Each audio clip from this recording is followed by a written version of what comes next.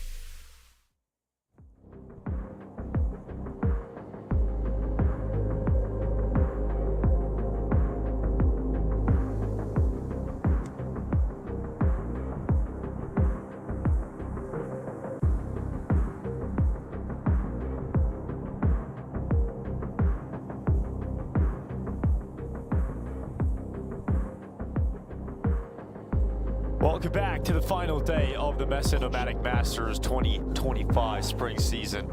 Blood, you're with us just about. You're hanging in here coming into the final day. We've got a third place decider to kick things off. Bait versus Chingus Warriors. How are you feeling today on this fine morning? I'm feeling great, Dinko. It's been 5 days of intense Counter-Strike action, and I wouldn't have a better person alongside me to cast this particular game. The final team from their hometown, it is going to be Chingus Warriors, who had a reasonably close game, at least on one map, but they eventually lost to who would be the favorites of this tournament. It's Heroic, and now they're going to be duking it out for the third place, a big chunk of the prize pool, and of course, Dinko, the most important thing of all, those VRS points. Yeah, the VRS points are certainly the most important thing about these third place deciders. I mean, in the past, we would usually skip these. They're not very important. No one really wants to watch the third place decider because there's nothing really valuable in it. You know, you have maybe a couple $1,000 to players who would be able to pick up extra, but now there's real context behind it. You know, we have the VRS points. Definitely they can play a factor into a team like Chingus Warriors, especially where maybe you're a little bit lower down the world ranking, and if you take a win against a higher ranked team, you can exponentially increase your chances of being invited to bigger tournaments all around the world. So these matches certainly have a lot more stakes in them than they used to. And we've also got a show match too. So, we don't even have to lose one to get the other. You know, here's the thing, Dinko. Like, I'm personally not a huge fan of show matches, right? But there are a few that I do enjoy. I'm sure everybody in this arena is a big fan of the show match we've got today. Absolutely. There are a couple of show matches in World Counter I enjoy. The Caches being one of them. That's always going to be mainstay of our beautiful game. But yeah, today we got the current Mongols team going up against the predecessors, the original Mongols. Get the chance to see Machine Gun Zilkenberg live, Dinko. Something I'm sure even you haven't seen before. No, never seen that before. Never. But I'm looking forward to it. It's going to be exciting. See the young Mongols come into the arena today. But for Bait, they've got to be winning this best of 3 today. This is a squad that's coming in as a team. Oh, we're on camera now, bless. So hello there. Yeah, I mean, Bait are a team that are absolutely expected to get the W here today, Blythe. They are a squad that, looking at them yesterday, there was a couple of moments that were close against Big. This is a squad with a heap more experience. And I think for Chingus Warriors to take them down today would take something special from the likes of Coolass, who is clearly their best player. I think they're going to need more than just Kolas, in all honesty, right? Going to need Kolas popping off. E-Fire, for me, has been a bit of a slight revelation, so to speak, even though he's been around the scene for a while. He's been finding mad impact with the team. But indeed, they would need a lot more help from the rest of his teammates. Also, they do have the one thing going for them, though. This crowd's going to be 100% behind them through every single round of this game. That's something you can't deny. And for Bait, it was a very impressive performance overall until the final half of map number 3 on Mirage. They made big sweat. It was a very competitive game. Inferno was a very solid showing overall. And for me, it was Alex 666 and NPL. Just his 1-2 wombo combo, the captain and his beast. Well, yes, of course. I think Alex 666, in particular on the CT side, was so impressive, especially on that beat bomb site. So looking forward to seeing more of him today. I think he should be able to have sort of a gulf in class between the individuals from Chinggis Warriors and the likes of players we have here on Bait. And Bait are a team that, you know, we talk about as a super young squad in the context of global Counter-Strike. You're inexperienced, they're just getting started. You know, we've got the likes of Headtrick, who had his time in NIP. We have MPL, who had a very short stint in Navi. So that's kind of the extent of their experience. Yeah, absolutely. And I think Prof also reminded all of us that NPL is actually still on loan from Navi, yes. right? He hasn't really left the organization yet. But I agree with you. I think also a pretty cool narrative here would be Bait and Chinggis Warriors are two teams who are both going to be playing in the Blast Austin Major. They're going to be flying out there. So, you know, getting all these reps on land, I think it's going to be really helpful for them. And obviously, getting a win here, you know, you get a little bit of extra injection of confidence. Yeah, absolutely.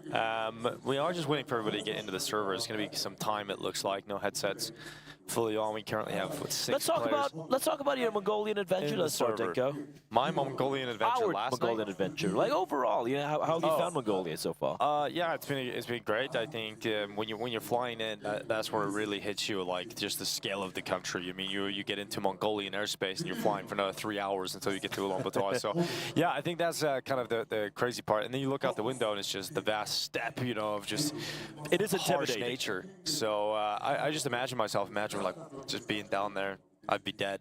You would survive it. I don't think I'd survive a day either. Not many of the modern people would be. Yeah, you and I able just to be survive. You know, I'd just be withered corpses, you know, in an embrace. That's about exactly. No PC to play Counter-Strike Blood. Just doesn't sound all that good. But it's been great. I mean, the city's been great though. It's, you know, it's one of those rare countries. I was reading up about this. I think it's called the King City, where there are certain countries in the world where there's just a one massive city where most of the population lives in it. Ulaanbaatar is one of them. Yeah, it's very densely populated, as you notice by going outside. But yeah, it's kind of crazy, just the coldness at this time of year as well. We're into May and it's extremely cold outside still. So yeah, getting used to that. But it's been a very unique experience and one that I'm sure the players have valued a lot as well. You know, the European players coming over. And I think it's also really cool for me personally to see it firsthand, because we've always spoken about the amount of talent that just seems to come out every month, every week from this country. And ladies and gentlemen, we were walking around and trying to soak in the sight and sounds of the cities, having some dinner, having lunch, and eating some food. We decided to visit a few of these gaming cafes, and they were packed to the brim. It's a very young city. You're walking out the streets, there are people just recognizing us, taking photos, and we're nobodies, right? And these guys just like, you know, oh yeah, we know you guys. We watch a lot of Counter-Strike.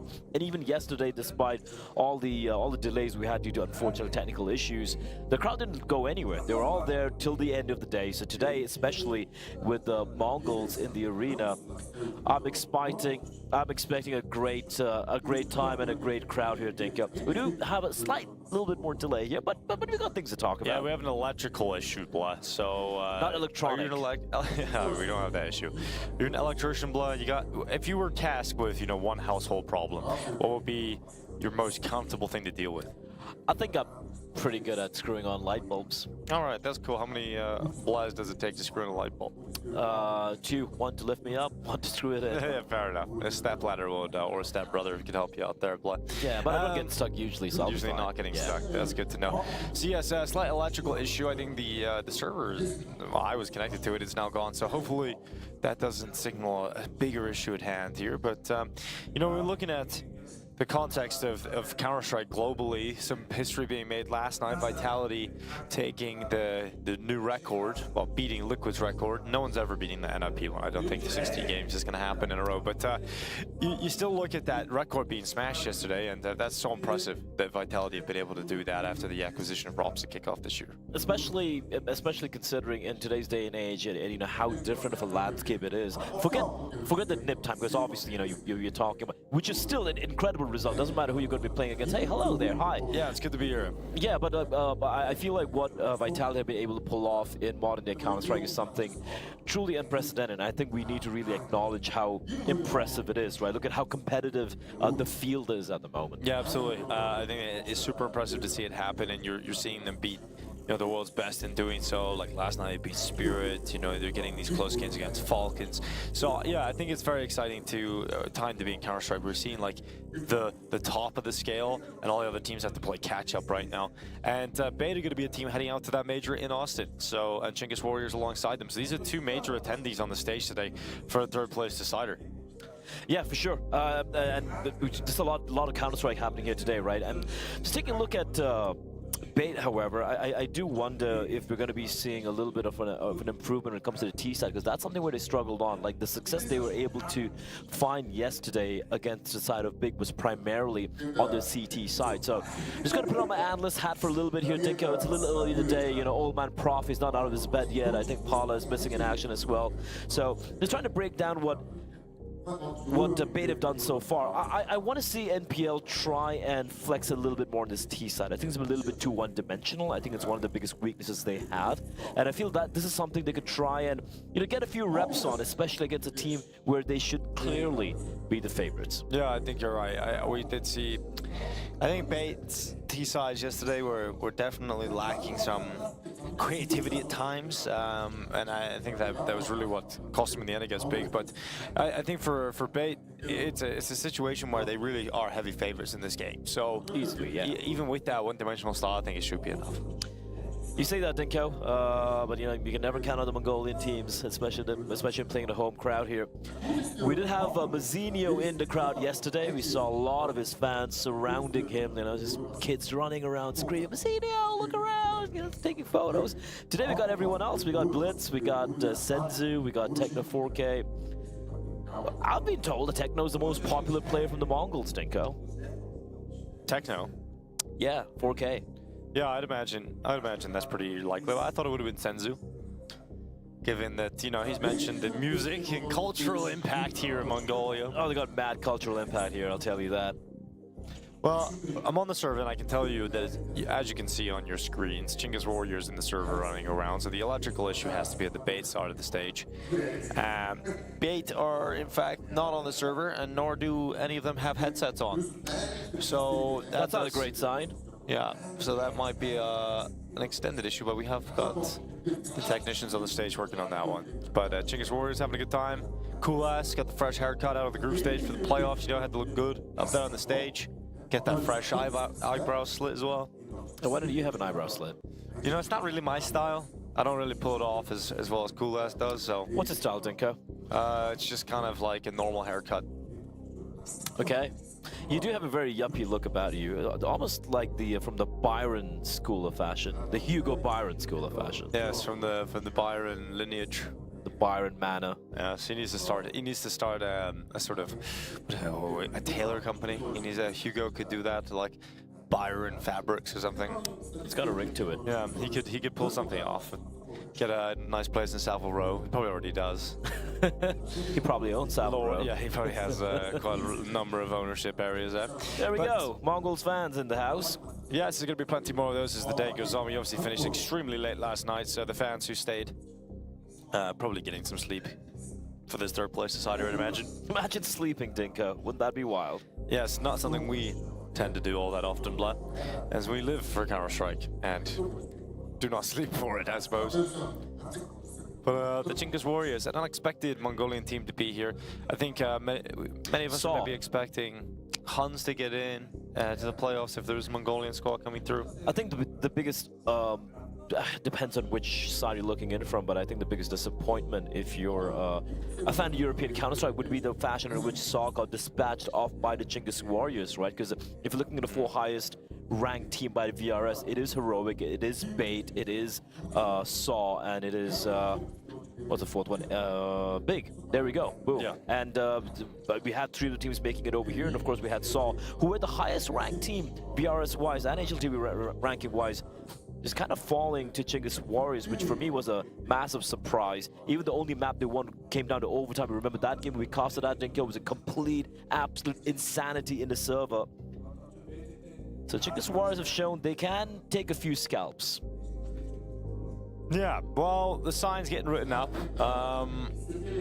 Perhaps we'll get a sign if this game is getting ready. I don't see any of that, really. There's an admin under the desk here of Hedrick, or just to the left, actually, of him, in Kensasaur's PC. So, having a look, I actually see a PC is out there on the stage, so it's not actually under the desk right now. So That's not I'm a just good going to sign. give some information then to the fans at home. That's what we're seeing here on the ground. A PC not actually under the desk, so it might be a little more than expected here. But the fans coming out nice and early, keeping it going. We have a lot of, as we've mentioned here in Mongolia, there's just like, it's just such an impactful part of the culture. And it's really cool. I think when we look back at some of the other cities that have had that undergo, we've looked at Stockholm in the past with NIP, we've looked at Astralis in Copenhagen, and Mongols certainly taking over here in Ulaanbaatar. But unfortunately, guys, we do have an extended break here, so we're going to take one. We're going to take a break, and when we come back, we'll get the electrical issue sorted. We'll get this 3rd place decider underway.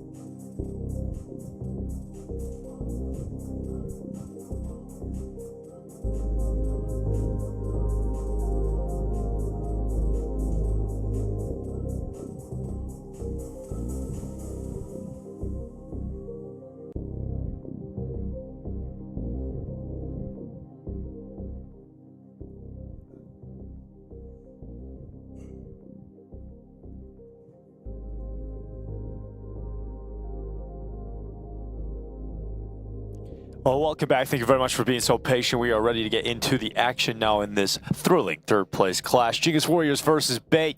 As we get into the third place decider, we've set it up. We've talked about everything we can. Now it's time for the business inside of the server. Jingus Warriors on the T side, Bait on the CT side. We mentioned Alex666 is the player to watch over in that B bomb site. Well, he's not alone. He's got 3 teammates over here right now. Indeed, he does, Dinko. Battling for a chunk of the prize pool, battling it out for those VRS points. And NPL, he has been a beast thus far. Dooley's in play. He's going to find 2, looking for more. Single-handedly just shutting down whatever little excursion Jingus Warriors were getting up to towards the department's position. And without any reply back, not even a sliver of damage being inflicted their direction, struggling to find something here. Yeah, well, we've got E5 trying to move into position inside of the apartments. Under a minute left and a lot of work here for the Jingus Warriors to do. Rue is going to lose his life, so we're down to just 2 players here, E5 and Arayuko. And a 2v5, not looking all that doable right now for the Jingus Warriors, completely separated from one another. The bomb's at top banana. E5 is waiting inside of the apartments, and he's kind of missed his opportunity with the element of surprise. He flicks back into the T apartments. He gets that kill on Kenzazor. NPL able to follow up in response, but E5 left with 30 seconds left. Bomb at bottom middle, and no hope in hell to pull this off. They fight him, they come towards him, they give him another pick. As long as they don't make a monumental mistake here from the Bait side, this pistol is done. E5 seeing them push towards him. He has to win an elimination. Now there's no time to get to a bomb site, and there's 3 players staring him down, so a guaranteed pistol win here for Bait. NPL to open things up there, right? 2 easy kills for him.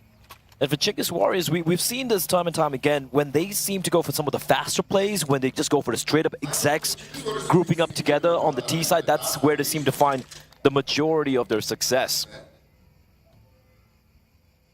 You can see the inexperience sometimes coming into play when they go on these individual excursions. But there we have it, Bait winning the pistol round pretty convincingly. We saw them win a number of pistol rounds yesterday. Yeah, we've got another tech issue here. It's going to be mic problems this time inside of the TeamSpeak server. So we're going to get that one fixed hopefully pretty soon. At least the power's back on. That's true. And that's a good sign. It's always a good sign. Step in the right direction. And we've had a pistol round as well. But you were saying, Blair? That the power's back on, which is great. Yes. No. So for Bait, I'm not too worried. Look, let's be real. They're the favorites here, right? Despite Jingus Warriors having the home field advantage, despite them having, had a couple of upsets so far in this event. But Bait really impressed me with the tenacity they showcased against Big yesterday. They made things very competitive, good comeback. And the CT side is where they seem to really thrive. You pointed out as well, Alex666 on that B bomb side. He is an absolute demon in his realm over there. And NPL just leading by example. He's not afraid to take his fights towards top mid, not afraid to push in towards apartments. And he does have the individual ability to shut them down as well, which is what we just saw in the pistol round here. Jingus Warriors, a couple of consolation kills for E5, that's all they're going to find. And we're going to be jumping straight back into the game. TS issues has been fixed, and a force spike coming out for the Mongolian side. Now, we know that Jingus Warriors, at least to the group stages, show that they can pull rounds like these off, right? With Tech 9s and weaker weapons, they can get involved in the action. NPL's going to pick up the opening pick. Holy It's E5 going down. Kenzazor, he knows that they can disrespect him and trying to do that early. So, charging down middle, putting the boot to their throat, and leaving Arayuko in a position of compromise. So, it's going to be a 2-0 start here for Bait. I like that they're getting fast into this one, just charging down middle, getting into the fights. That's a force spike going against the Jingus Warriors and should result in a clean 3-0 start here for Bait. This might be one of the fastest games you're going to have to cast here in Ulaanbaatar. We saw Bait were very disruptive yesterday against Big as well, right? They didn't really allow Big to get up to any of the usual shenanigans, not allowing them to set up for any executes. And I think Jingus Warriors realized that they're not going to be finding much respect here. But there's one thing they love to do, Dinko. Let's take fights. And that's what's being offered here. And this is just a vulgar display of aggression from the CTs. They know they don't have the money to work with. looking to just farm those kills here. Rue at least able to get the one kill. But this one should still be very quick. Just running on in, but Kulast will strike. Oh! Second kill from Kulast as well. But that's it. That's all they've got. Rue left on 14 HP. But on 1v2. With the Glock. Reasonably expensive round considering it was just a one deagle in play there for the T's. All right, Kulast making it work with the double. Pops up from the underpass and nets himself too. He's a sharp one, that guy. Yeah, sharpest tool in the shed. What is the sharpest tool in the shed, Dinko? Depends what you've got in your shed, Blood. Could be a katana. Could indeed be a katana. That's exactly what I keep in my shed. Alongside all the other stuff. The chainsaws and the axes. And the X's. We have we've got the first gun round coming up here for the Chinggis Warriors. Don't try to project this on me, but here we go. Clean. I don't have a shed. Clean start coming out from Bait, 3-0 for them. And despite a few, you know, some pistol kills, couple of kills there from Kulast, the rest of them not really able to get much thus far.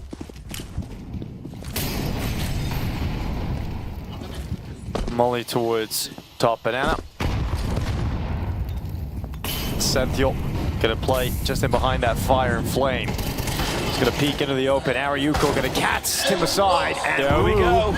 With a follow-up kill has opened up this B-bomb site completely. So Bait trying to sprint back. They're gonna fight down middle. Controls receiving a lot of damage. Hentrick breaking open the CT smoke. He would need a double kill to make this doable, and Bait do not get any of the frags towards the B-bomb site. So it's a safe call. And we're looking at Chinggis Warriors picking up the first gun round here. Yes, just pretty much a straight up B play coming in. And for Bait, they're just looking to take this fight. Control should get a kill here onto NPL as well. And now I think you got to remember, because of the number of players they lost in these on those anti-ecos, suddenly the money's not looking that great here. Kenzizor looking to hold on to his gun, but Control should have this kill. Shadow gives away his position, but the crouch peek will keep him alive. But Chinggis Warriors is going to be very happy with that one. It's a clean round win, just one casualty. And they've kept the money very uncomfortable here for Bait early in the game. So despite being 3-1 up, despite winning 3 in a row,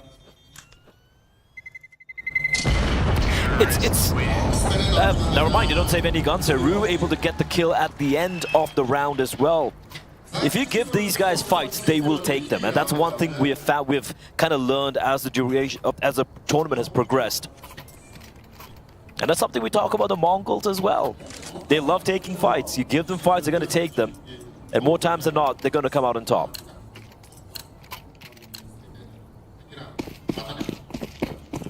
Well, we got 3 MP9s and M4A1 here for Hentrick. And as you pointed out, the money not in a good spot. Yeah, they were trying to be aggressive in the past in round 2 and 3. Oh, the nades and incendiary. A lot of damage to his Senthiel. Here goes Rue around the half wall. He's going to be held back by the smoke. It's a lot of back and forth bullets being blasted through these smokes in Banana. They've used a lot of the utility as well. They just have the one smoke remaining. It's in the hands of Alex666. But a minute 15 seconds on the clock. Eventually Chinggis Warriors is gonna not really face any resistance utility-wise from the CT. So they're looking to try and still find a kill here. Still aggressive posturing from the CTs towards top Banana.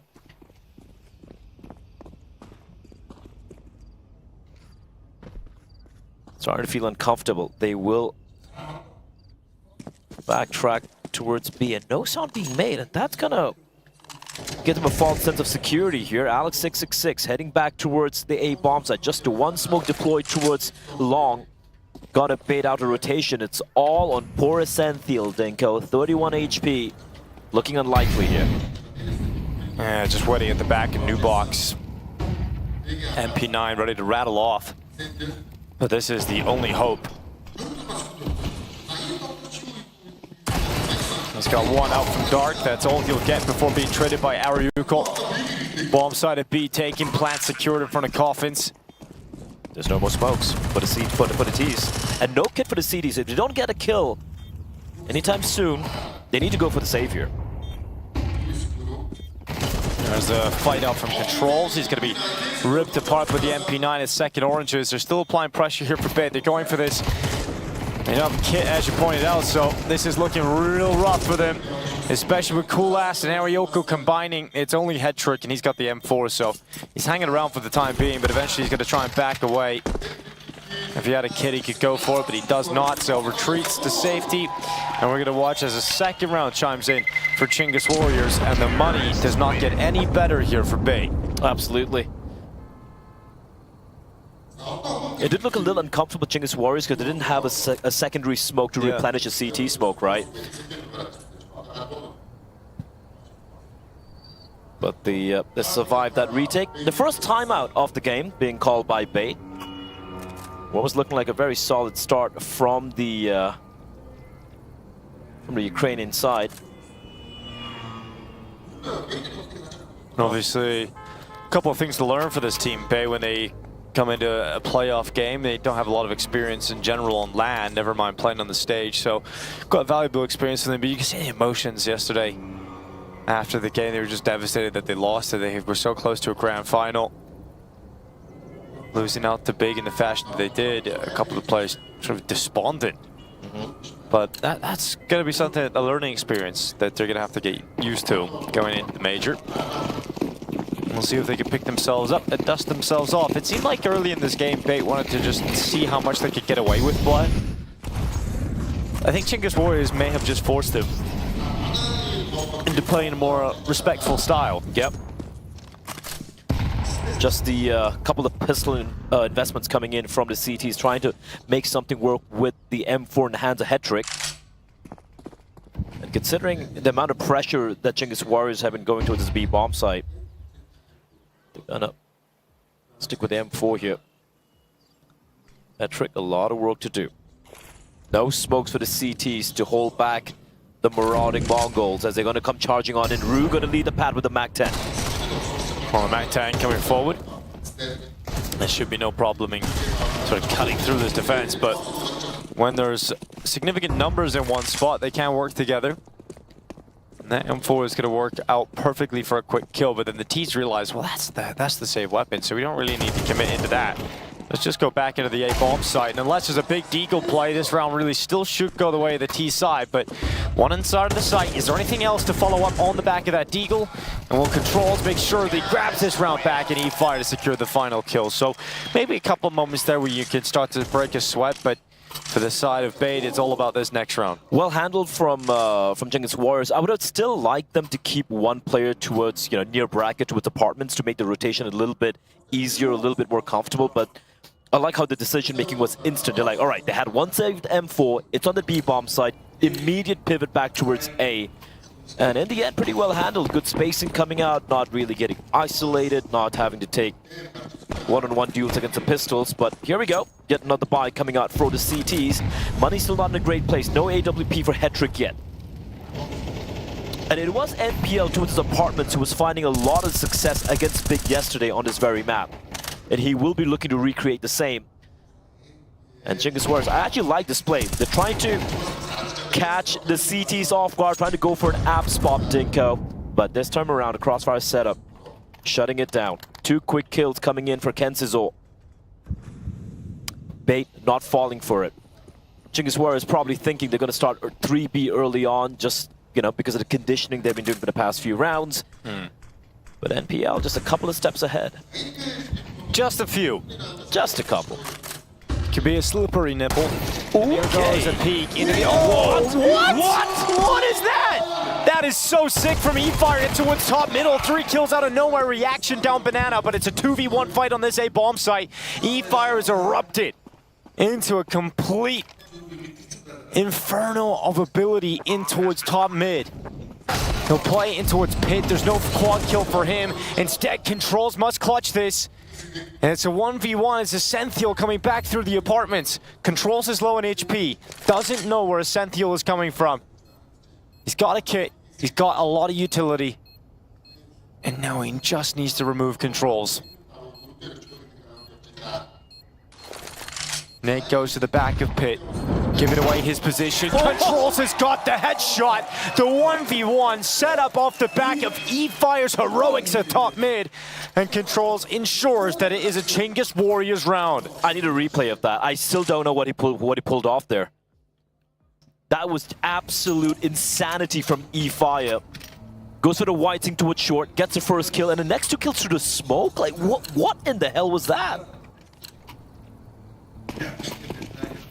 Well, we'll see the replay later on, Dingo, but I'm just saying that was just ridiculous. We really felt like Bait had done enough. Essential getting I think it was Gensizor getting 2 kills in apartments. You're thinking, yeah, they've done enough there. And E-Fire says, no. No. Actually, sit down. Actually ridiculous. Well, it does put Bait in a position where there's not a whole lot of money. So now they're into a spot where it's a little awkward. You got Deagle here for Gensizor. We got the behind-the-scenes shots here. I also like the fact that Chinggis Warriors picked this map, right? Like, this is a map that Big picked yesterday, and they got smacked on it. And they're like, you know, we know how to handle you. We know what we're going to do here. Map number 2 coming up, of course, is going to be Dust 2, the map pick from Bait. And if you do indeed go to a decider, Ancient, I kind of want to see Ancient, honestly. It's a map both these two teams really love playing, especially Chinggis Warriors is usually the first pick. So we will have this A play coming in. Just the 2 defenders. They spotted the first one. Looking for a second here for MPL. He's not going to be able to pick it up. He drops back into the library. So long wrap being set up. Aaron Yukel, the man at the front of the attack. Decent damage to the smoke here from MPL. 30 seconds on the clock. Here comes Head Trick. No way. Gensizor's got another one inside of the pit. And Chinggis Warriors not like this, surely. And it is going to be a Bait round all of a sudden. They walk into the pistols. They get destroyed. That wasn't pretty. You have all the utility to work with. You could use a little bit more to try and take a few of these favorable fights. You're going to be expecting the CTs to be aggressive over here. Nice shots from the CTs, however, can't deny that. But they took too long, Dingo. They took too long to creep up towards the A bomb side. And obviously, with the CTs, you just have the pistols. Not really much to lose. Just running on out and in all the chaos coming out on top. So finally, something going the way of Bait. It felt like Chinggis Warriors could do no wrong the past few rounds. And I do believe it's first time out getting called by Chinggis Warriors. Talking things through. There was a bit of a slip up from them. And you can't afford to have those, Dinka, especially when you're going up against a team of the caliber of Bait, where you're absolutely the underdogs. 4 AK-47s for the CTs. That's a massive one. But for Chinggis Warriors, they have a buy as well. All out in the hands of Coolast.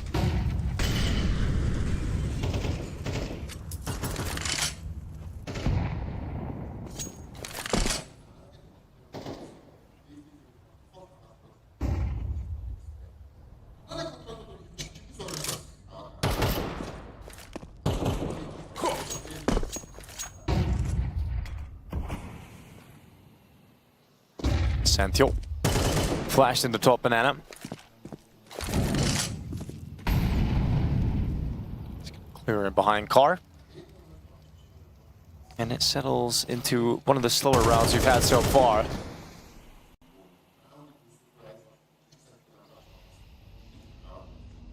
Halfway down banana, a smoke is bloomed.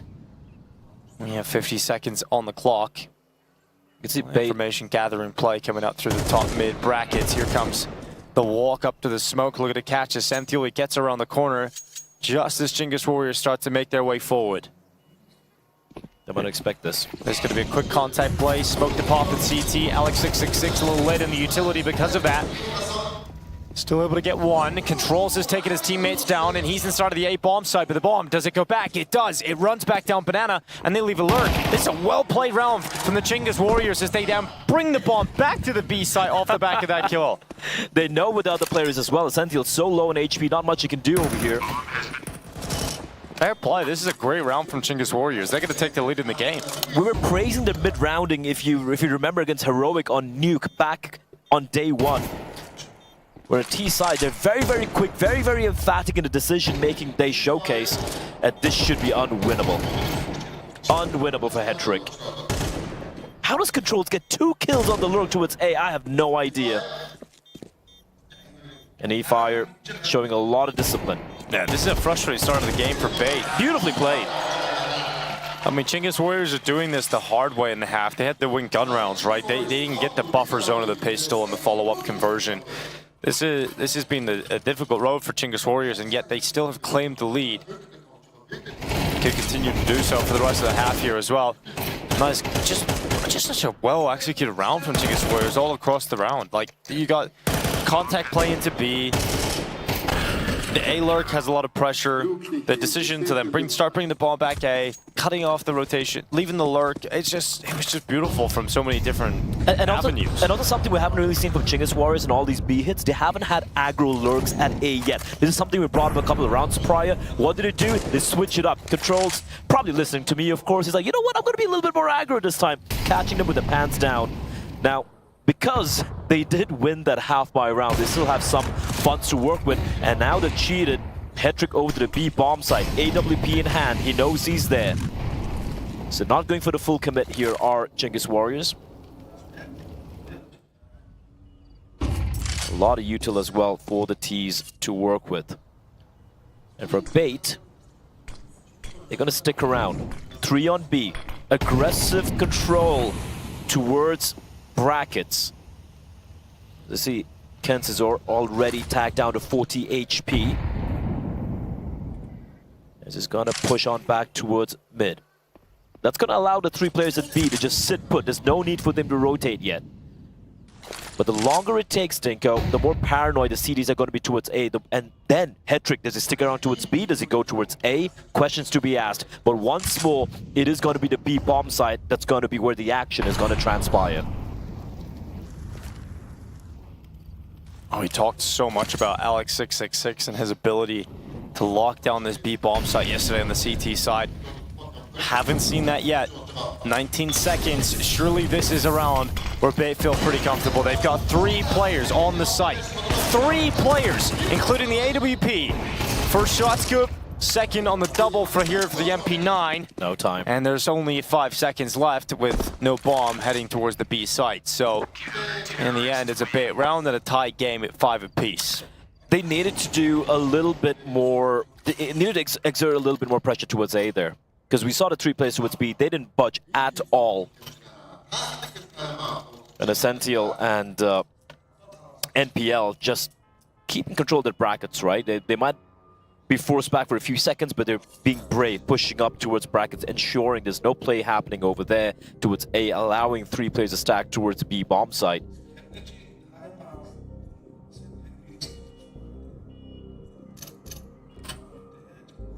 What's the switch up going to be for Chinggis Warriors is a question, because every time they headed towards A, Dinko, it's not worked out for them. Scores are tied 5-5. Second timeout for the Mongolians. And it's been a very competitive first half here, a far cry from the games we had yesterday.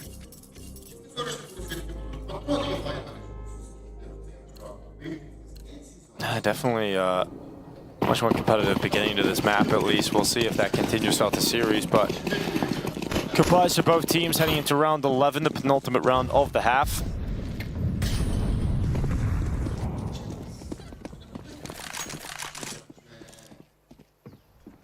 Base certainly tried to get away with some mental aggressive plays early in the game. They wanted to see how much they could force, how much Chinggis Warriors are going to give them. And Chinggis Warriors almost beat Bait into submission. Forced them to go back into the more passive setups. You can see them starting extremely passively here. They got crossfire in towards brackets. Player in the pit. Here's the problem. The longer they take to kind of exert any pressure here towards A, and if it's not convincing enough, this looks convincing though. Well, that's convincing, yeah. Oh, that's very convincing. They break one side of the crossfire up. It's going to be Controls leaping through, and now it's a B play. And they've actually just caught the 2 B bomb site players getting out of position. You can see the frustration on Sensio's face, so it's Hetrick to step up instead. He's got 1, misses the second shot, and that plant is coming in as Hetrick has to relinquish his control. He'll apply some pressure with utility, and his teammates set up the retake. Coolast trying to get a better angle to look into the ruins. Deep molly going forward, but as soon as he steps into the open, Hetrick's ready to punish to the side of the fountain. So a 2v4 post-plant here for Chinggis Warriors as they are in search of a 6th round victory. Here comes the retake. Hetrick is doing everything he can to cleave this out of the hands of the Chinggis Warriors. The defuse being stuck, and they protect the diffuser. I don't know how eFire hasn't got away with that one. Hetrick on 1 HP, survives on the defuse, and is able to hold it down for the lead again here for Bay. That was all Hetrick, right? Getting the kill from Coffins, just keeping them from pushing into the bomb site and getting the comfortable post-plant positions, and also more importantly, taking down controls. Wasn't a bad play from Chinggis Warriors. That fake towards Bracket was pretty convincing. Even getting the kill from controls and the timing on that hit on towards B as well. But a couple of heroic moments here from the young Oppa. And final round, money is in the bin for the T's. Even with the bomb down, it's not great. 1 AK-47 for the captain, that's about it, and I take his name, and he's going to be found by Hetrick.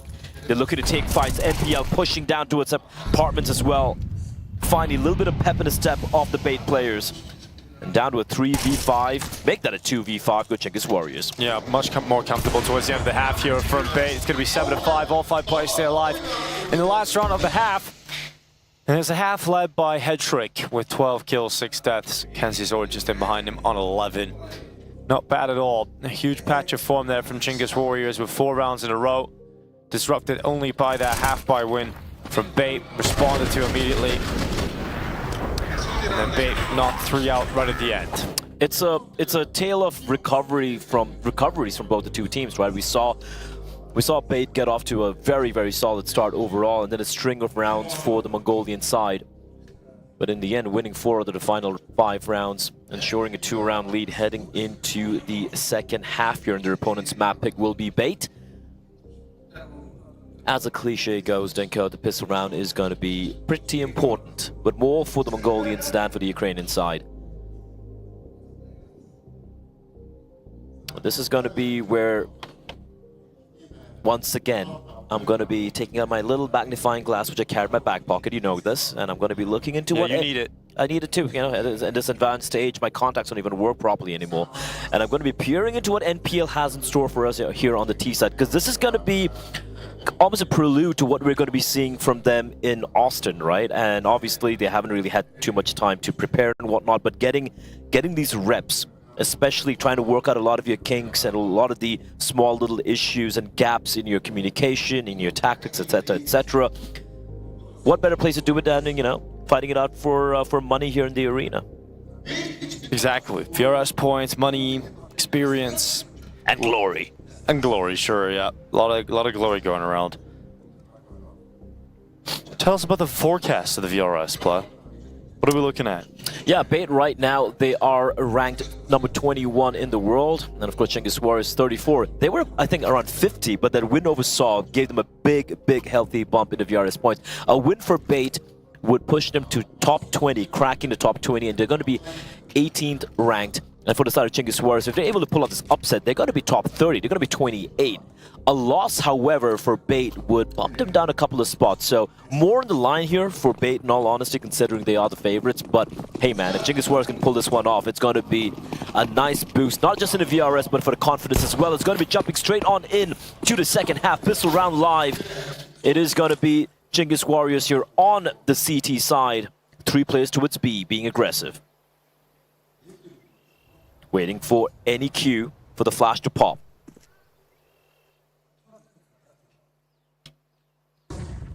Well, flash into Banana, the fight going down. It's going to be Essentio coming out on top of that route. It's all a ruse. It's gone. Yeah, not bad. But here comes the bomb in towards the apartments. And Yifar going to be waiting just at the edge of the balcony. Coolast clearing Boiler, having to look down mid.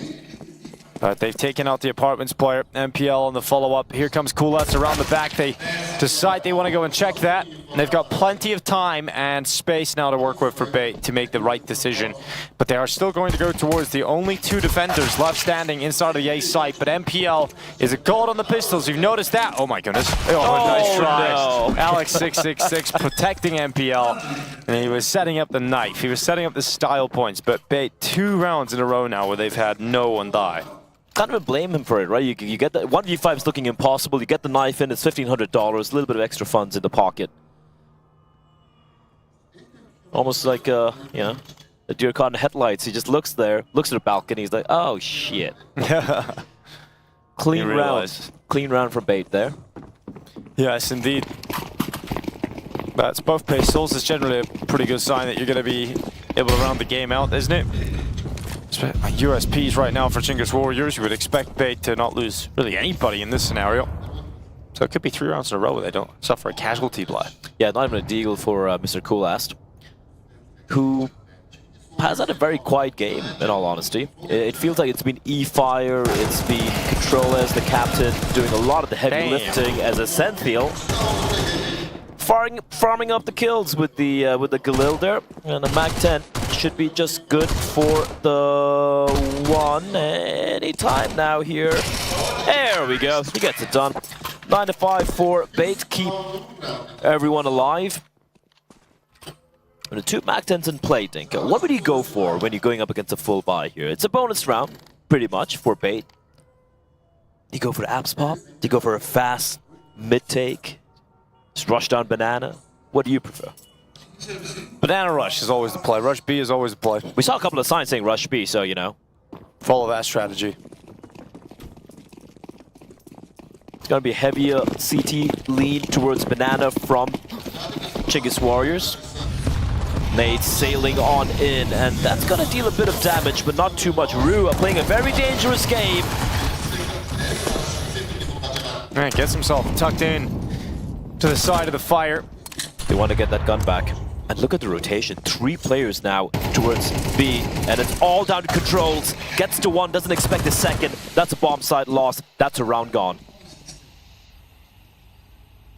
Yeah, the bomb's just going to go over to an empty A site. KenZazor letting them run past him in front of the smoke is a smart play here from KenZazor. Making noise, though, is the crowd, and coolast able to react to it. So he turns around, KenZazor goes down, and the bomb hasn't been planted yet, so this round's actually still on. With that kill and banana going the way of Chinggis Warriors, this really is still on. Head trick, gone, bomb down, and suddenly Alex666 with a 1v3 ahead of him. coolast tucked to the right side. He's got this. He's got this, no problem. That's a recovery and a half. I thought the round was done. Yeah, it felt done, but they were running down banana. Looks like, honestly, KenZazor could have won it on his own there, but obviously some help allows coolast to turn around and just check that smoke. I'll also feel like for bait, they weren't expecting everyone to have rotated towards that B bomb side. So once they get the kill under control, as they didn't just pounce on the bomb side. Obviously, they don't have the luxury of X-ray that we do have. But a missed opportunity for the Ukrainians, and a round that Chinggis Warriors is going to be very, very happy to have recovered. But they still get a good buy in the follow-up round too. Yeah, making it flawless in round number 2, and a pistol as well, Dinka. You know, makes life easy. Once again, 3-man start. Kenzie instantly gets the kill. Rue waits patiently for the flash for his teammate, but doesn't quite get the kill. 1 HP for KenZazor.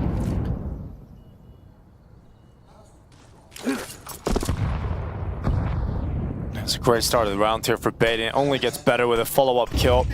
Controls going down. 10 rounds are about to be added to the scoreboard.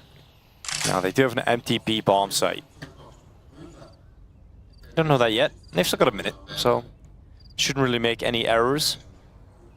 Bait have been doing a pretty solid job from the limited rounds we've seen here on this T side. They've just been going for this 3-2 plays, very defaulty, but like pushing the extremities of both sides, seeing what the rotation's going to be like, but more action towards banana. But you can see they always have control towards apartments, always have control towards near the top of mid, giving them avenues to pivot back and forth depending on where the resistance will be found.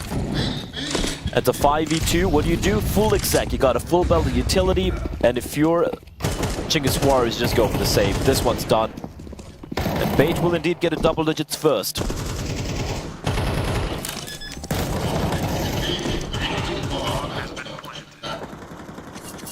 A little caught napping and lacking towards banana. They're not expecting the T's to just push up towards logs maybe misreading the spread of the CT incendiary, which is still pretty garbage.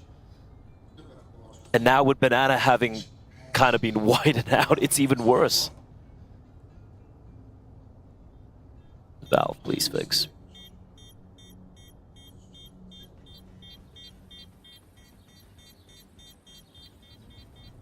Yeah, certainly something that CT is going to have to try and figure out. I don't know if you can figure it out though. It's just kind of a feature now that your life's just going to be much more difficult. It's a horrible feature. It's not a feature, it's a bug. Or is it a bug, but not a feature? We'll never know, Dinko. You'll truly never know.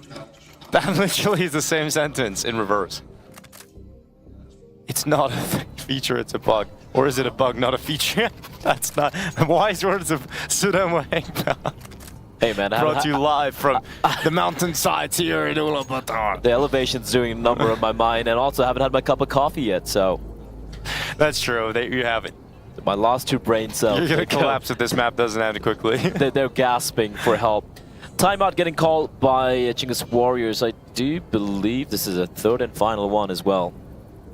And they realize they're running out of opportunities. 3 rounds for Bait to get. Out of potential 8 here in regulation. Take us map number 2, which would be their pick, which should be Dust 2.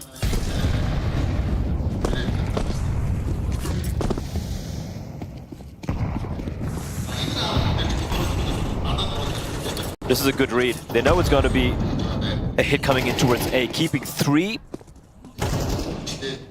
Well, Hetrick coming in with the Santhiel. Here comes the Molotov as well. Oh my god, 2 of them. Yeah, as soon as the peak comes in, he realizes he has to go into the open. The Santhiel's ready for that headshot, and that's a save call.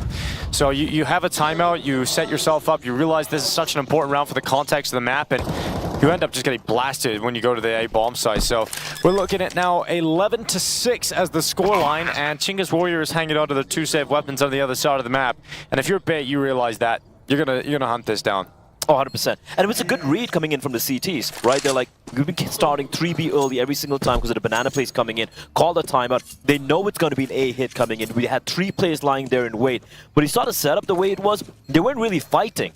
They get the first kill, and the trades coming from the Ts, but where are the trades from the CTs? What is utility being used? Why is a player playing inside of Cubby not taking the fight with his teammates? Why are they not making things uncomfortable? Sue, a little bit of chaos. Well, hanging on to the MP9, upgrading into the M4. But the waves of Ts keep coming, and eventually he will be taken down. It takes everybody that was left on the server, but eventually that save is cancelled. 11-6 now as we look at Bait. Very likely now to take Inferno. Chinggis Warriors stayed in the first half. It's just been such a slow start into the second half proceedings. On the T side of Bait is just too much to handle at the moment. It's just an individual, like you have the setup for a crossfire, but you're not setting up the crossfire. You're just taking the individual fights when you have 2 AK-47s facing you every single time, and that's not ideal, guys. It was a good read, but the setup was kind of atrocious. And this spy doesn't make any sense to me, Dinko.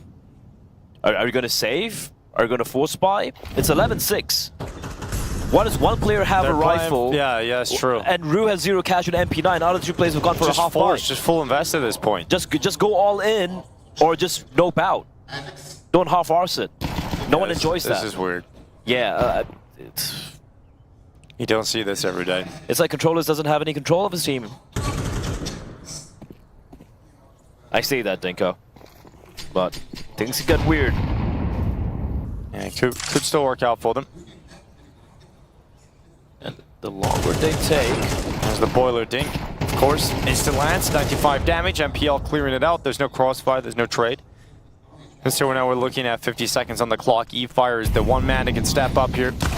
Goes out for boiler. Hetrick ready for that. And it looks like Bait are not going to be caught off by this kind of round. So here comes the M4, the only M4 in play.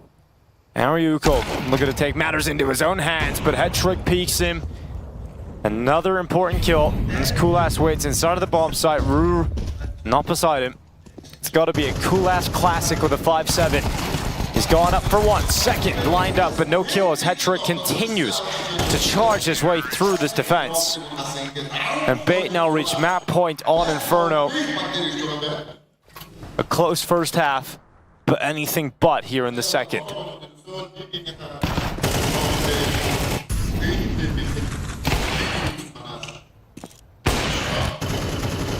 Let's look at the money right now for the CTs, and it's gonna be so rough. I mean, you're already struggling to win these rounds when you have a full buy. Why are you handicapping yourself right now? Again, Roost up with MP9. Oricle, who's been getting so many cool kills, crucial kills. He's sharp in the server. He has nothing to work with apart from a 5-7. They're handicapped by themselves, trying to stay alive on their map pick. And now Bait with 6 opportunities to close out the map. Weird, man. You either just decide to buy together or decide to save together. It was like, yeah, but let's see. People are talking about 100 people versus a gorilla, and the winning formula is together, strong. Well, they need 6 rounds in a row here, and it doesn't look like they're going to be allowed even one. So Sentio cutting through the defense. It is now just Controls and Kulas 2v3, desperately leaping their way towards middle to try and get behind that bomb. Hetrick's even cutting him off with a 5-7. A lot of damage, no kill though, and Controls is left alone in the world. 4 HP. Bait have picked up Inferno. Controls will give it a good go. He'll come into Banana. But the Ukrainians will unite to take the opening map, and it is Inferno going the way of Bait Esports. They are looking for a 3rd place finish here in Ulaanbaatar. And with that opening map victory, they have taken a huge step into that direction. You can see Chicken's Warriors, their cracks in their mentality arriving as the pressure started to mount. It was a pretty close first half, a pretty solid fight overall. But in the second half, they got Bait showing they're just a couple of levels ahead of them.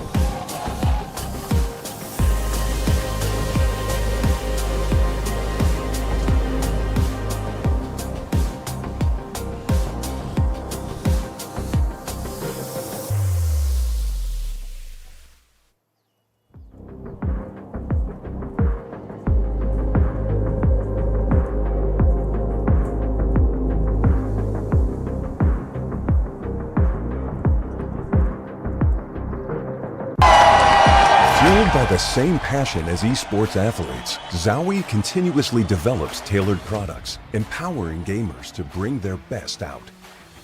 Today, we are launching the all-new XL2566X Plus, which uses the newly developed Fast TN panel and upgraded Diac2 technology. The new monitor series continue to evolve, refining details to ensure players can perform their best consistently in games.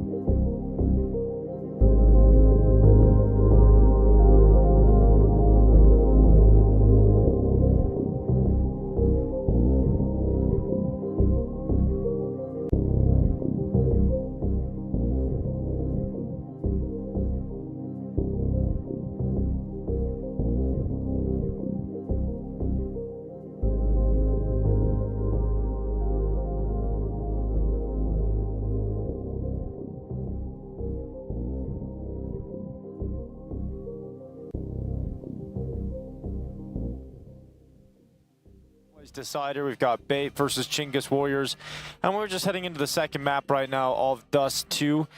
Bait, you could say they dominated the second half of Inferno, not necessarily the first half. There was a patch of form there for Chingus Warriors. It looked like it was going to be a more competitive map than it really turned out to be, but a lot of work to be done now for Chingus Warriors to get back into contention for this third place decider. Oh, absolutely, and it's not going to be easy. You could see how things seemingly were starting to fissure for the side of Chingus Warriors. The money, the economy management just out the window. It seemed like they kind of lost the plot near the end of their Mapigan Inferno, and I gotta say, it's going to require a Herculean effort for them to bring this one back. Because yesterday for Bait, despite it being a very one-sided start to the game for Big, they were able to bring it back on the CT side. They were looking great indeed. And so far, they really haven't shown any of the weaknesses we saw from them early yesterday. Contact coming out towards Long. E-fire to make contact. And the contact's going to be a bullet to his head. Yeah, straight away. No problem. So we got a 5v4 for Bait in the pistol round. Looking to try and close this to open things up with every pistol so far in the series. Aryuko having a peek into top mid. Just going to see that they are pushed down towards Xbox. They've already taken quite significant control here for Bait. But there's no need to commit to a bomb site just yet. Still over a minute on the clock. Maru having a peek up mid now to confirm that they're still in the same spot. Bait sending bullets towards him, and a CT smoke as well for the cross. They're going to move with that. Kenzie Zor starting to make his way forward. Cynthia waiting to come out of the tunnels. It's Aryuko getting flashed and left, desperately trying to figure out which angle to fight. Quick long fight from Coolass. It's going to work out as Hetrick hits the deck, and we see a 3v3 transpire, but a post plant for Bait. So the advantage siding with them. Their opponents have no kit nor utility. Yeah, all they have the USPs.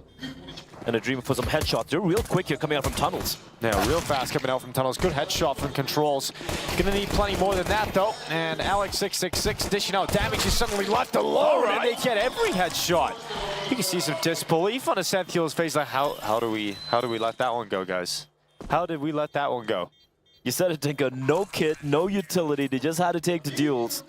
And despite a couple of gushes coming in, the headshots. Oh, clean stuff from Coolass and Rue. Get the pistol there. Oh, frustration. That's a frustrating pistol round to lose, isn't it? Yeah.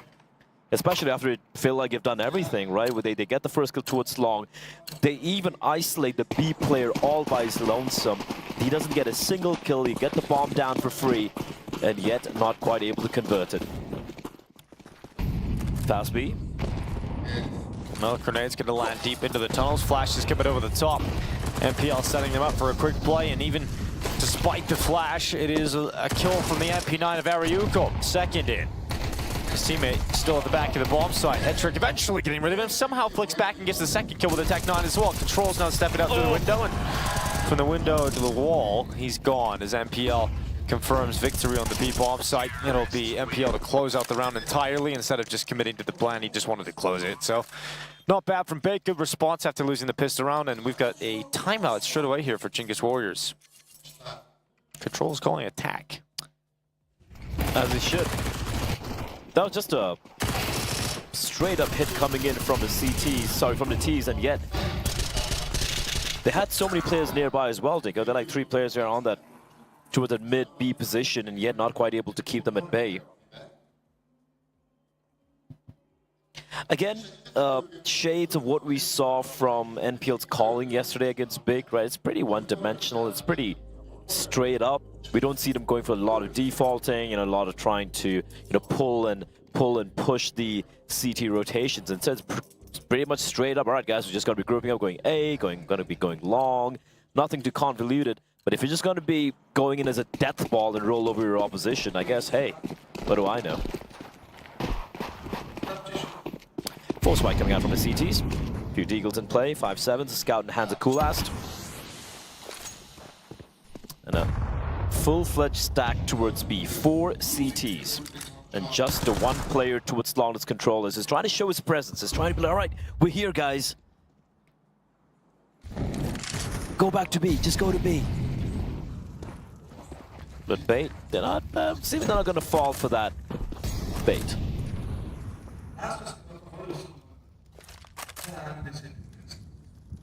slow and methodical. They have managed to, as long as they continue on this trajectory, they should have avoided the danger of that stack. And if it's Chinggis Warriors, just go for the save here. If they get the bomb down, just let it be. Live to fight another day or another round. Yeah, that's the call. So the round's pretty much done already. So bomb goes to the A site. Stack should save. And we're going to look at a 2-1 lead here for Bait. That charm is almost as big as the gun. That's disgusting. Zenthil, though, he realizes what's up, so he's applying some pressure with the Mac-10. He knows he can make some bank if he can hunt them down. And Ryuko defends the tunnels, so he's got a headshot on that Deagle. Headtrick still applying pressure, but you don't want to give away an M4.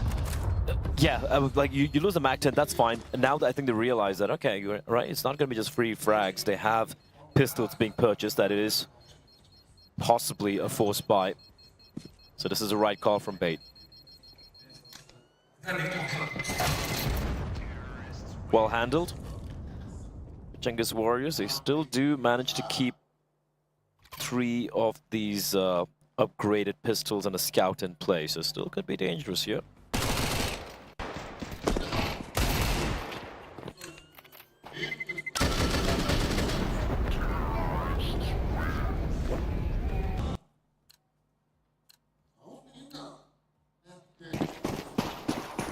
A lot of Counter-Strike fans here up and early. It's a fine Sunday in Ulaanbaatar. Fine indeed as we get into round 4. MPL going to make his way forward with the AK. Doing some damage and cleaving off the head of Coolass to its inside of the bomb site. Not a problem here for Bit at the moment. Zenthil making sure that it's just tippity-tappity towards CT. And we got 3-1 here for the Ukrainians. He fires a long way off, making anything happen here. Get the timing right, could maybe get a kill. Never mind. Alex666 is going to make quick work of him. So far, Bait, they've been finding success in these, just pretty much, you know, playing by spawn, just going for these very simple hits. Although, that was just to save pistols and the scout in play for the CTs, and now they will have to contend with a full buy here from the Chinggis Warriors, the first proper real test for the Ukrainians. All power for Coolast.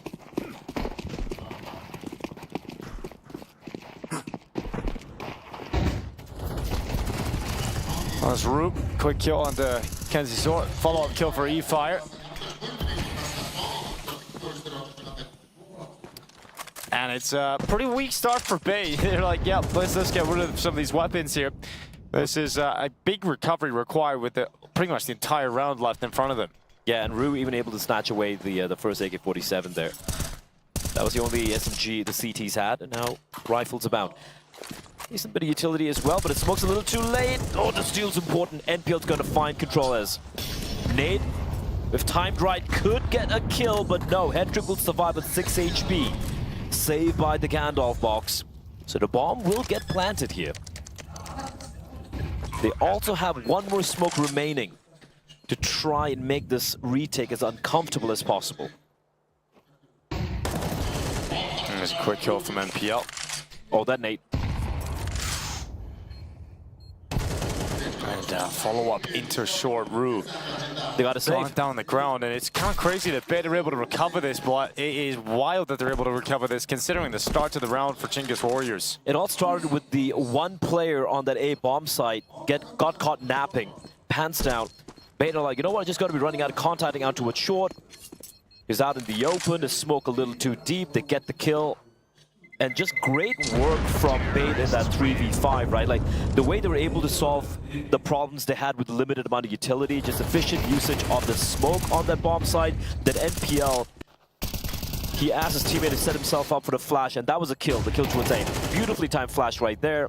And unfortunately for Rue, who was already low from that initial duel they took towards long.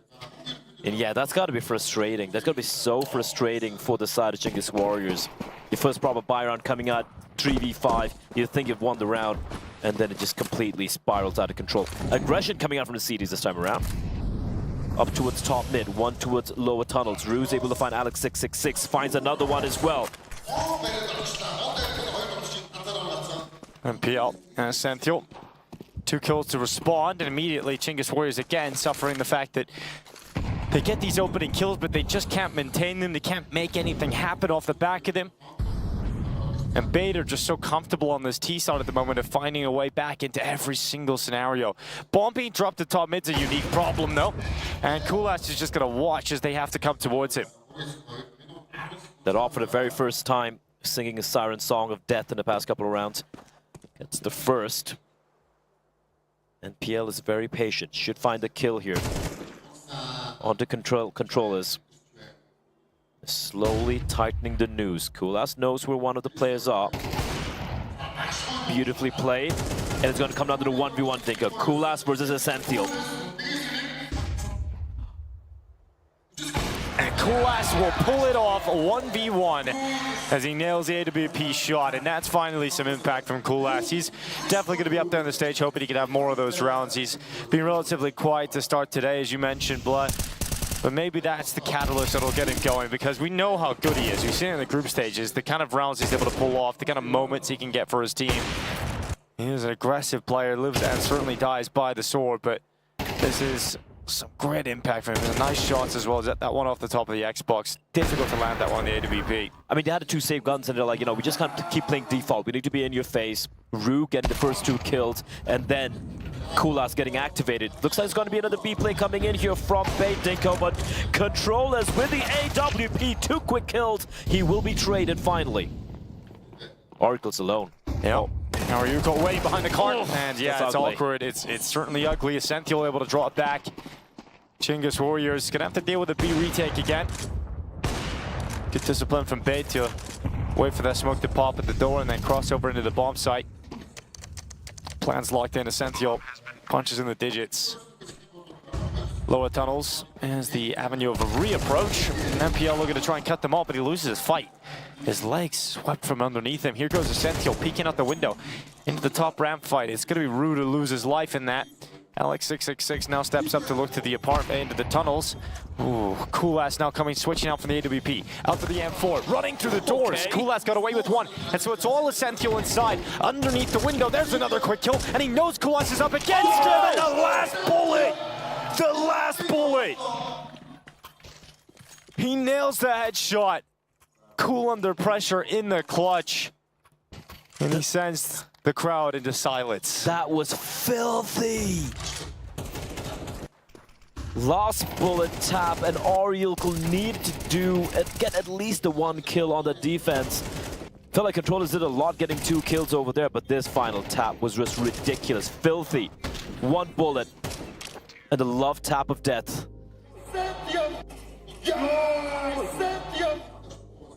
Indeed, Dinko. Senthiel with an essential 1v2 clutch. Things not looking good for Chinggis Warriors at the moment. Another timeout getting called. The second of this game.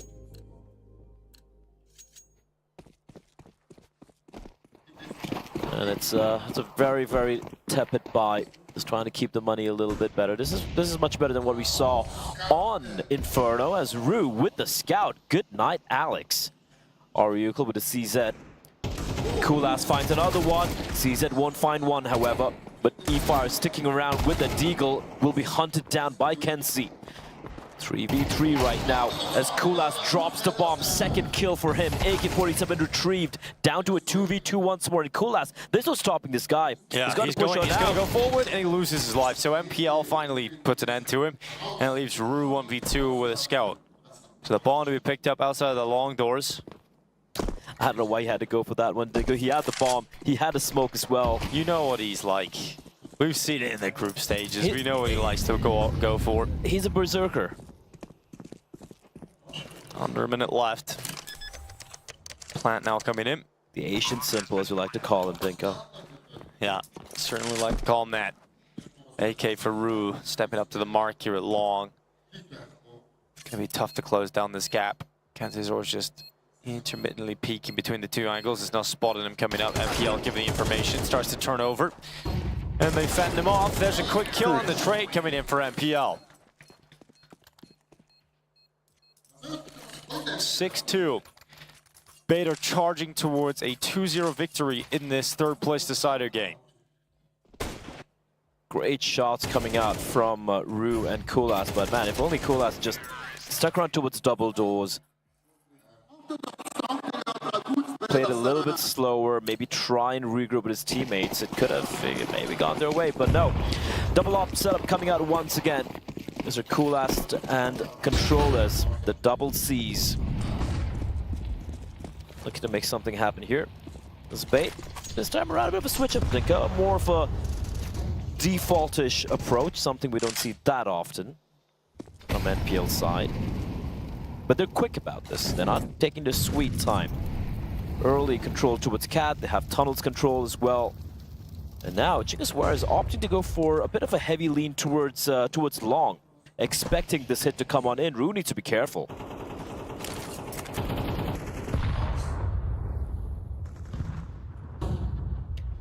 Just taking a look at the mini-map as well, you can see how antsy the CTs are feeling. They're not really sure where they want to head towards. Again, with a double op play, the double op in play retakes can be rough. As Kulas now looking to try and find an opening, looking to try and regain a little bit of lost map control, but a misstep as he falls on down. They will have to play a little bit more safer, but his hit is looking like it's going to be A. 40 seconds on the clock. E5 with the smoke could stall them further.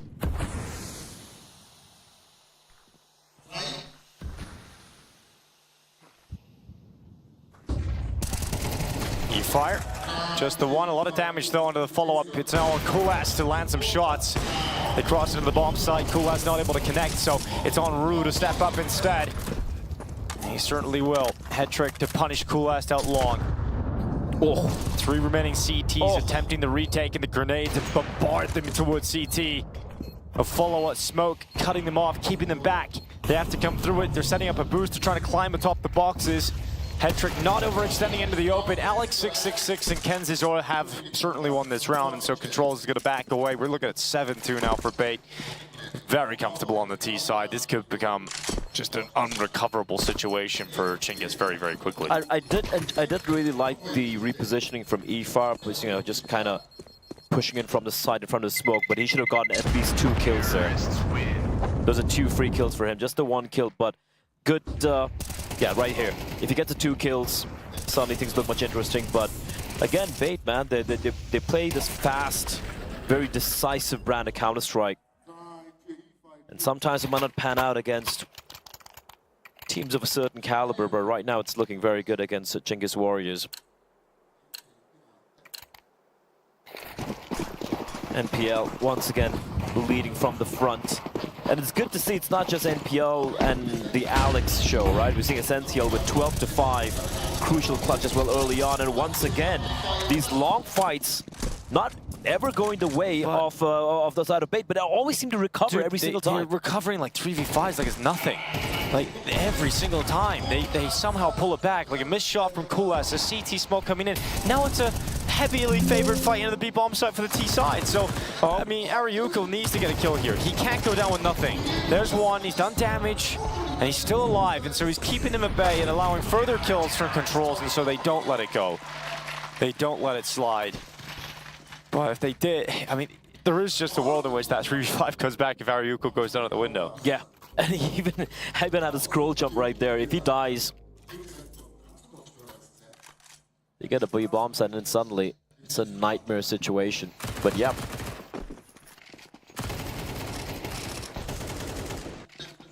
Well, the arena starting to fill out now as we get closer and closer to that Mongol show match. I'm looking forward to that more than probably anyone here. Probably doubt that. 7-3 now. I think Chingaswara is going to be reasonably happy if they're able to get to 5, considering how rough it's been so far in this series for them. Kulas. He doesn't care about smokes, doesn't care about flashes. He just wants to take fights. And Bait are going to be going back to what's been working out for them thus far. Bit of a ruse towards mid by Essential. And then a fast play towards short is going to be the call. A charge up through short. Looking to run their way into the A bomb site. E-Fire peeking up, laying down the law into Kenzazor. Looking for a second, is clean, and the third's actually picked up here by Coolast. MPL trying his best, but there was never a world in which they were recovering that completely.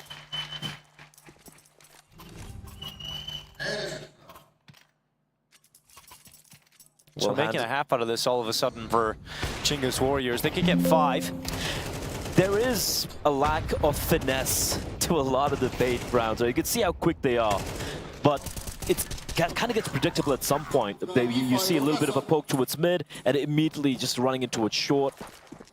While sometimes it really does work out for them because of how quick and emphatic the decision making is. I do feel they don't do enough to bleed out the utility from the CTs a lot of the times. And it started becoming a little predictable. That's what we saw in this previous round, right? We could see the players hold up here. Aggression, real fast up. This Coolast will somehow manage to turn around and get a kill, but he's trapped in the corner. As I said, I think if you get to 5 and suddenly might have a game on our hands. It's not impossible. Might just have that. Chingus Warriors have been really solid at getting opening kills on the CT side. Bait still have 2 more smokes remaining. They're still going to stick with their initial plan of action. But now there are 3 players lying in wait. There's no one coming from tunnels as well. Nutol goes in. 2 smokes either side, 1 CT. Off to the left. Creep up. Kenzazor's going to walk in between the corridor of smokes. Get ready to apply pressure to Ariuko. So the Tech-9 comes in, drops him off the top. Now we're looking at a 4v4 with 35 seconds left. They're going to leap through the window, get down into the site. Controls is there quickly, but Controls under a lot of pressure. The back of the bomb site does very well to get a double kill. MPL applying pressure in middle. Here comes E-Fire and Rude, realizing it's a 1v2 fight inside the site, and they eventually take Kenzazor down, leaving MPL left in the tunnels, and they know exactly where he is. And so this half will end with a 5th round win for Chingus Warriors. Decent recovery at the end over there. You can see the money kind of depleted for the side of Bait. So the last 2 rounds, they didn't really have much to work with.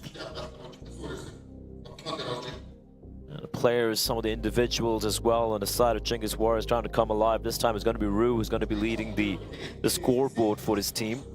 Coolast once again, safe pair of hands alongside his captain Controllers.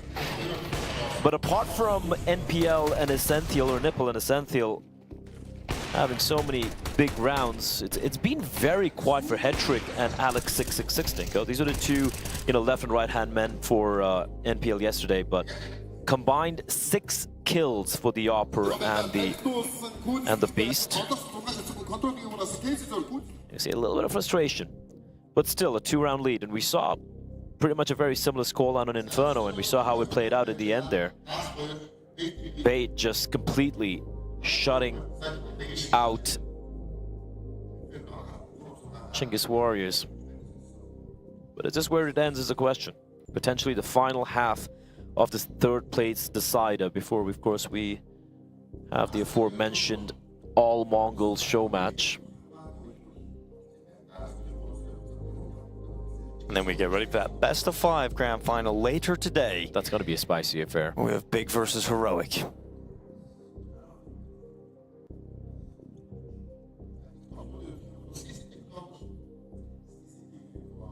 That certainly is going to be a great final. I think when looking at the teams, you could definitely have seen this grand final coming. I think everyone had Heroic in the final at least.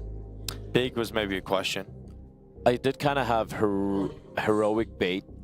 Yeah. So, I thought it was going to be a rematch in the finals of the CCD Masters they had very recently. But it does feel like Big have come alive, right? What was a very rough outing for them on day 1. Ever since then, they've looked very, very clinical. Even against a Bait who were punching, in my opinion, way above their weight yesterday. Big managed to take it clean on the final map. But here we go. Final map, final half, maybe. We don't know yet here on Dust 2. 7-5, 2-round lead for Bait. And now Chingus Warriors on their T side is a fast play coming out towards long. Meanwhile, the CTs going in for a very fast double flank from the long doors. They know what the play is going to be, as Hedrick's going to open it up with an instant headshot. Yeah, he's looking for a follow-up here too, doing a lot of damage with body shots. No secondary kill, but he'll maintain his life for just a little bit longer. Here comes the rotation from his teammates. kenzora already inside of the smoke, coming out on the other side. Should be another kill for him, but he just couldn't connect that follow-up into the bomb site. Rue doing some work. And now a 3v3 post plant. It's chaos. It is fight after fight. And eventually Rue will take short control with that jewel. So MPL to recover on his own. Needs a headshot. It's so unclean. It's so filthy. And eventually Coolast will close it in the 1v1. So labored, that deal. I felt the long flank should have taken place way earlier, but I guess NPL was just paranoid about one of the T just holding towards long. And that was just the Horde riding up long, just pushing into it short, trying to get a little bit of control in that post-plant situation. And that is going to be a very, very important pistol round win for the side of Genghis Warriors. And they're going to go back to the same thing. If it works once, why not do it again, Dinko? Flashes out towards long. You don't see anything from the CTs there, because the CTs, they've gone for an excursion towards the B tunnels. This is going to get crazy. Spotted out by Ariukal as we're trying to pivot back towards that B bomb site. And this is a weird round right now. They have control of pit. NPL with a scout towards mid, hasn't seen anything yet. And I do believe the bomb has been spotted by the CTs. But with the man advantage for Genghis Warriors, all they have to do is group up, and oh no, Rue, oh no. Oh, indeed. This is a golden opportunity. They have to win it if you're Genghis Warriors. You've got to be able to pull this one off. But a minute 5 seconds left, and they have found themselves a player down with a lot of damage done. And the naked picked up as well for kenzora. So what is the response here for Genghis Warriors? How did they work their way into this one? Coolast still alive. He's got an AK, and he's got 100 HP. A smoke, molly, couple of flashes. Just going to be grouping on up, trying to isolate his B defenders. Should use a smoke anytime right now.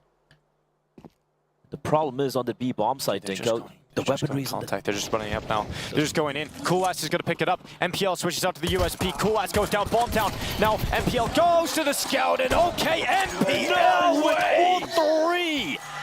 That is stylish on the scout. And Genghis Warriors look absolutely shocked at the fact that MPL is able to remove everybody. Shell-shocked. I was just about to point out the B defenders, NPL has a scout, and that's not a gun you want to be holding on to when you have 3 Ts charging on in. But hey man, if you're going to be landing shots like this shot in particular, the flick and a finish off onto its E-fire. Oh, that's going to be a punch in the testicles for Genghis Warriors, Dinko. They had everything going for them. But Rue caught napping inside a pit. The re-aggression from bait towards long paying dividends. Hard-fought pistol round win as well, and all for naught.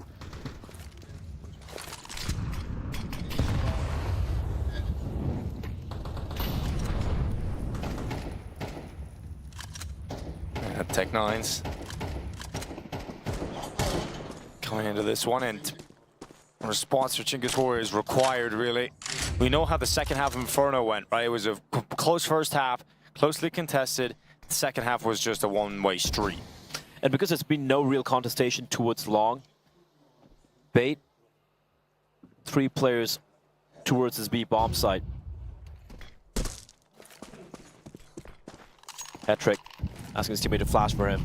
That should be a free kill onto towards Coolast. Pushes in. He doesn't see the player in the smoke though. Coolast, like a raid. Flank in, gonna get the kill. Oh my god, they've actually responded really quickly here. Rue with a double on the Tech9, opens up the B bomb site. And now for Bait, if they want to win this round, they've got to do it on a retake. And they've got no utility for this. They have no utility for this retake attempt. I mean, we've talked about Alex666 and some of the big performances he's had, Blood, so far. He's having a really quiet game right now, 3-11. MPL, though, the opposite. 21 kills, 8 deaths. This is just a round that Genghis Warriors needed to pick up, and doing so by overwhelming that B bomb site. Also the flank coming in from mid. Coolast so lucky to stay alive in that smoke. And that was all Rue, Dinko. It was a bit of a quick tale of disappointment and redemption across the 2 rounds. Tech9, 2 kills. I don't even know how he got a second kill considering how far away he was. But a bit of a lifeline. It's a thread of life. A thread of life. Well, that's a big roar to see 9-10 in the crowd. Yeah, Senzu, 9-10, hanging out in the audience, and the Mongols fans, look how young they start. He probably has 3,000 elo. Probably does. Timeout getting Probably called more by hours than 9-10 as well. Probably more hours than 9-10. Bait with the second timeout of their own. And says at 9-10, they're very shy lads. It's very funny watching them. They're kind of squirming in the attention. Yeah. Only get to take to the stage in just a little bit.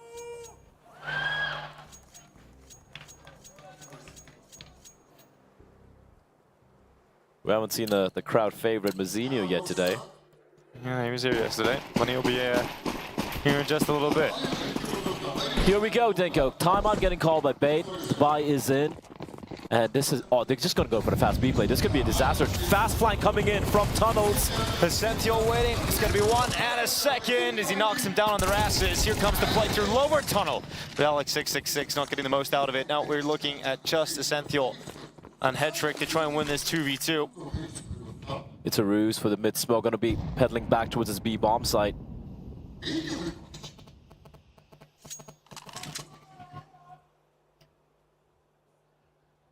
MP7, one of the players very low in both the 2 teams, but they're going to find an empty bomb site here. Creeping and crawling. Slowly making their way in. They have a smoke and 2 incendiaries to work with, and the CDs have fallen for this thing. Under a minute into the site, plant now being confirmed straight away. This is a very winnable retake. They have an incendiary and a smoke. No kit though, so they need to be a little bit faster. Well, they're going to come through the window and one through the tunnels here. Hetrick to set himself up through window. 2 nades for the tees. Has now got a kit. Essential has picked up a kit on the way. So the util starts to drop in. Rue going to be forced into the open to fight the tunnels player. He was still ready for it. Essential, low HP, 1 health.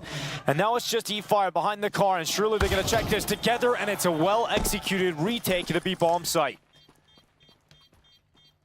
He had 2 options available as to where to lob that incendiary, and he picked the right one.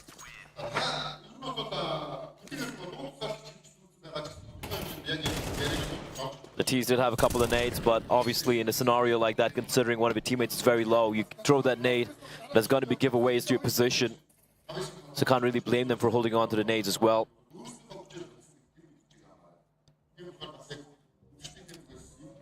It's been a very simple game of Counter-Strike here in Dusty for both the 2 sides, Dinko. See some of the SAW players as well. And I believe this is the final timeout for Chinggis Warriors. None remaining after this. 9-7. A meager 2-round lead for Bait.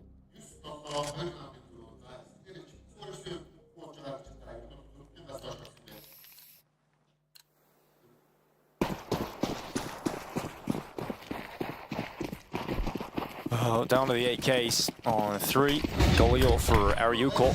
Just a deagle for Rue. They're going to go quite quick out long here. E-Fire to grab the opening. Hetrick to trade, and he goes in for a second.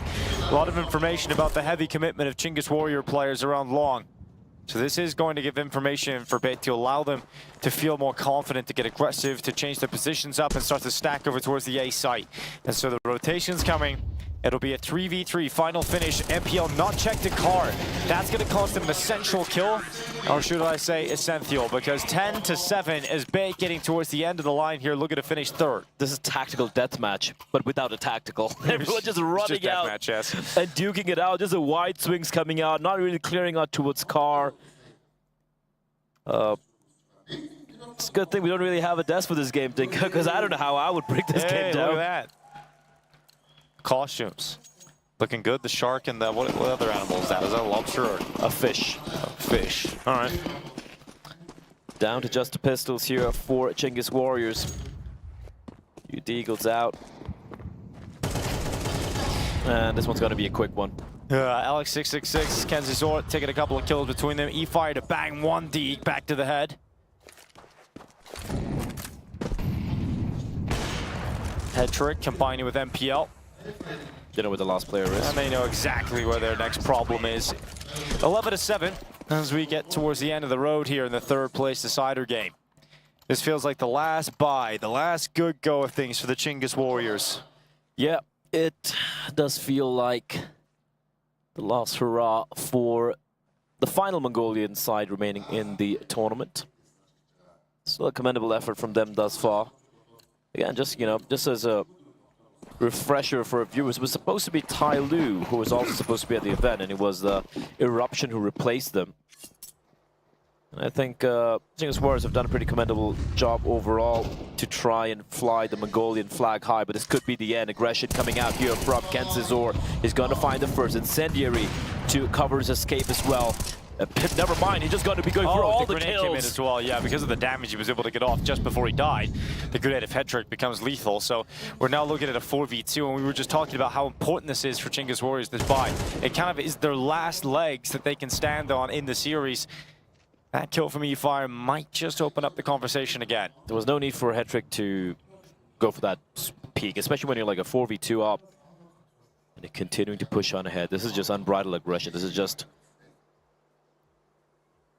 them trying to stamp their authority on the play, as we have Alex666 on a one-man excursion, and this doesn't feel so good for Chinggis Warriors, Denko. He might not get the timing onto the bomb crossing onto the bomb site, but this post plant is going to be almost nigh impossible. You have no control for long, so they're going to be going for the short control here. But NPL's lying in wait. Controls decides to take the fight. And he draws the numbers from a 3v2 deficit to a 2v2. Chinggis Warriors somehow in a position where they can actually win this round. It was such a great start from Bait. They won all their fights in middle. They put themselves in pole position to close out the round and go to map and series point. But Chinggis Warriors fighting their way into a competitive spot again. Controls knows the next play's coming in. No way you let this go. Essential locking in his opponent in the middle of the side. And okay, Essential comes in. A 1v2 clutch to break the hearts of the Chinggis Warriors. And it comes down to an incredibly close defuse. It is series point for Bait. 21 kills for him.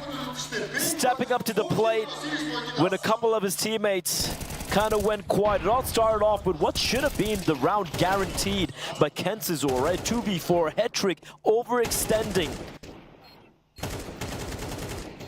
But a heroic play from Essential, just bursting out from the smoke, almost lands a spray transfer as well. But in the end, the headshot is what seals the deal. Map and match point for Bait. 5 opportunities to work with. And I gotta say, Mr. Stark, I don't feel so good here for our Mongolian side. No, it looks like their final run here. Sort of is a memorable experience to play in the crowd, or on the stage in front of the crowd, rather, their home city. And they don't want it to end yet. KenzieZor with an aggressive play towards top middle. Looking for a shot through that box from Kulast. Still taking the fight. Oh my god, he's gonna win it too. So a second kill locked in here.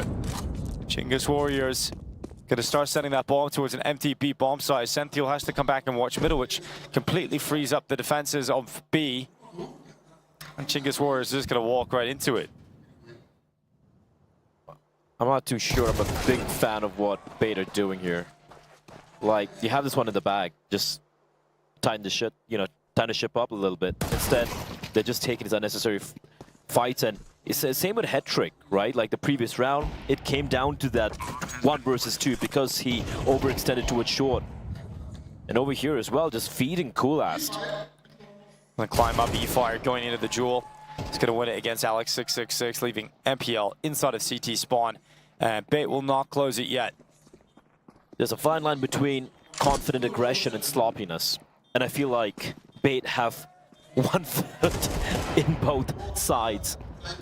So NPL, it's going to be impossible for him to hold on to the AWP. Chinggis Warriors, they will survive the fight yet another round. 4 opportunities.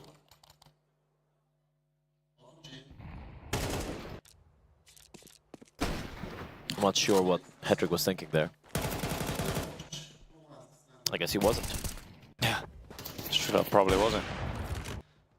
Just trying to get the job done. It's gonna be a light investment from Bait. Deagle, MP9, P250.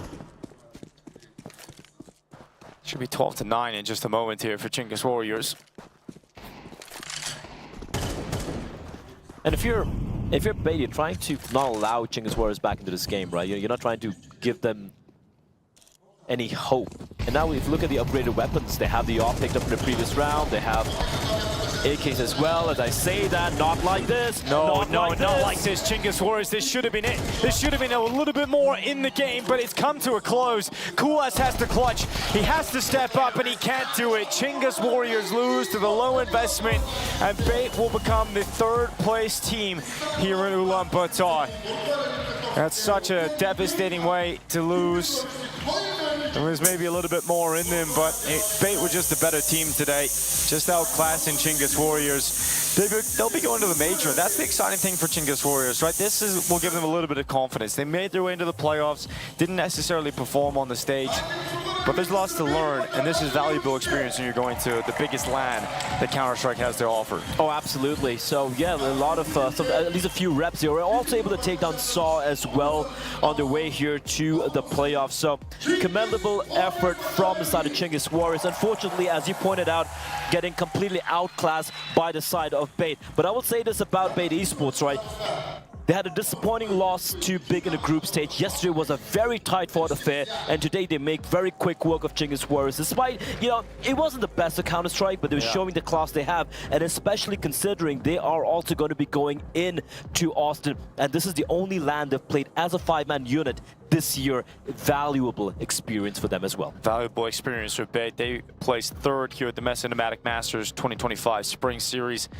And Chingus Warriors, the only Mongolian team to make it into the stage, finish in 4th.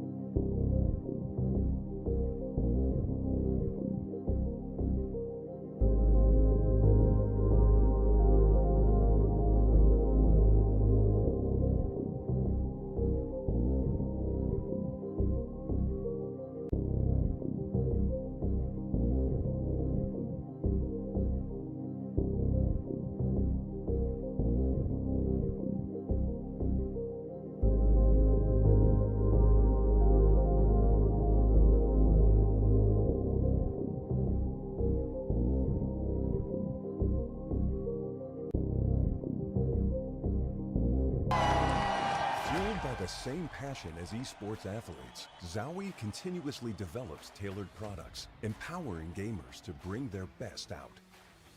Today, we are launching the all-new XL2566X Plus, which uses the newly developed Fast TN panel and upgraded DIAC2 technology. The new monitor series continue to evolve, refining details to ensure players can perform their best consistently in games.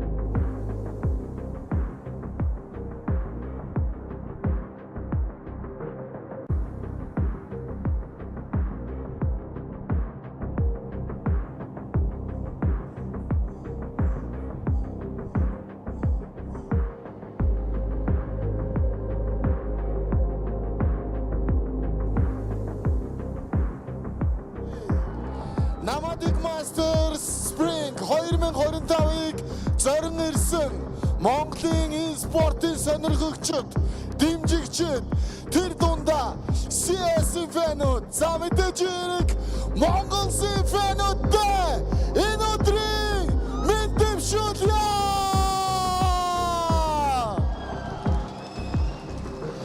Гайхамшигтай сайхан байна. Нийслэлийн засаг даргын тамгын газар MESA-гаас хамтран зохион байгуулж байгаа. За ерөн сая Шанхай мейжрыг тооцвол Аз төв зохион байгуулагч байгаа хамгийн том тэмцээн. Энэ бол Nomadic Masters. Энэ жил $250,000 сантайгаар 8 шилдэг баг өрсөлдөж өнөөдөр бид энэ тэмцээний аваргыг тодруулах болно.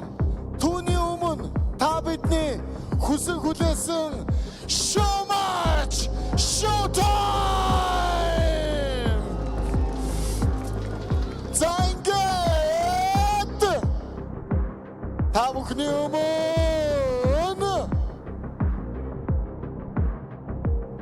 за энийг одоо юу гэмээр залуу монгол гэх үү хөгшин монгол гэх үү за ингээд ноёдод танараа Аз ТV-ийн хамгийн шилдэг баг Монгол улсын нүүр царай бидний нэгдмэл үнэт зүйл Монгол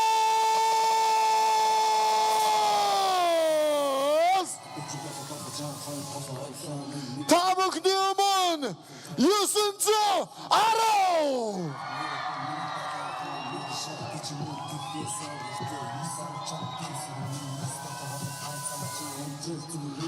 та бүхний өмнө техно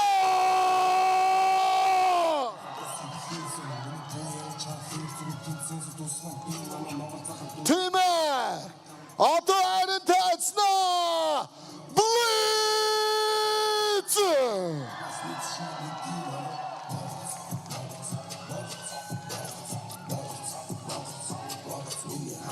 Харното No scope, 3 kill, Senzu!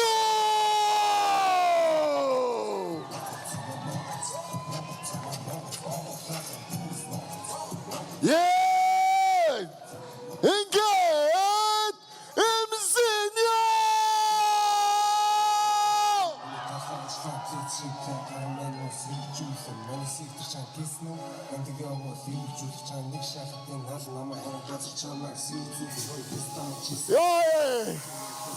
Яа. Өөрөө сэтгэл тогтлоод бүр хамаг ус босоодох юм. Баярлаа. MongolZ-ийн харин одоо би тайцнаа. Тэдний ахнар, тэдний эхлэл. Монголын CS-ийн түүхэн амжилтын анхны гараа домогт бүрэлдэхүүн. Монгол!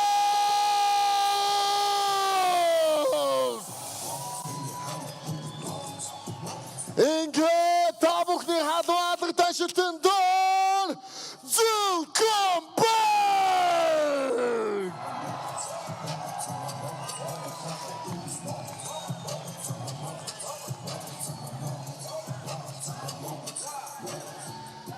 Та бүхний өмнө домогт машинган!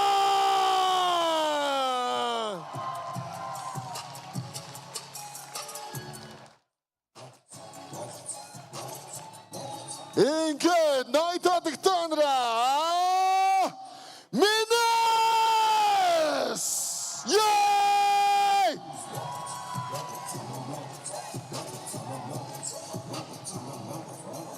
Nomadic Masters-ийн тайцнаа Сого!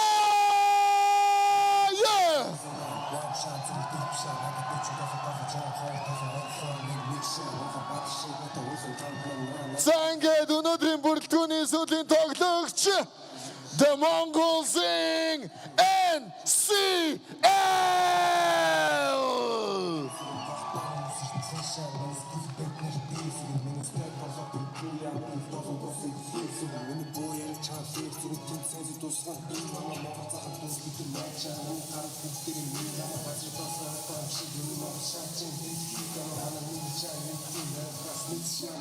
За гоё байна.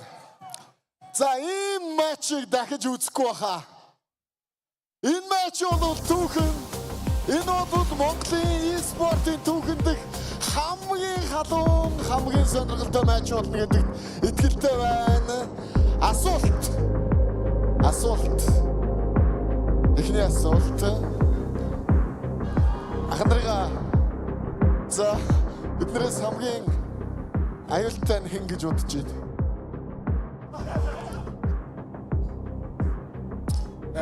Тэгэл зээлх ах штэ. Багийн эснүүд л хэцүү байдаг. За баярлалаа. За Mr. Machine Gun.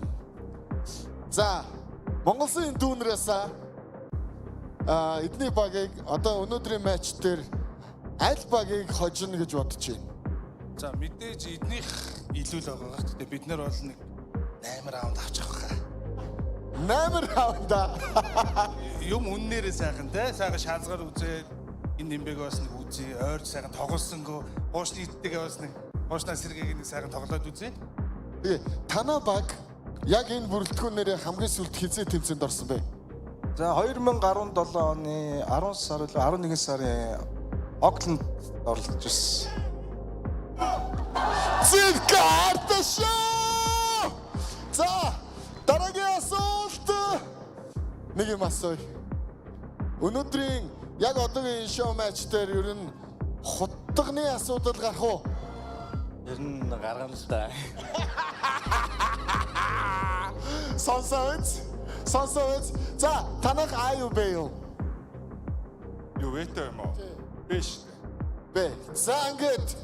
За тэгвэл одоо хэдүүлээ ерөөсө best of one ганцхан map дээр тоглоно. За тэгээд бүх чадах зүйлээ гаргана. За хэдүүлээ гоё шоу, гоё матч, гоё тулаан үзэнэ гэдэгт итгэлтэй байгаа. За map-ээ сонгоё доо.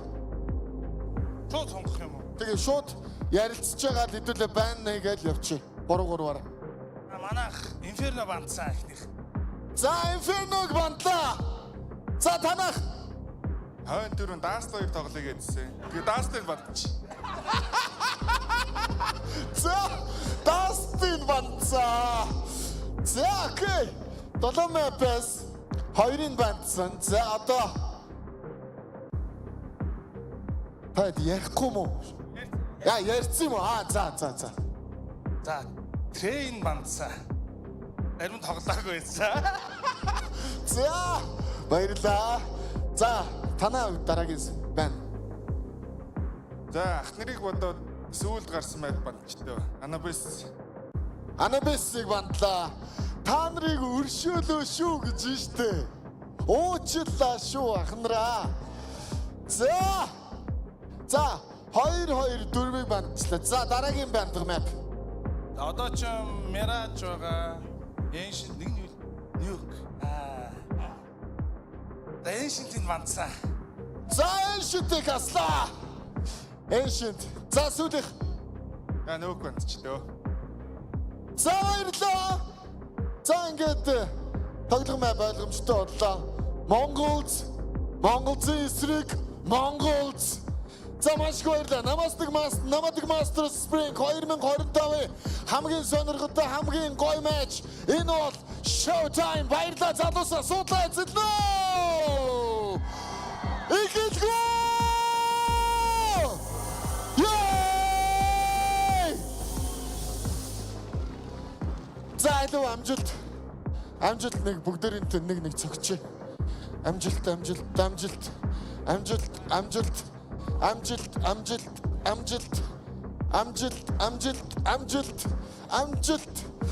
Одоо би яг үнэ хэлэхэд та нарт л амжилт хүсэндээ. Та нарт бол амжилт хэрэггүй. Тэ. За эхэлцгээе манайхаа. ACA Nomadic into the arena. You can tell the Mongols have just entered the building because everybody else has. It's packed to the bleachers here. Boy, everybody's turned up for this show match. You would think this is the grand final, but it's just the show match we've got here. But you can tell they're the superstars here in Ulaanbaatar. This might not be for the VRS points, Dinko, but it's about the glory and the love from the audience. Everyone out here. It's a packed arena in Ulaanbaatar. And the love being shown here for the players of both the teams, by the way. The OG Mongols lineup featuring Zilkenberg, Machine Gun, NCL, Sugu, and Menasu paved the path. They walked so that Blitz and his new kids on the block could fly. Yeah, absolutely. These are not just the trendsetters for Mongolian Counter-Strike. They are now paving the path for the whole continent of Asia, right? They're getting extra spots for the majors. They're going out there and performing on the world stage of Counter-Strike. And you can tell how much it means to everybody in here who get the opportunity to watch them. They were the champions last year, but this year not competing, just performing for the masses. Indeed, and for me personally, like having known Zilkenberg and Machine Gun for like over 10 years right now, to see them walk out and for the crowd to give them so much love in their home ground, where back then they're probably the only real team that this country had, and now you have like what 6-7 teams who play at a pretty high level altogether in the region. So lovely to see. They seem to be, obviously couldn't really understand what they were saying on the stage, but it seems to be some pretty good fun banter. I seen Techno, he took a seat because he's like, I had enough. I do all the interviews in English. You guys can deal with this one. I'm just gonna sit down and relax and you guys can deal with it. Techno arriving a little bit late, obviously had to set up his PC, his keyboard, etc. while the interviews are going on. So he's just getting ready to go. I think he got stuck in traffic because of all the fans waiting outside. Yeah, all the fans with Techno. He got a loud cheer. I'm not making this up. There's so many people in this arena. It is packed to the brim, Dinko. And I think we're in for a fun game of Counter-Strike. I think this is gonna exceed the grand final, honestly, in hype and energy. So let's enjoy it while we have it. We're going to play on cash, according to the HLTV veto. I heard a lot of Counter-Strike maps being mentioned.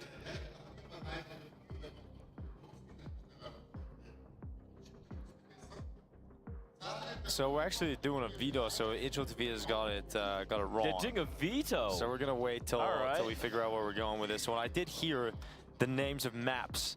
I was kind of looking forward to cash, I won't lie, honestly. Yeah, that would have been interesting. But yeah, I did hear a lot of conversation around the maps on the stage. That was kind of the only words I understood. So we'll just wait and see how this one goes down, shakes out.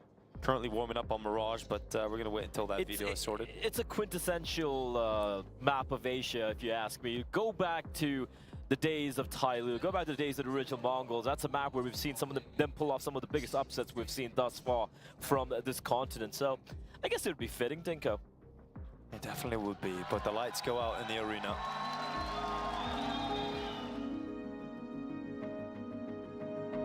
Энэ бүгдийг бид анх эхлүүлж байлаа. NCL. Цагаа. MESA одоо.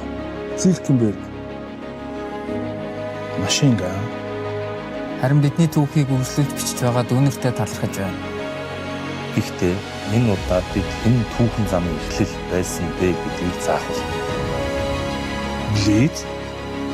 Senzo. Techno. 910. Тэмцээний.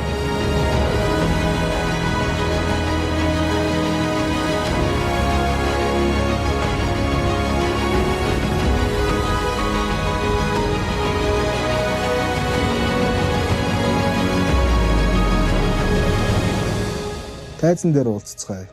Бид бэлэн, та нар бэлэн үү?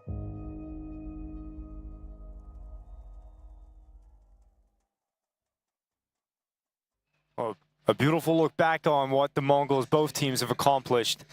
And it is kind of unbelievable, Bly. When you look at the journey of both of the teams, you see some of the early days, some of the early intel trophies that the earliest version of Mongols were able to accomplish. And then we've been there for the entire Mongols, the second edition's journey, right? We were there for the trophy lift in Berlin.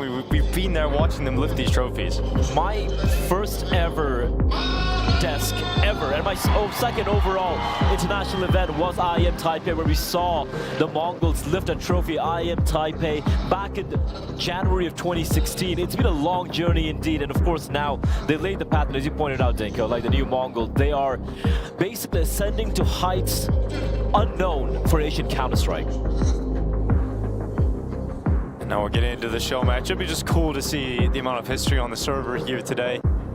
Obviously, the new Mongol is expected to get the W today, but we'll see how it goes down. Also, the old classic Mongols, the original jersey, man. That one, it has a special place in my heart. And look at the chair that's so good playing on. He refuses. That's a real gamer right there. Like, we used to play on this thing. We used to play on the hotel ballroom chairs, and we're going to play on them now. I think he was trying to give one over onto Senzu as well. I don't know if Senzu's sitting in it. It looks like he is, actually. So, I don't know. Maybe they've got a little wager here that they have to sit in that chair going into this game. Fair enough. This one looks hype, this one looks fun. It does look like it is going to be a Mirage, ladies and gentlemen, unless I'm very much mistaken as to what the map is going to be. But the maps don't matter, Dinko. This is about the vibes, all right? This is Vibe Central here in Ulaanbaatar, in the ACA Arena. And I, for one, am looking forward to this. Yeah. I mean, how many Tier 1 Counter-Strike games do we go into saying Mongols should be the favorites, you know? At this point, I'm just interested to see what kind of forfeits they're going to go for, what kind of style they're going to bring to the server. But you'd imagine this is a great moment for the OG Mongols to actually get to play in front of a crowd like this in their home country. I'm going to fanboy a little bit. I just want to see Machine Gun just run amok and start popping some heads. The Splice player, Machine Gun. I will slap you in your face. You take that out of your mouth. Yeah, obviously Machine Gun actually was one of the early players to go international. The first Mongolian star, you can even say. Yeah. But I feel one of the players who didn't quite get his flowers, but was absolutely instrumental in the rise of the initial Mongols has to be Zilkenberg as well. Right, he's the one who, unfortunately, quietly his career did die down. But the footmark he left in the scene in this country, especially, it's definitely still present. You can see the crowd roar as he walked out onto the stage. The Nomadic Masters Spring 2025, Dinko. Of course, we have the grand finals later on. It's going to be big versus Heroic, a best of 5. Right now, all eyes on the 10 Mongolians on that stage. And it's a pretty stage. It is a pretty stage. Center of the arena. Center of the attention. Every seat filled. No hyperbole. Like, literally every seat is filled. There are people just standing and watching as well. Hopefully we retain the audience going into the final as well. I mean, no Mongolians made it to the final, but you would have to imagine if Mongols did play, they'd be favorites to win the tournament. So at least we're getting to see the highest level Counter-Strike on display today. They're so highly ranked they couldn't be invited. Yeah. Suffering from success of the Mongols. From success. But I love the fact that they agreed to this show match. They actually had a show match, because how often do you get to have an arena event in your home ground, and you're the best team, you're the biggest export in esports from your country. So it's good to see them come in here and soak in the adulation from a very, very passionate fan base they have here in Mongolia. Yeah. So we got the admins over at Sogo's PC right now. Just make sure everything's okay. Seems to be a keyboard switch going on right now. So those are easy to fix. Yeah, usually. Although the mouse yesterday took a while. Yeah, I don't know about taps and peripherals, but everyone else, it should be easy to plug in and plug out. But we've had a best of 3 third place decider into a show match, into a best of 5. I mean, the Counter-Strike just keeps coming today. Yeah, and if you're a Counter-Strike fan, you're going to be loving this. Because I, for am one. All right, just taking a look here. Looks like the new Mongols. Yeah, how are we going to do this one, Dinko? It's Mongols we call them Mongols. New Mongols versus OG Mongols. All right, I can work with that. Yeah. The new versus the OG. Yeah, OG versus new. Knife round about to go live as well. There we go. Okay, knife round underway. We are going to play on Mirage. And let's go then. Mirage knife round. We'll see the Mongols versus old Mongols as the scoreboard has it. We'll see how this one goes down. This will really set the tone of what to expect. Big shank up coming in, and fortunately for the old Mongols, they weren't quite quick enough to catch up with the quick swipes from the new ones. I don't think they care about which side to start on, Dinko. This is Machine Gun we're talking about. Sure, Chad Sponge Birchall still has a few nightmares once in a while. As we should be jumping into the game here. Starting on the CT side, it's going to be the new kids on the block, Dinko. And of course, the OGs on the attacking side. Take it away, Dinko. And the pistol round begins. All of the names of the new Mongols are incredibly familiar with as of late. I want to see knives. But I just want to see if the old guys have still got it. I want to see knives. I want to see some Knives some out. Zeus's. I want to see some auto snipers coming out. I want to see shenanigans in the server here, Dinko. Well, we're going to get that blood. I guarantee it. And Blitz is going to run straight up middle. NCL waiting for the peak. Blitz looking to apply pressure early doors. It'll be interesting to see what kind of tone the new Mongols bring to the server here. Are they going to let up? Are they going to make a few mistakes here and there? They kind of look locked in. They're taking it serious. Look locked in. All right, time for us to lock in. Zilkenberg making quite a lot of noise over towards Palace as the swing out comes towards mid here. Blitz, no one's dead yet, but Techno's got to strike. Yeah, Techno goes again, and he's just fragging out. He's looking for his third kill. NCL so low on health inside the middle. Blitz going to chase after him, and Mazinho is the player to chime in. So Zilkenberg gone, and the new Mongols, no mercy. Just shut down the mid-attack here. Menace trying to run away. But they're all after him. They're chasing him. They're coming for him. Run, Menace. And they're going for the knives. They're backing up into him. And eventually Techno rounds it out. Techno 3K in that one. Well, not quite living up to his name yet. There he is. He's chewing his classic bubblegum.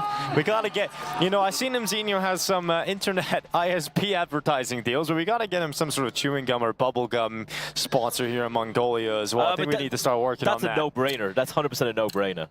I remember he was just blowing bubbles back in Cologne last year. An eco from the OG. Well, they're playing Counter-Strike from 10 years ago, Dinko. Yeah, we're going to eco second round here, but they didn't get a bomb plant, so it makes sense. Here goes 9-10. Looking to melt them with the MP9. Looking to make that money. No flashes. The dry swing out, and it's a slaughter. Oh, it's a shutdown. It's an absolute shutdown. It's expected from the new Mongols. We were wondering if they were going to give them any mercy, but the answer to that is clearly no.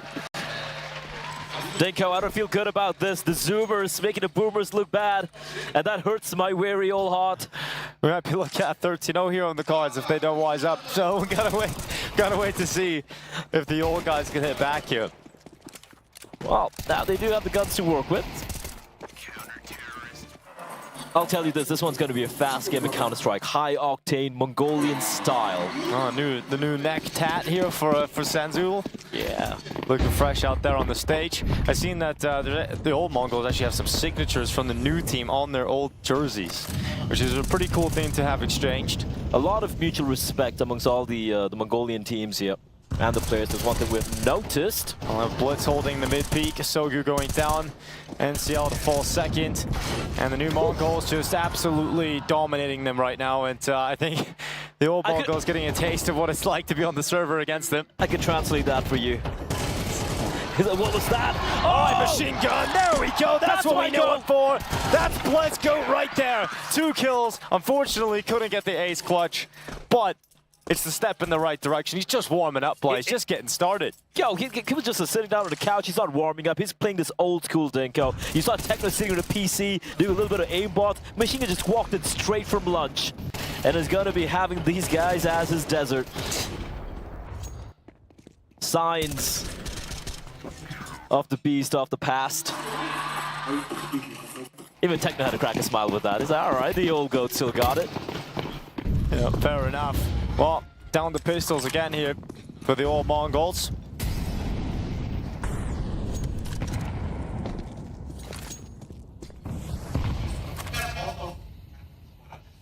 Techno going to move up into the B apartments. Machine gun on the other side of the smoke. And let's see how this fight goes down. A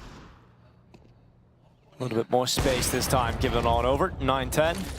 He's going to fight for this. Flashes into the con. Senzu going to peek with him based on that information. Only one as 2 kills come back in for the old Mongols. Is there any more for them? 9-10. But he's getting put under pressure and he's gone. Here we go. This is the first round being teed up on pistols. Mzinho looking to win this 1v3. Can he clutch up on the stage here? First chance is good. Menace to go down. Mzinho knows that that bomb has run away and Zilkenberg looks to get it to the site. And alongside him, he's got Machine Gun, his old trusty partner in crime. So they don't lose this one. Machine Gun's gonna win this. He's seen him. And there you have it!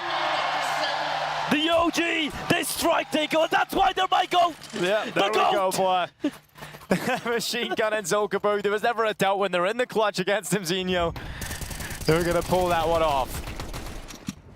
All right, first of many to come here, perhaps. Age difference. Substantial between Messinio and these two players. And that was just the pistols, by the way, Dinka. There wasn't even a buy. Well, Mzinho down to a deagle.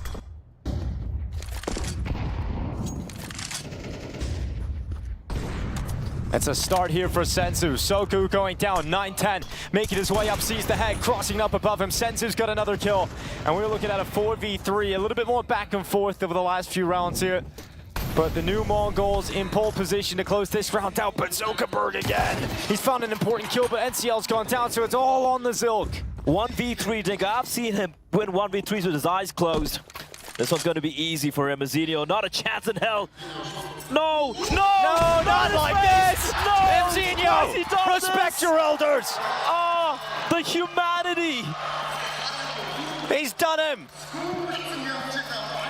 He was scoped in, Dinko. He had no idea. Disrespect in his face. Needs to learn some manners, young man.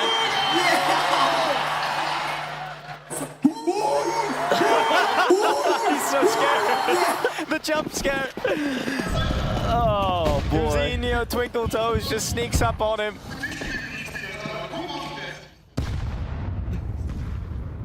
It's an AK from Machine Gun.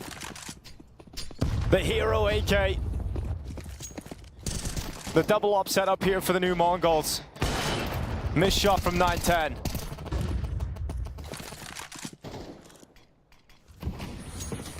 Zuckerberg to climb up into the window. 9-10 with no mercy. Soku gone. Machine Gun Zero AK chimes in. Waiting patiently. Oh, timing to look away for Zuckerberg. Machine Gun's got another. That opens up a chance. Zuckerberg into the window. Blitz knows that he's pinned in the corner. Zuckerberg gets out of there. That's a great escape right there. And now a 3v3. They could try and retrieve a rifle, although that's going to be pretty hard considering where the players are. Messinio's been spotted out. They know where the second player is as well in the form of Blitz. And now Senzu with the yob. And Dinko, you know what I talk about when Senzu picks up an AWP? A puppy gets kicked somewhere. Senzu to kick the puppy. Zuckerberg gone. It's now Menace looking to be the Phantom as he moves in with 25 seconds. Phantom shot from Senzu as it gets missed. He's going to go back again. Another miss. Menace with a kill. And 19 seconds left. Can Menace pull this off? And the answer to that is no, because Blitz will close him down. Once again, Machine Gun Dinko is always good for two. A trusty man with the rifle. We should have a buy coming out here for the OG side. He still got it, dude. He still has it. That's all I'm saying.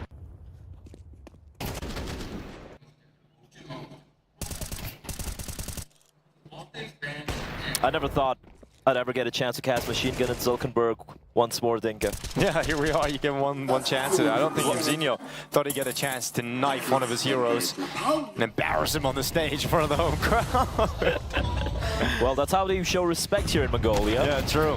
Zuckerberg, he's going to fight back and get one of his own. Onto Mzinho this time. Blitz up the top of the stairs, peers down into the ramp and comes away with a kill on Soku. Bomb shifting his way out of the ramp into the site. The rotation for the new Mongols has arrived to the A bomb site, and 9-10 stopped by Zuckerberg. The So double kill for 3v3. Zilk. And Techno pushing on ahead, looking for more. Machine Gun replies back. The 2v2, Machine Gun and Zilk, the deadly duo, up against Blitz and Senzu. Zuckerberg, the clutch. Oh, the missed shot. That was Between it. the legs. That was the chance right between the wickets. A pause coming in. They need a break. They need a moment to catch their breath. Otherwise, this could be an incredibly one-sided show match for the new Mongols. It's all good, Dinko. Just warming up. Crosshair? Techno hasn't even had time to set his crosshair up. What is that? That's actually his real crosshair. You just didn't know. Disgusting. Gross. You see Machine Gun warming up. You see Zuckerberg now warmed up as well, Dinko. We got a game on our hands. Don't let the scoreboard lie to you.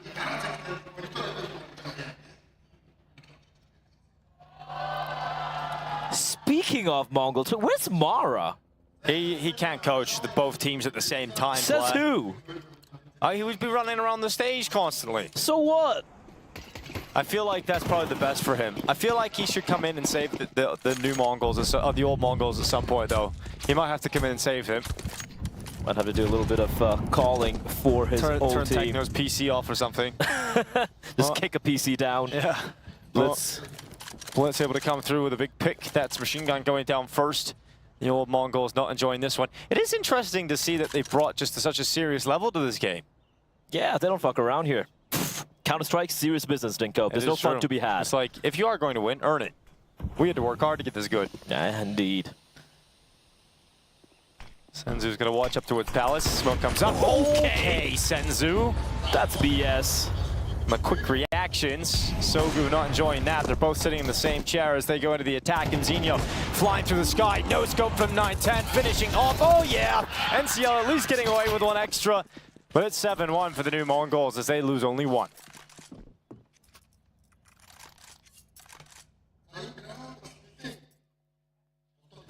It's not easy, Dinka, I'll tell you that.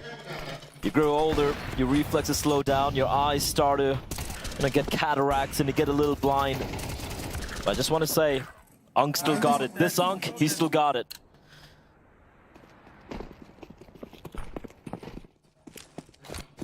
Bai coming out once again for the Mongols. Sugu yet to get off the mark.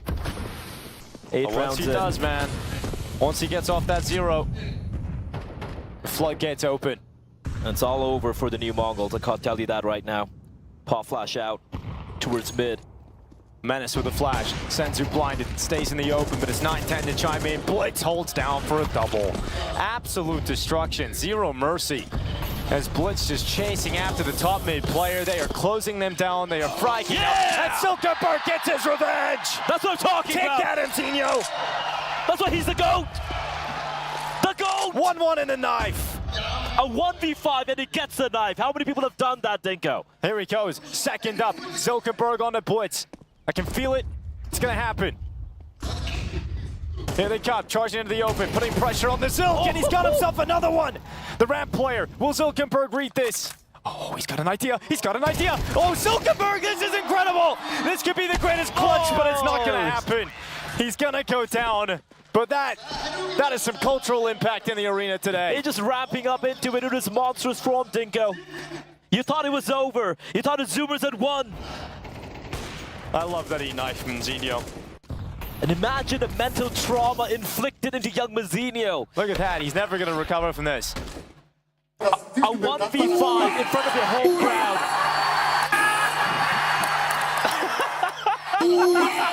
Oh, snap! Oh, that's a quick B play. Rush B. Keep it simple. Techno gonna take Silkeborg down. Oh no. Oh, the Zeus is out. Don't do it to them, Techno. Do it. Don't do it to them. Nate goes up, flash goes up, and down goes Techno. XM1014, the alligator's hungry, and Senzu lets it feast. And it's 1-0 to NCL.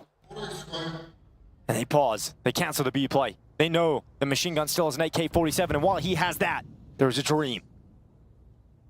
And dreams are what this game is made of, Dinko. Slowly falling back here. This is winnable. This is doable for the OGs. Isolate the fights. Zinho starting to move forward into T-spawn, looking for information. Looking for some redemption from the cake rather than knife in his face from the previous round. Smoke for cons. The op holding the angle, but it's a very safe angle all the way behind Motorhole. Did it? B bomb sites open. Oh no, 9-10. What a bastard. Yeah, exactly. Couldn't have said it better myself. Machine Gun has to do it himself. 30 seconds left.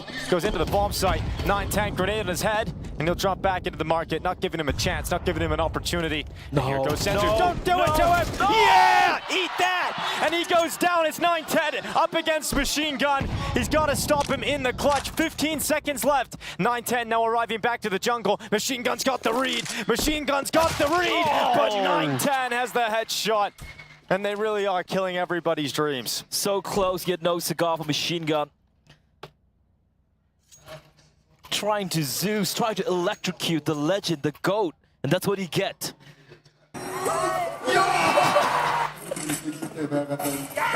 Really testing the reactions. Senzu messed that one up. Senzu realizing, holy hell, Uncle got it. These guys still, they're pretty sharp. Uncle Machine Gun. More like Daddy Machine Gun. 9-1. Sugu on board now. Yeah, he got a kill. It's a small win. That's a bigger win, though. Zilkenberg taking down Blitz. The Nova are making a sighting in towards the underpass. Mzinho's got the XM 1014 going into Palace up against his arch nemesis slash hero Zilkenberg, and it's Zilkenberg to stop Mzinho from getting any further. 9-10 taking Machine Gun down inside of Khan. And Senzu's pushed on the flank. NCL taking Techno down. Senzu in a position of absolute power. Zilkenberg running towards him, and he'll get his Zeus kill. Senzu will get the Zeus kill, and then suddenly all the kills go back in the way of the new Mongols. It's Menace 1v2. Surely they win a clutch eventually here, Blah. Menace. Don't. No. He's gonna miss the no-scope. He's gonna miss the no-scope. He's gonna look the wrong way. He's gonna look the wrong way. Oh, what a peek! That's a dog peek if I've ever seen one. And it truly is a duel of fates right now. Senzu up against Menace. 40 seconds left. He'll plant the bomb in the B bomb site, and Senzu IQ, goes the wrong way. He's outplayed him. And all down to Senzu. The 1v1, Deagle and a Zeus and a dream, a prayer on his lips. And Menace, he might have pulled this one off. He smoked the bomb. Doesn't have a kit though. Rattling away. Spam comes in. The Zeus is out. He's chasing after him, but he's missed it. He's gone to the Nova. No way. Senzu still pulls it off. The little Nova comes out. And the new Mongols have absolutely no respect, no mercy in this half. There's no choking for Senzu on this stage, I tell you that. Bolstered by the home crowd. And I thought Menace had done enough, Dingo. He had done enough. But it's absolute rats on his Senzu. Not disrespecting his elders. The reaction count for Zilkenberg is so good. We talk about how the new Mongols, they don't have show too much of reactions when they're playing, but the OGs are completely opposite. Quadruple AWP, Dingo. Where's Mara when you need him? The boys are fighting. He got 3 AWPs, a scalp for 9-10. Senzu still trying to Zeus people.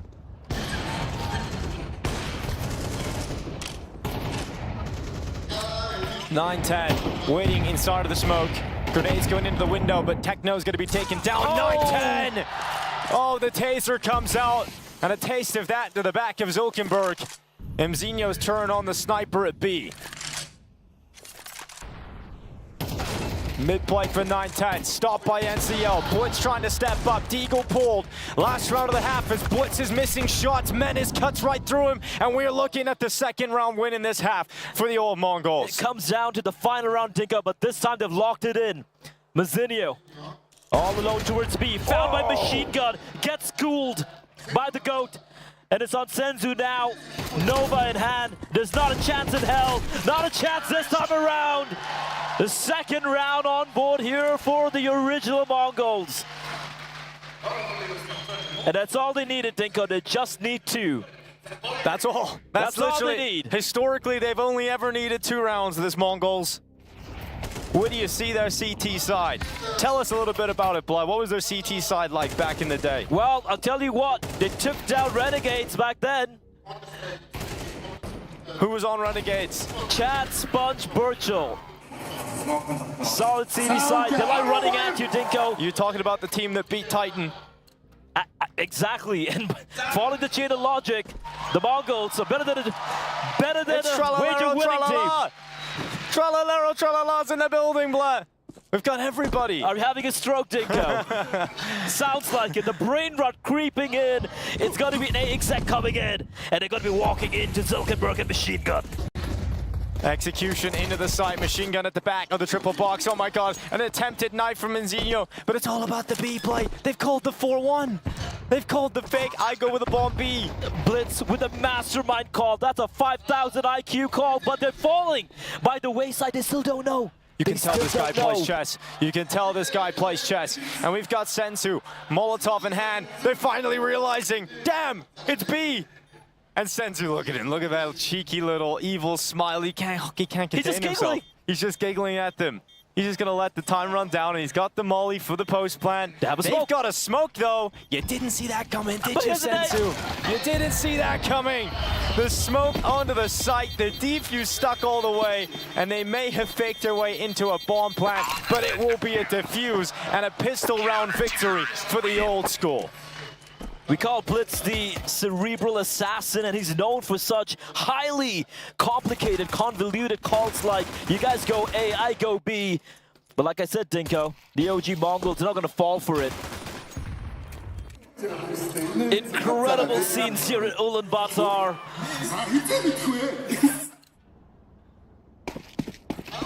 Tralarella, tralala indeed, Dinko. That's what's happening here. You're such a boomer. You should be on the old school team. You should be on the boomer team. Don't even try. You know what Apex said? Age is just a number. So good. Oh my god, there we go. Hell. See, he just needed a moment to warm up. He just needed a second to get going. Blitz will bring one kill back. He'll run into middle. Machine gun hears him. He knows exactly where his next victim is. Zinho coming through on the Tech 9. Blitz able to follow up, and we're looking at a 3v2 right now for the new Mongols on weaker guns.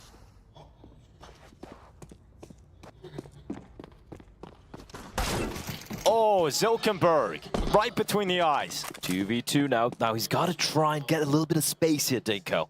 His teammate's so far away. This deals everything. Menzino tucked into the corner. Is Zil going to be expecting this bomb to be planted? Zilkenberg. Oh no. Oh no, he's just walking out. Menzino. Oh, Menzino, don't you do it to him. Don't you do it to him. Menzino, he reads it. Zilkenberg turns around and puts the nuisance away, but it's Blitz, that cerebral assassin, ready for his 4K, and it's the clutch. 11 rounds for the new Mongols, and they have no mercy for the old school. He's even giving high fives. He's no longer fingering them, Dinko. No longer fingering them. Incredible scene. Insane. I've never seen Blitz this animated. I've seen him play G2, I've seen him say Spirit, I've seen him play Vitality, and this is the very first time I've seen him show signs of life. High fives from Blitz, I've seen it all.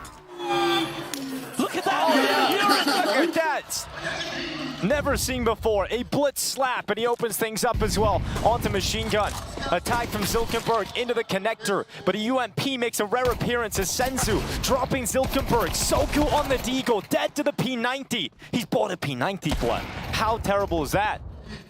Well, back in the OG machine guns, OG Mongols days, it was a really solid gun, Dinko. So just taking a page out of their book. But it's match point for the new Mongols. They're try-harding. They are. They're just try-harding. But that just proves, you know, they have respect for their opponent. They want to defeat them today because it would mean so much to them, Blood. Absolutely, Dinko, but at the same time, you know, it's about the vibes. And you know who's bringing the vibes here? It's Sugu. It's NCL. It's Machine Gun. It's Zilkenberg. It's Menace. Look at the chair. They're even using a granny chair.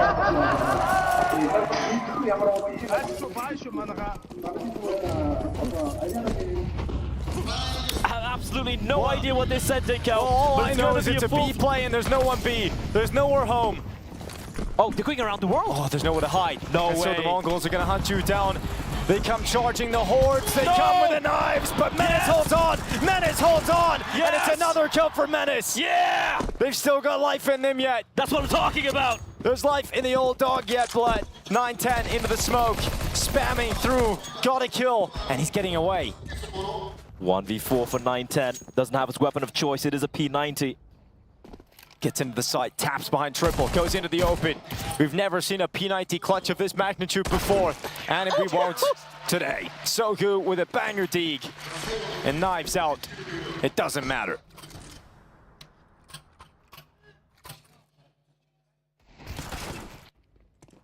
And that's what you deserve when you disrespect the legends of the Mongolian scene, Dinko. Some great digs here from Sogu. He's so good. Yeah, so good. So good That's indeed. not bad, Blatt. Some of your best work today. Thank you. They bring out the best in me, do these oldies. AK-47 here for Senzu. Exec coming in. They're making no secret of this. None at all. Into the A-bomb site. Techno with the Tech 9. Charging his way into towards CT. It's Senzu to rip off the head of Menace. Sogu to trade back, and what is that? Zuckerberg and Machine Gun run it back together. And 2 kills right through the smokes. And we've got a 3v2 retake still on the cards. Mazzinho is upgraded. Well, that's a bit of a over-exaggeration into the P90.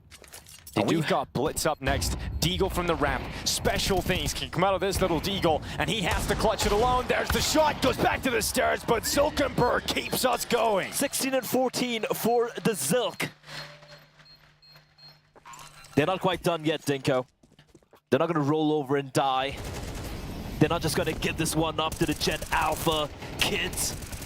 They're going to duke it out for every single round. If they're going to come back into this, it's a very long road back into it, and they've got to take the Zilk road. Here he is with the clutch. It's the first step.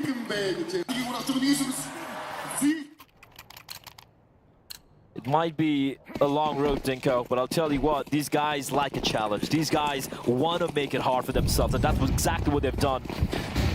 The new kids on the block, though, they're going to keep force buying into this. At least they're not trying that hard.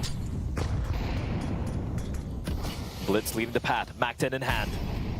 Utility being dumped in, all 5 members of the new Mongols coming in from mid. But Zilk, Here we go, Zuckerberg. Another step in the right direction. Be the beast. And we are establishing his control inside of window. It's Machine Gun to nip into the jungle. Sees his opponent. Doesn't want to be caught from a connector split. It's Sogu to come and help him. It's Sogu to get another kill. NCL descends. It's now a 2v3, still the old Mongols with a player advantage. Footsteps being heard. Sogu getting back to B.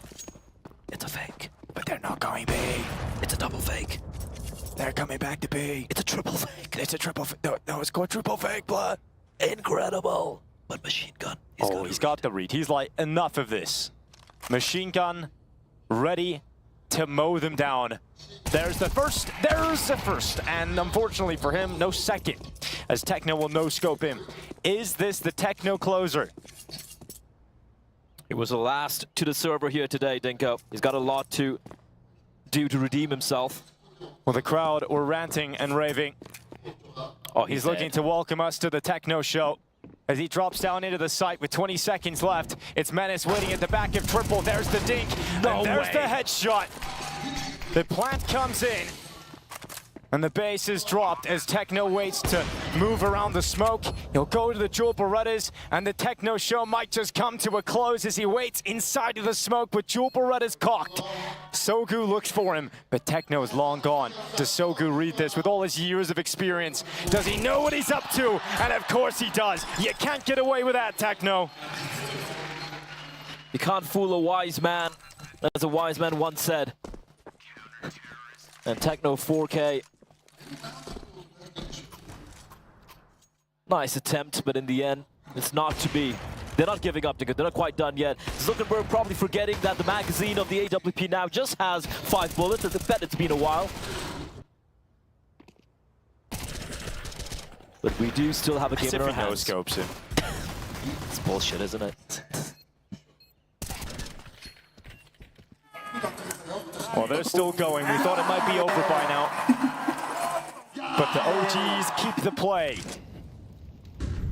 Not a brilliant buy here for New Mongols. Techno's on an AK 910 as well, and 910's going to use it, the devastating effect. They've lost Machine Gun. They've lost one of their heavy hitters. And so we look to NCL to try and pick up the scraps, but he's been spotted. Mzinho on the hunt. He's going to pin him down. It's going to be Techno to come out on top of that fight, and we might have a tie. We might have an ended game, in fact, boy. This might just be over. It's not the end yet. Every time we say it, Dinko, they answer back. 3v3 right now. Fake plan from Techno. Now he's got to go for the commit, but look who's coming up short. Oh, the kills come back suddenly at 3v3. Blitz goes back into the fight, but Silkenberg straight to the head. Now they're into the retake. Techno looking to defend that bomb. He's got the AK. Has he got it in him? He goes back to the bench, but Menace cuts him out of the play, and it's just Senzu. Can he clutch this shit like Senzu in the 1v2? The tap on the defuse, the answer is no. And the Silk Road is being defined. It is being developed, and they are on the comeback trail. No more smiles on their faces now, are they? Smacked away by Zilkenberg. That looked like it was done. 3v5, 5v3 rather for the New Mongols. They have the bomb site, they get the bomb planted, and Zilkenberg says, screw you. That was a great recovery from Sogu, and Zilkenberg being able to even draw the numbers back. It was looking like New Mongols were going to have such significant advantages into the post plant. And Zilkenberg is loving this.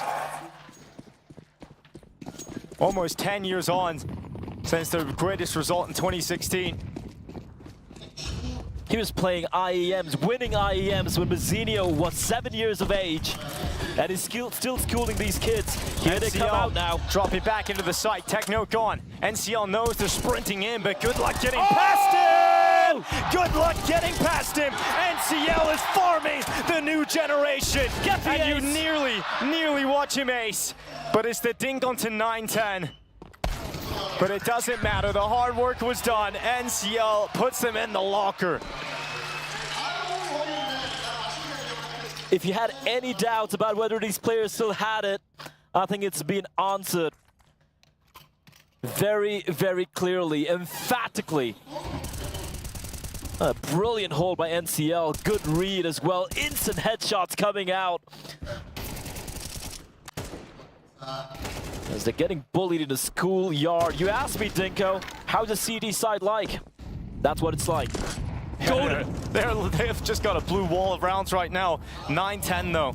That's an opening kill onto one of the most pivotal players. Zilkenberg gone.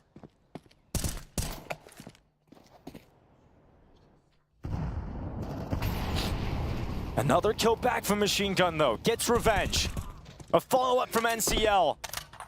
Proactivity from the old Mongol. So, man advantage. Grab back with Blitz. Finds one. No way. Second. Whoa. That could have been it, but Blitz only getting the one kill. So important. The Menace was able to keep the numbers advantage here for his team. The bomb coming into the A play, but look at Mzinho. No. Look at slippery little Mzinho, but he's spotted. Machine Gun with the acrobatic season moving towards CT, and he cuts him down. 910 up for the clutch. All on 910. Instant gun Machine Gun. He's not going to be expecting the second player here. There's no way he expects Menace. It's a tap. No! It's a read. And it's down to NCL, the hero of the previous round, to clutch this one to keep his team alive. 910 to put an end to the old school generation. He goes in towards CT. A 4K collected. That's what he requires. And he waits back in CT spawn, and it will end. The New Mongols will conquer the old generation. 910 is the one to put an end to their misery. But a valiant attempt on the CT side, and it was a display of history on the stage that earns a standing ovation. A standing ovation, much deserved. To the original Mongols, they're the ones who laid the pad, Dinko, and now they just soak in the adulation from a crowd that absolutely adored them.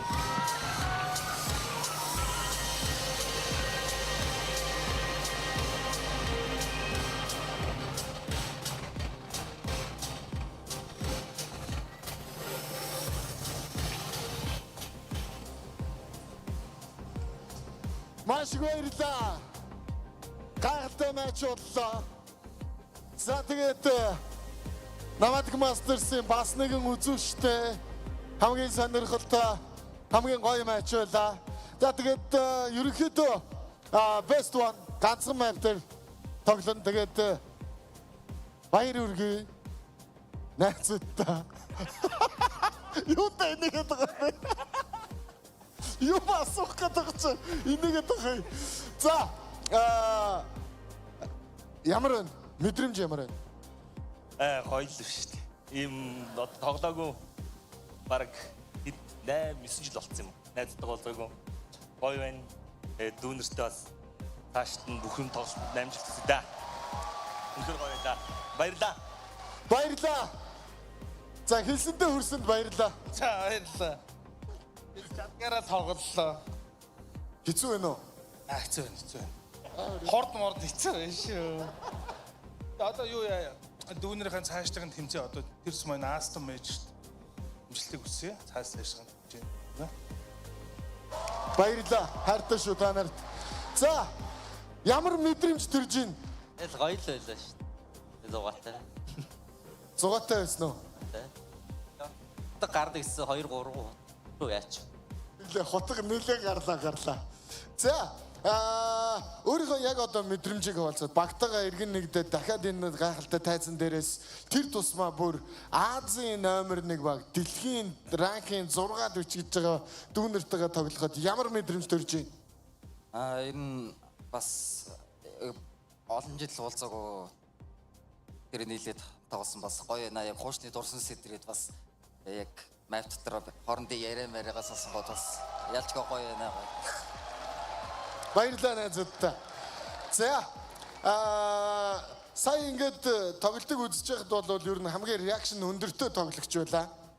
Маш их баярлалаа. Тэгээд өөрийнхөө мэдрэмжийг хаваалцаач. Тэ уул нь гоё тоглохыг үнэхээр хичээсэн боловч хутгалцнаа ч юм. Тэгэхээр нэг зүгээр ахыг бас нэлээ үзэж байгаадаас хариу авлаа. Тас багийнхантайгаа бас нэрээ яг 17 оноос яг ингэж таваараа уулзаа тоглохоос илүү өнөөдөр одоо ингээд цуглараа тоглож байгаа нь үнэхээр бидэрт гоё байна. Хуучин дурсамжуус сэргээгдэж байгаа гэдэг ч юм уу. Аюу гоё л тоглолоо ерөөсөө.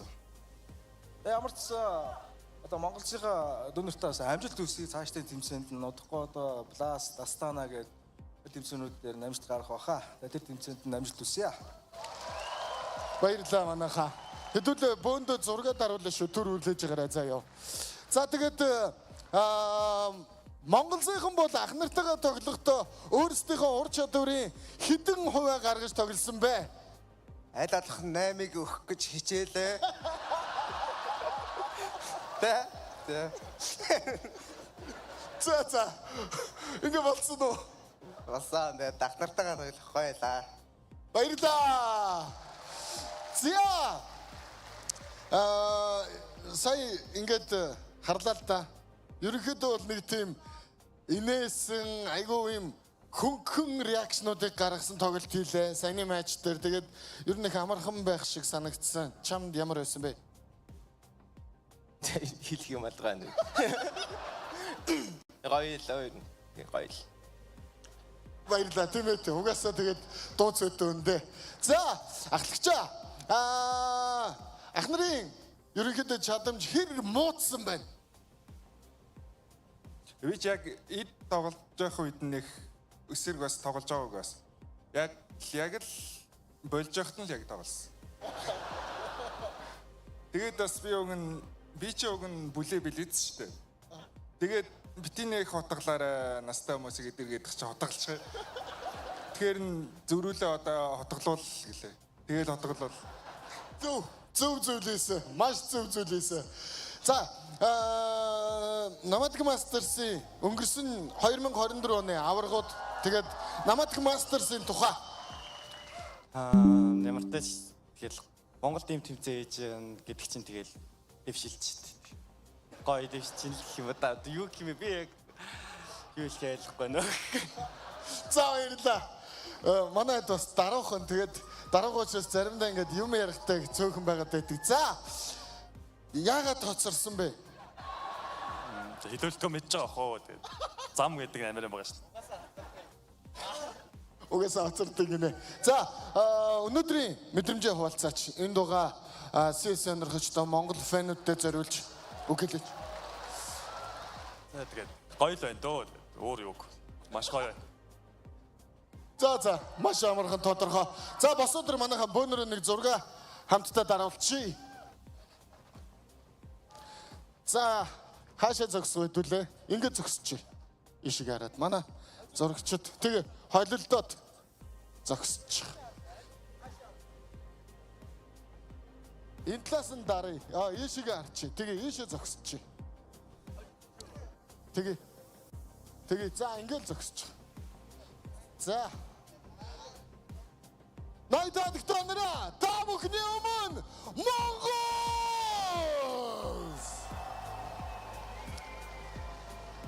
За баярлалаа. Алив. Одоо ингээд энийг нөгөө нэг төр хүлээж байгаараа манайхан зогсож байгаараа.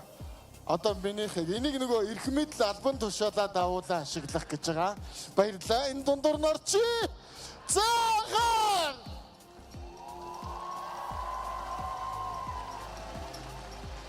Баярлалаа. Nomadic Masters төрөлцөн ирсэн та бүхэндээ баярлалаа. Найзууд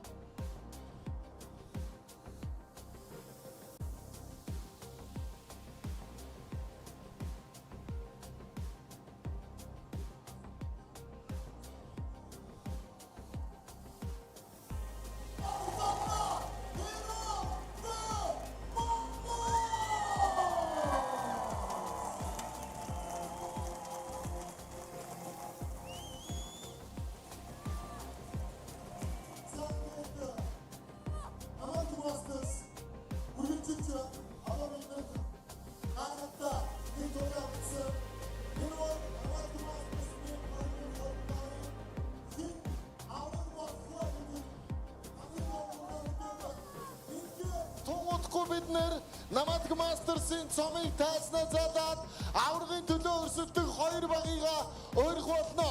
Та бүхний гал гарсан галзуу хатуу ширүүн гайхамшигтай матч хүлээж байна.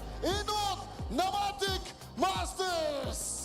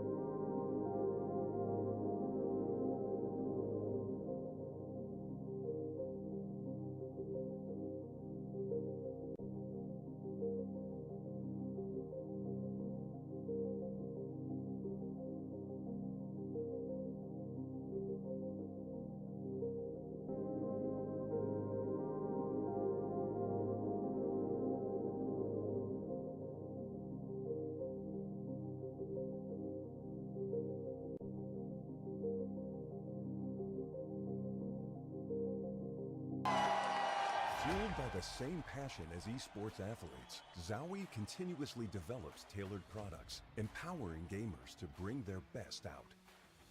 Today, we are launching the all-new XL2566X Plus, which uses the newly developed Fast TN panel and upgraded DIAC2 technology. The new monitor series continue to evolve, refining details to ensure players can perform their best consistently in games.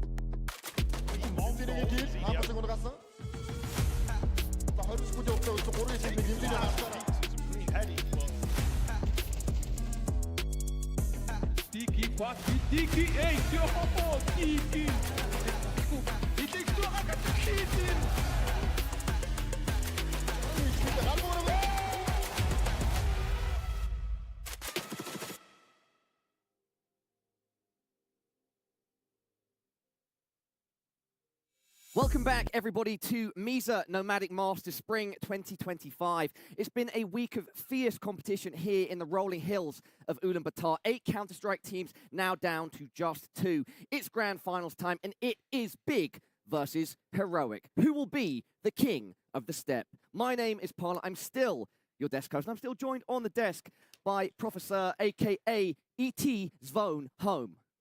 Oh, okay, call home. That's kind of what it means in some ways, so that's a good shout out. Is it actually? I mean, it kind of means like ring, literally. Oh, right. It's kind of like a bell, you know, that kind of a thing. I was just thinking about it, you know, at the hotel. It randomly popped into my head that Zvone rhymes with home, and so I did an ET thing. There was no context, but you actually added context to it. Brother, how are you doing? It's grand finals day. I'm pumped. Excited to crown our champion here. We have 2 teams looking very good throughout the tournament in different ways. I think big kind of building into it. Heroic looking very clean throughout, but there's like different factors why this game could go either way. Why maybe Heroic could, like, you know, overcome their land pressure and all of this, even though they have been looking very solid, now they're actually faced against a top European team to some degree, at least we can call them a top team. Agreed. And then on the other side, Big looking really rough for the past month or two, missing out on the major, but coming here and turning things around. Started very, I would say, very shaky. I was very critical about their game against Eruption, but then over time it just started being better and better. Yeah, thank you for those initial thoughts, Prof. Just having slight issues with sound right now. I think they're balancing out slightly. So why don't we continue introducing things. If you've just tuned in or you need a reminder, here's what happened yesterday in our semi-final. So Big beat out Bait. That was a rematch. They won 2-1. It was a 2-1, but pretty convincing. They won on Dust 2 and Mirage, lost on Inferno. And then in our second semi-final, Heroic versus Chinggis Warriors, which was also a rematch. Heroic sailed through 2-0 across Ancient and Mirage. Definitely a wrong info there on the first result. 2-1, not 2-0. You're correct. You're correct. The graphic was not. I just want to defend my co-host here. Been doing really good on following all the action. Thank you so much. Any things that you'd like to extrapolate or talk about with regards to those semi-finals, maybe coming in today as well, Prof? Yeah, I mean, I would say very interesting first semi-final, the Bait Big one being a rematch, being a game that the first time Big won very convincingly, a bit of a change up in the map pool, coming in with a kind of a different look. Big losing their Inferno, which kind of started becoming a strong suit for them, something they kind of spoke about, Tapson spoke about, the clutch is not really going their way, losing good advantages, which they, should be converting. That's something we could talk about a bit later, but their 4v5's conversion has been kind of low for a team. And just comparing to even all of the teams here at this tournament, they've been kind of struggling when they get that opening to make sure that they, on the T side, win the round. I think before we go into super deep, I think it's also interesting to mention, like, the T sides in general for all teams have been kind of lacking. Like, if we look at the top 10, 15 teams, right now it's like a very T-sided meta. I would say 55-60% of T-side rounds are won. Here it's like 40-45. So it's, I don't know what it is about this specific tournament that's causing it. The only team that has been doing really well on T-side is Heroic. Prof, before we go into more depth in each team, or onto each team, why don't we talk about the last time these two teams played each other? Yeah, that's a very good one. Yeah, we've got like 2 matches over the last 3 months. Yeah, Prof, the first one was online for the IEM. No, well, it doesn't necessarily matter in which order these happen, but we have 2. We have one from the IEM Dallas Online qualifier. Heroic came out on top 2-1. Then we had them play on LAN earlier this year for the IEM Katowice play-in, and Big actually came out on top 2-0. Yeah, I mean, this is kind of what I'm talking about when I say, like, Heroic had this kind of I would say a bit of an onliner tag to them developing, because online they have been doing quite well, but LAN against top 30 opposition, they have 1 series win. Their record is 4 map won, 11 lost, right? So, and this includes this loss to Big, which wasn't just a loss, it was a stomping by Big at the start of the year. They had their 1 LAN win against the top 30 opposition comes against Liquid at the start of the year, their first LAN match actually ever played with this lineup. And since then, it's just been losses. If we would just, focus on the Lions, we would probably be thinking about Heroic as like a super struggling team, but they played a lot online, and in these online, especially in the last month, winning the CCT Global Final and then qualifying for the major through the MRQ. These things put them in contention. We see that they have really good pieces. The question was always like, will they translate that to LAN? Considering these things, Prof, when they last played each other, form currently here, just very generally speaking, before we go into depth on both teams, is there a team that you give an edge coming out the gate? Yeah, I mean, I have to give the edge to Heroic. Just based on my expectations going into the tournament, I expected them to be favorites. They have been, didn't play the most competitive opponents. They're playing Chinggis Warriors twice, played also an Asian competition in which is something that's losing my track right now, and that has been a GG How, obviously. So it's not like they have been fully tested, but they have rose to the occasion, done what they needed to do, didn't drop a single map, more than like some other teams can say, right? Because obviously SAW was eliminated, Big lost a bunch of maps, and I'm liking what I'm seeing. I think this could be a turnaround moment for Heroic, but there is a factor of Big we just see them on the stage. They're popping off. They're really getting into it, and there's something that they have managed to cook here in Mongolia to turn around their bad form and show up in every game being competitive. That is giving me a bit of a doubt about like Heroic being a super clear favorite. Prof, let's stay on board with Heroic. So journey over the course of the tournament has been a pretty strong one. They beat Chinggis Warriors out, and then they beat GG How, and of course they beat Chinggis again. Their current form seems to be pretty solid. xCloud and Tanir really showed out yesterday in that rematch that against Chinggis, that semi-final. I think if they come out swinging today, and also, you know, some passing youngster pull their weight a bit more, yeah, Heroic have this edge here, and they're going to be a very tough competition to beat for big. Yeah, for sure. You highlighted them. Tanir and xCloud, two highest rated players at the tournament, and with Sumpias closing out the top 5. If you just look at how they're performing so far here, there's no doubt that they are, you know, in form. Again, always the factor of opponents, factor of how things have gone, some big stomps, you can like inflate your ratings, but like across the board, no one has been really struggling. I want to highlight, for example, LNZ. Usually you see the IGL maybe not having the best performances. Not only were his stats good, but also his impact yesterday was obvious against Chinggis Warriors when things started getting a bit tricky. Maybe the comeback was going to happen. He comes out with a 1v2 clutch, closes out the map, and keeps them, you know, on track for a smooth sailing towards the win here. I think this is a classic Heroic story, right? Like the rosters that they've had over the years. They've got this relatively new project and they're trying to make it work. It's this new gen of Heroic that they're trying to build, trying to create a rise. And yeah, we're starting to see like light from that. We're starting to see little flickers of what could become a roaring fire, Prof. Yeah, for sure. I mean, it's just, it's an exciting kind of combination of players when you look at someone like LNZ, his path coming from the Young Ninjas the NIP Academy into the main team, then, you know, that not really working out, trying to find his groove, then the core coming together in Sengal with him, xCloud, and Youngster kind of a guy that not really on a lot of people's radar, just kind of like slotting in, but slowly and surely earning his spot there. Sumpias, obviously the huge boon, like the crazy unexpected pickup that they managed to grab over from Falcons because they decided they don't need him for some reason. And then you know, also him reuniting with Saw. They used to play in ENGs. There's no doubt in my mind that the fact that Saw is coaching this team helped them bring in Sumpias.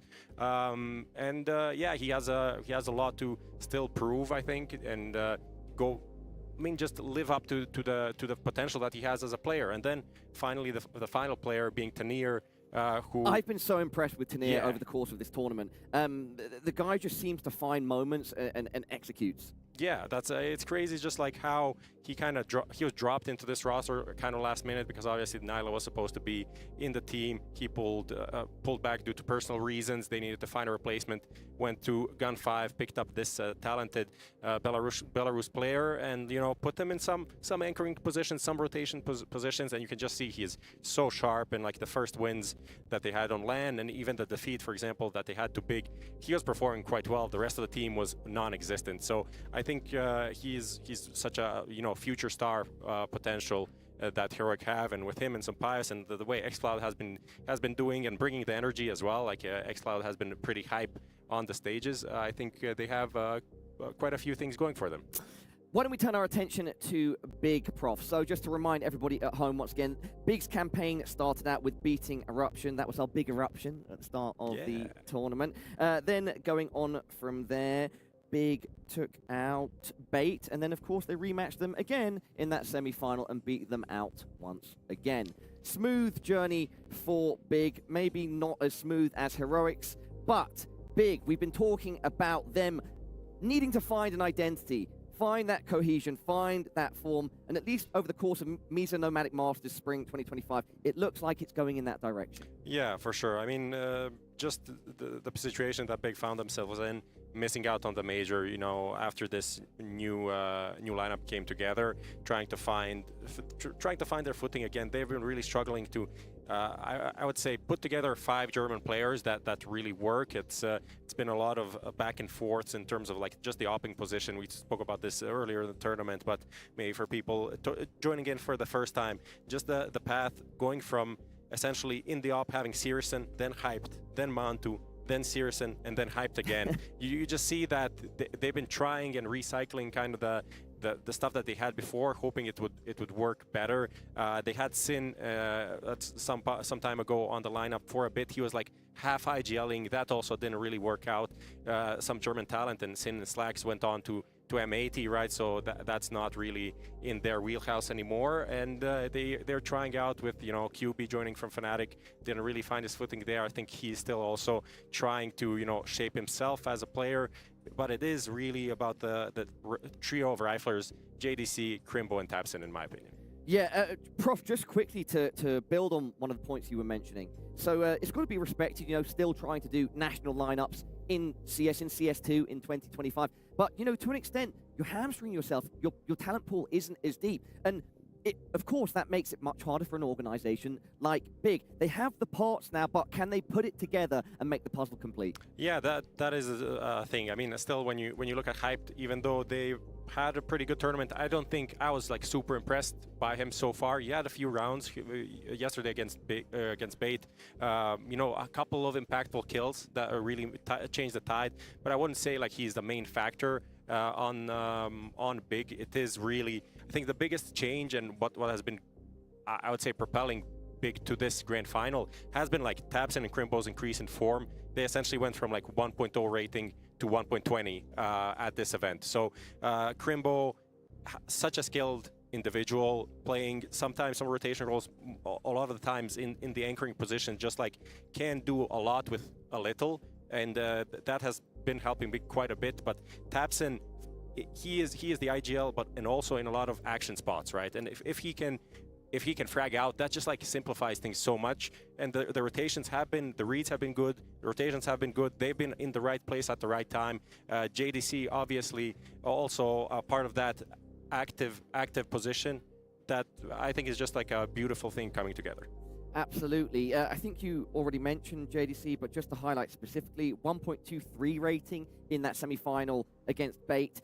Crimbo and Hyped were also beginning to step up, but overall it was a solid team effort. That being said, I'll hark back to what we were talking about at the start. I do think Heroic have the edge here, but if there was a time for Big to rise, it's now, you know, and especially with those IM Cologne invites on the horizon, this is a perfect opportunity to show you deserve to be there. Yeah, for sure. I mean, we spoke about it before. For them, getting into the top 20-ish in the world would be huge towards the end of this month, because then Cologne invites come through, and for Big to be in Cologne, that would be amazing. Let's see. It seems like Big behind us still having some issues. Seems like it is. No one else. Potentially, not necessarily going to get this match underway very soon. Yeah. Prof, we can continue talking a little bit more. Yeah, I mean, of course we've got Veto and Maps, etc. I think that's. But then at some point, yeah, we'll figure out exactly which way the show is going. Yeah. Prof, please do continue, or would you like to get straight into talking about the Veto, because we do know the maps? Yeah, I just wanted to say, like, for Big, like, they're around 40 something in the world on the VRS coming into this tournament. Obviously, the wins here kind of helping them. The LAN wins, we know, mean a lot, regardless of who you're beating. Just the fact that you're having wins on LAN helps a lot if you're in the lower part of the ranking, outside of the top 15, top 20. And then the prize pool that will come in.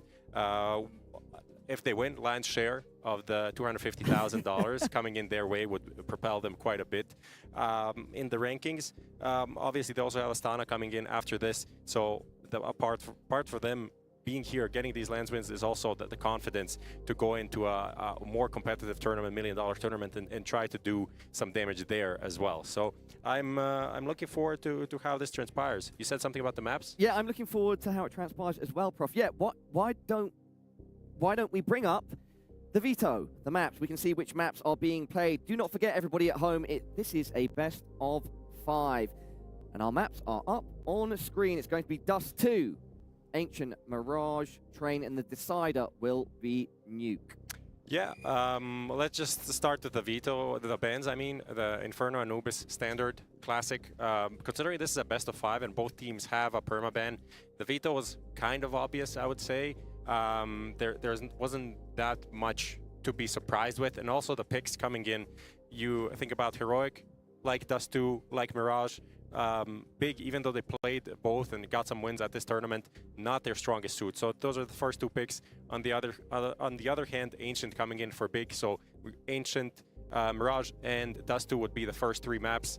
If Heroic wants to close it out in 3, I think it's completely possible. Yeah, you were talking about that in the green room, Prof. That would be a crazy result, but it certainly would prove and show the strength of where Heroic are at right now.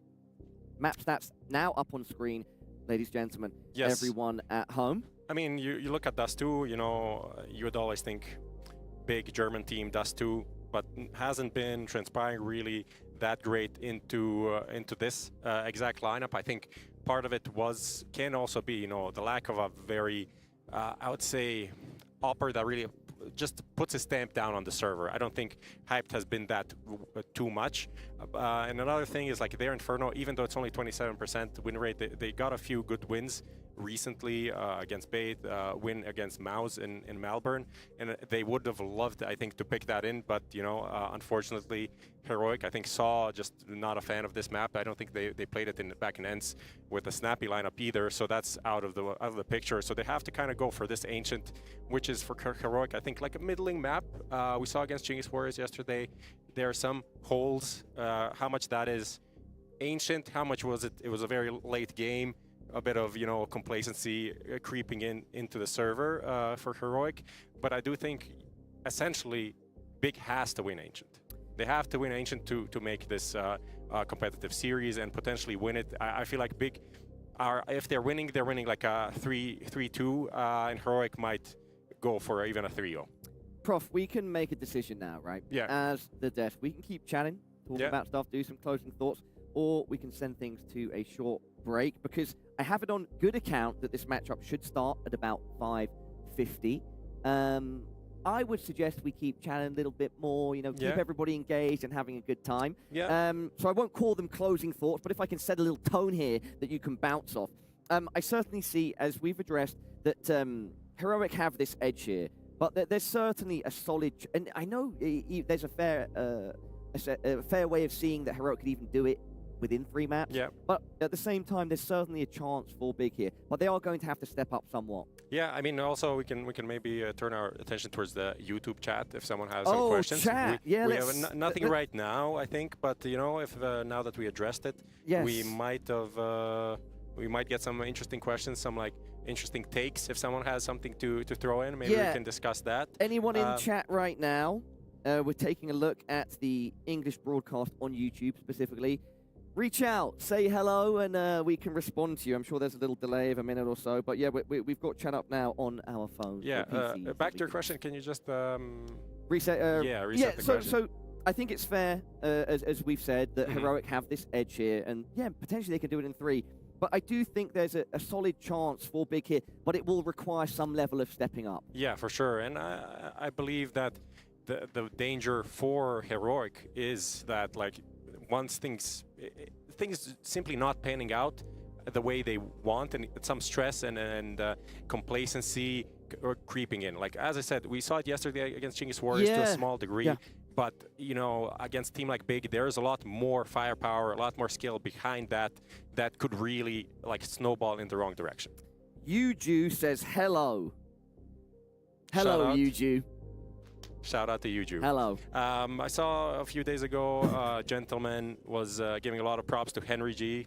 Big up Henry G. Shout out to Henry G Big in up the Henry chats. G. One of the camera on goats. Henry G. No, don't do that. We don't have a camera on Henry G right G now. over there right now. Of course, our casters for the game will be Henry and Neo. Not ready to go to them yet. But yeah, it's always great to see our casters against props in the chat, man. We watched MongolZ earlier playing on the stage. I mean, you know, some people did leave, but you know, also waiting for the game to start. There's still quite a few fans left after that. I would say barn burner, definitely the crowd pleaser of the day, of the tournament, if not. Real quick, big shout out to JJ, who's given us our first real question. Prof, what do you guys think is the ceiling for this Big squad? I'm not going to be able to give as much detail as Prof, but if I can give just a bit of my thoughts, I think they're definitely not at their ceiling. I don't know how high their ceiling can go. There are some really strong individual parts on that team, but I don't know how high their ceiling is right now. Prof, what are your thoughts? Yeah, I think that's the thing. I think realistically, teams go up and down over time, and the thing that improves a team the most is a roster change. Like, as much as it is annoying whenever like a team is not performing, people are like, oh, change this guy for this guy. But that is the most effective thing in Counter-Strike to actually improve a team when the team kind of reaches a plateau. Obviously, time as well is really good, but 3 to 6 months, 9 months, if a team is kind of performing at a similar level, you need to find better individuals, more talented players. And then I think that's kind of the limitation of this lineup, because they have a really good player in Crimbo and JDC performing really well. Crimbo, as we spoke, kind of not living up to where he was a year ago, for example, when IM Dallas playoffs were reached in 2022, I think, a few other playoffs. Tabson, obviously a bit aging, taking on IGL roles, kind of reshaping himself as a player. JDC, I think, has been a revelation. I think they need one more player like that, a younger player that they can unlock and raise their level altogether. I think like QB has been a decent piece for them, but hasn't really blown off the ceiling or anything. And the amount of players that they have in Germany, there are still some players in brewing, playing in the academies that can break out. That being said, another way of looking at this is if in a grand final like this, where there's a lot of money on the line, prestige on the line as well, if QB can step up here and then sort of use that as a platform to keep playing at a high, closer to what his potential ceiling might be, it bolsters him in the roster. Less doubts potentially about his play. This is an opportunity for QB to step up. For sure. I mean, he's pretty new to the, I don't want to say tier 1, but like tier 1.5, playing big lands and stuff like that. Fnatic last year hasn't been a great project for anyone on that lineup, so it's not like can't really blame him too much. But I want to say, there's a kid called AJ that I've been kind of following around. It's one of those, 13-year-old 4K ELO players, not 13 anymore. I think he's in Navi Academy now. So a German youngster. That's maybe one of the guys that they need to bring in. Maybe it's a Slacks return from M80 back to the home soil. Maybe something like that. It would be interesting to elevate them to a higher level. I think right now the question was their ceiling. I think their ceiling is like 15th to 20th in the world if things kind of go well, because the top teams are so stacked with like excellent individuals. Yeah. And in CS2 it's just so important. That the mechanic, of course, this is still such a complex game, right? There's so much going on. But now more than ever, at this stage of CS2's development, its life cycle, it seems that individual prowess is of ultra importance. Bro. Yeah, and especially when you think about, like, obviously CT sides have been difficult, but you need each player to have his own strategy almost on the map. Like, how am I playing this position? How am I using utility? How am I counteracting what the other team is doing? There's so many little decisions that every player needs to do for himself, but then also combine it with other players, communicate, okay, we're doing this together. There's some really good breakdowns of like team comms on like Evie's YouTube channel, EVY. He was a French coach, assistant coach for a bunch of top teams, and he really broke down like Vitality on a few maps from their team comms, the way they react to information, find information, like make plans, change plans. It's been really enjoyable to watch. I think when you see that, then you understand how good these players need to be, because it's not just about the raw aim. Like we saw the Mongolian teams here, they had a lot of raw aim, but the ability to like read what's going on the map and adjust to it multiple times within a minute, that's what like separates the top teams from the top 20s and 30s. Prof, absolutely. Remember, chat, if you're watching, drop your questions in the chat. I think me and Prof still happy to go on chatting for a bit whilst things are being solved. At some point, maybe we'll tap out. But for now, let's go to Sam. Sam asked, which players do you... Well, no, actually, let me make this a bit of a tighter question.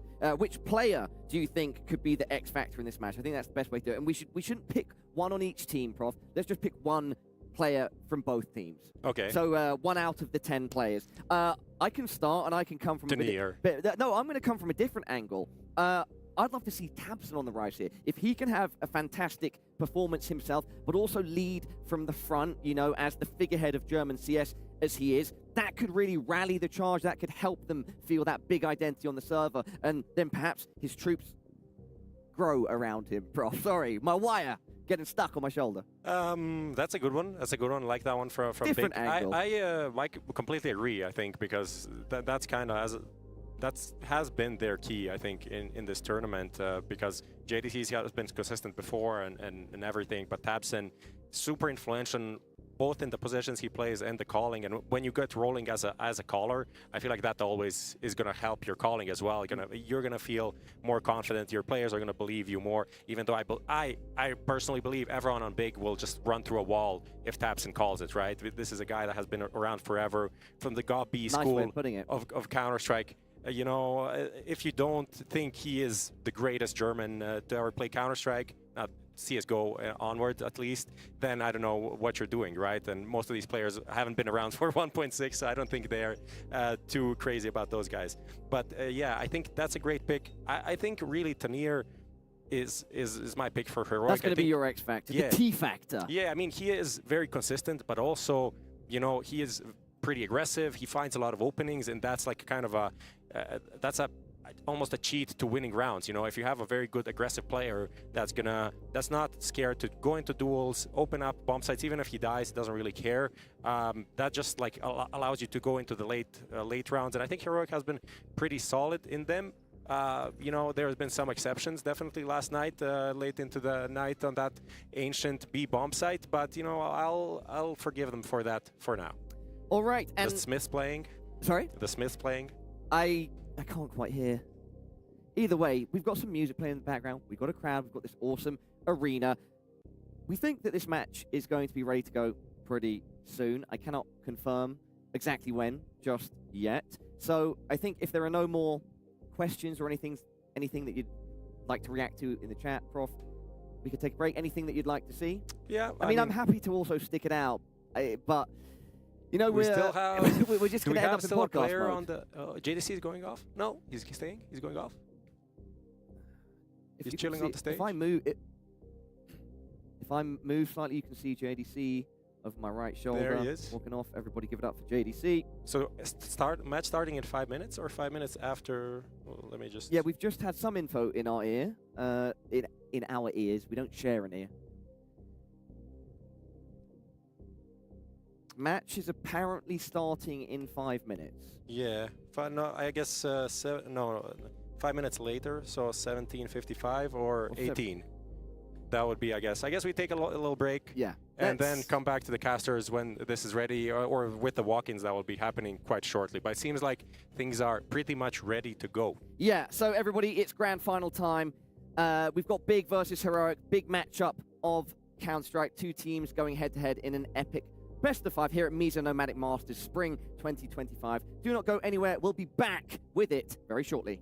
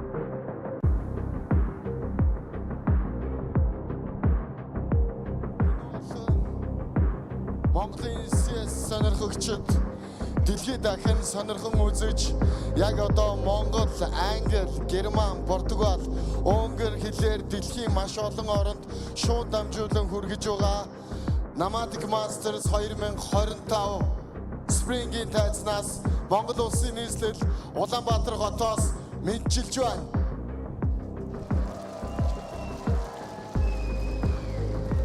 Та бидний үсэн үлээсэн цаг ирлээ. $250,000 шагналын сантаагаар дэлхийн шилдэг 8 багийг өрсөлдүүлэн эхэлсэн Nomadic Masters Spring яг одоо цомын эзэн хэн болох вэ гэдэг асуултын хариу бид нэр авахд бэлэн болоод байна. Хэсгийн шатнаас шалгарч өөрсдийнхөө тоглолтыг үзүүлсэн боловч Jinx Warriors маань харамсалтайгаар 4-р байранд орсон. Гэвч яг одоо бид нэр аваргын төлөө тоглолтын өмнө хүрэлцэн ирээд байна. Ингээд ноёд хадагтанараа. За Big фэнүүд байна уу? Гайхалтай. Германы домогт Big харин Heroic-ийн багууд фэнүүд байна уу? Гайхалтай аль аль нь байгаа юм байна. Ингээд иргэн мөндөд ноёд хадагтанараа та бүхэн анхаарлаа хандуулна уу? MESA болон нийслэлийн засаг даргын тамгын газраас хамтран зохион байгуулж байгаа Nomadic Masters Spring Инхүү Grand Final ирээд байна. Ингээд тацна ноёд хадагтанараа та бүхний өмнө Nomadic Masters Spring 2025 цомын төлөө тоглохоо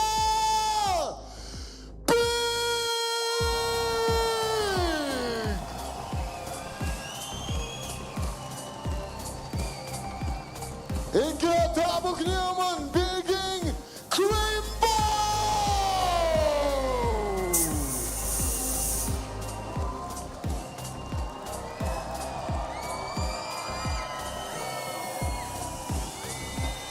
Тимэ!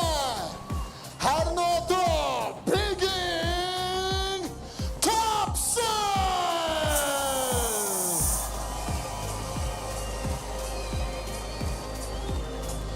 Tuniadas Tatsna JDC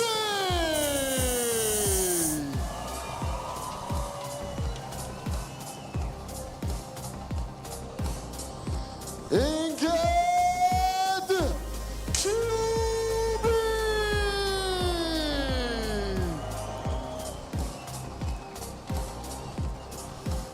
Тавдах тогтогч Big-ийн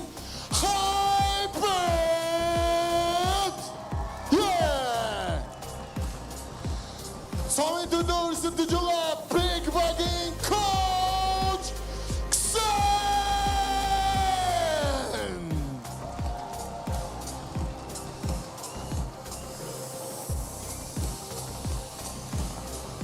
Маш их баярлалаа. Ингээд Nomadic Masters 2025 Spring цомын төлөө Германы алдарт Big-тэй өрсөлдөж гадгарсан шинэ үн тулааныг үзүүлэхээр таацны ард бэлэн болсон баг бол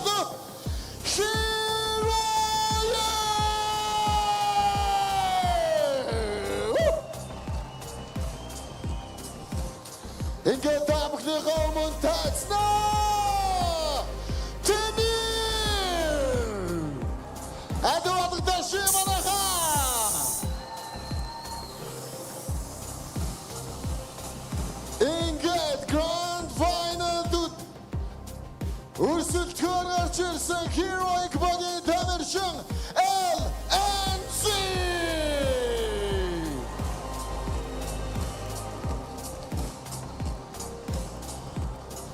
Heroic багийн гол баг нь Yogstar!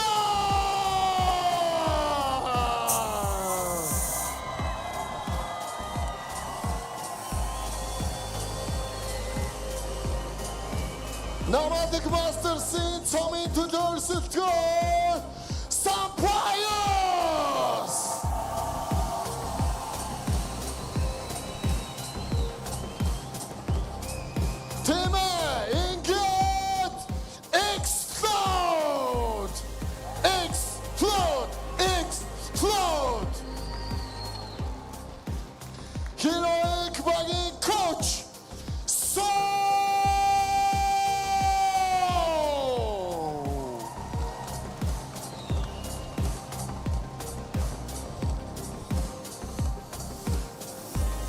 Nomadic Masters-ийн дэлхийн шилдэг 8 багтаа өрсөлдөж аваргын цомын төлөө өрсөлдөхөөр гарч ирсэн 2 баг маань барай эзэлсэн. Ингээд эрхэм хүндэт ноёд хадагтанараа Nomadic Masters болон Монгол улсад Улаанбаатар хотод зохион байгуулагддаг өнгөрсөн жил 2024 оны аваргууд бол алдарт MongolZ энэ жилийн аваргууд хэн болохыг хамтдаа харах үлдээд байна. Ингээд Nomadic Masters-ийн цомыг энэхүү тайзнаа гарган ирэх хүндтэй үүргийг нэгэн эрхэм үүрэх ёстой. Ингээд энэ гайхамшигтай, энэ гайхалтай хүн хинбэ гэдгийг би яг одоо хэлэх гэж байна. Таагаараа заяа. Энэ хүн бол Баян зүрх дүүргийн 8 дугаар орооны оршин суугч юм байна. Баян зүрх дүүргийн 8 дугаар орооны за Монголын CS-ийн тамирчид дундаас хамгийн өндөр нь юм байна. За тэгээд тоглолтог багийнхаа хамгийн ахмад нь юм байна. Тийм ээ. Энэ бол 5 удаагийн major-ийн стикертэй. Дэлхийн топ IGL-уудын нэг MongolZ-гийн ахлагч Blitz!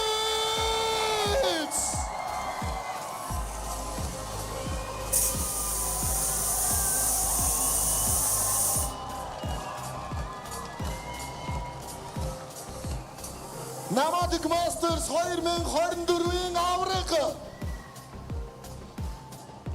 Азийн топ багийн ахлагч Blitz яг одоо Nomadic Masters-ийн аваргын цомыг байрлуулж байна.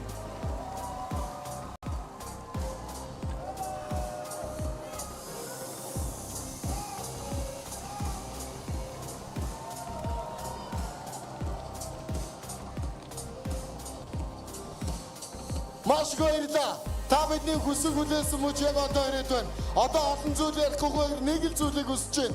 Энэ юу гэхээр үзэгчд тоглолтыг эхлүүлмээр байна, тамирчид эхлүүлмээр байна, би эхлүүлмээр байна. Ингээд ноёд хадагтанараа та бүхэн MESA Nomadic Masters-ийн Grand Final тавтамаар.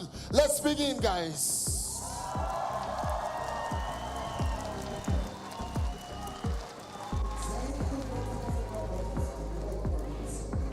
Indeed, ladies and gentlemen, welcome to the grand final here at MESA Nomadic Masters. We've got a best of 5 barn burner of a game getting set up right now. It's going to be Heroic taking on Big. My name is Henry G, and joining me is Neokai. Sir, how are you doing? I am so excited for this. The crowd is getting lively, and it seems like ever so slightly lenient towards Heroic. That's where the favourites seem to be, not only on the desk, but with the people as well. And Henry, I think I've got to agree here. Why is that? I just like what I've seen from them so far. Bar the Ancients second half yesterday, we'll have to throw at them for that. Everything else has been really good. Recent histories looked pretty solid as well for this Heroic side in terms of coming off the back of a trophy in the CCT Global Finals. Sure. This is a side for me that I feel like have a lot to prove this tournament, that they're a tier 1 level team. Absolutely. They're definitely on an upward trajectory compared to Big, who are kind of a downward slippery slope right now. They have bounced back from their kind of earlier shortcomings in the tournament. They are looking like they're getting better as the tournament goes on, but generally speaking, 2025 and even beyond that has not been great for them. Not making it to the major,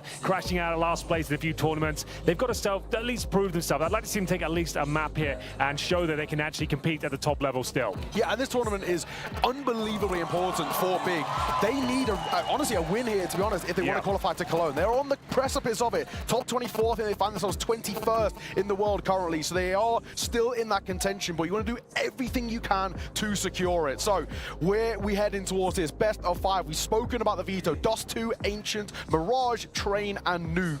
This is a spicy. Yeah, the thing is, pound for pound, we've just seen so much skill, so much raw talent from Heroic. Looking at the likes of Tanir and Youngster as well, I'm just not sure who can go toe-to-toe and shut those guys down. Yeah, absolutely. I mean, we've been seeing really good things out of JDC, but at times it feels like it's just JDC, right? Yeah. This has been a bit of an issue. I will say, we called out side. Crimbo a few times, but he has been getting better and bouncing back at this tournament as well. It's just his kind of prodigy status he had a couple of years ago seemed to have diminished at this stage, which is super disappointing. But yeah, I would love to see him pop off. And a map like Dust 2 as well, it's the best way to kick off a grand final. Nothing too technical. Get the DM going and see who hits their shots. Yeah, absolutely. H has been a bit of a fan favorite as well in the region and also at this tournament too. And we're going to be getting it once again, our second map here, picked by Big as well. And I think partially as well for Big, not only is it a good map for them, but they, as we all saw yesterday, a little bit of pitfalls for Heroic. On that second half, they really did fall flat on the T side, and maybe that's something that they're hoping to expose once again here. The way this is set up, I'd actually be surprised this finishes in 3. I would be surprised as well, but we'll see what happens. We'll have a look at the journey these guys have taken to get to this position so far. It's been a long and arduous one. Let's be honest, there's been a lot of Counter-Strike, a lot of late finishes as well. It's been a grueling affair, especially for Big. They kicked things off with a game against Eruption as 2-1 victory. They are yet to drop a series, but it's just a manner it went down. It's a little bit scary for them. Yeah, honestly, I mean, if we're being completely frank, they actually should have lost that series 2-0. They squeaked it to get into overtime in map number 1, then lost map number 2, and thankfully for them, Eruption, map number 3 was just not a good part of their pool, so they got a bit fortunate, but they're all very lucky to have picked up a win there. Then they have back-to-back wins to bait. The first one, very comfortable, little scrappier in the second affair, but all that matters is a win over the line. Heroic on the flip side, it has been pretty smooth sailing. They haven't had, I would say, the best of opponents, right? But Chinggis Warriors taken down twice. That's a major qualified team, so you got to give them their respect. And GG Hal 2, who we were all actually quite scared of just in terms of the raw firepower. That's what we're playing for, that beautiful trophy. That's how you do a trophy. Yeah, for sure. It's got some personality. It looks prestigious, and I think it's solid brass as well. That looks amazing. And yeah, bear in mind, best in 5 final, and we're playing for a $250,000 prize pool here as well. We had the 3rd, 4th place decider match earlier. Bait came out on top against Chinggis Warriors. The crowd were loving it, though. That was a great game. Yeah, absolutely. The crowd have actually been excellent. Even yesterday as well, when we start to see what ultimately ended up being a bit of a cosmetic comeback from Chinggis Warriors, they still actually were getting really fired up. So I'm looking forward to this one. Of course, we've got the fans are actually split. On our left-hand side, we've got kind of the big fans, Heroic over on the right. So they've actually sort of got their segments of where the die-hard fans are. I gotta love it. This should end up being a really, really good final, where everybody's starting to join the server now as well. So hopefully this show can get on the road momentarily. You had to say it, didn't you? Couldn't just let it happen. Well, Crimbo standing up, so... We have had some issues here. No one's going to deny that. Hopefully this one's a smooth one. And the game earlier seemed like it started relatively safely, so we'll see where we can get that going again. But yeah, Big are the ones who have had most of the tech issues at this tournament. Tapson's mouse, Hype's SSD. Hype's everything. It's been a storyline of the tournament in itself.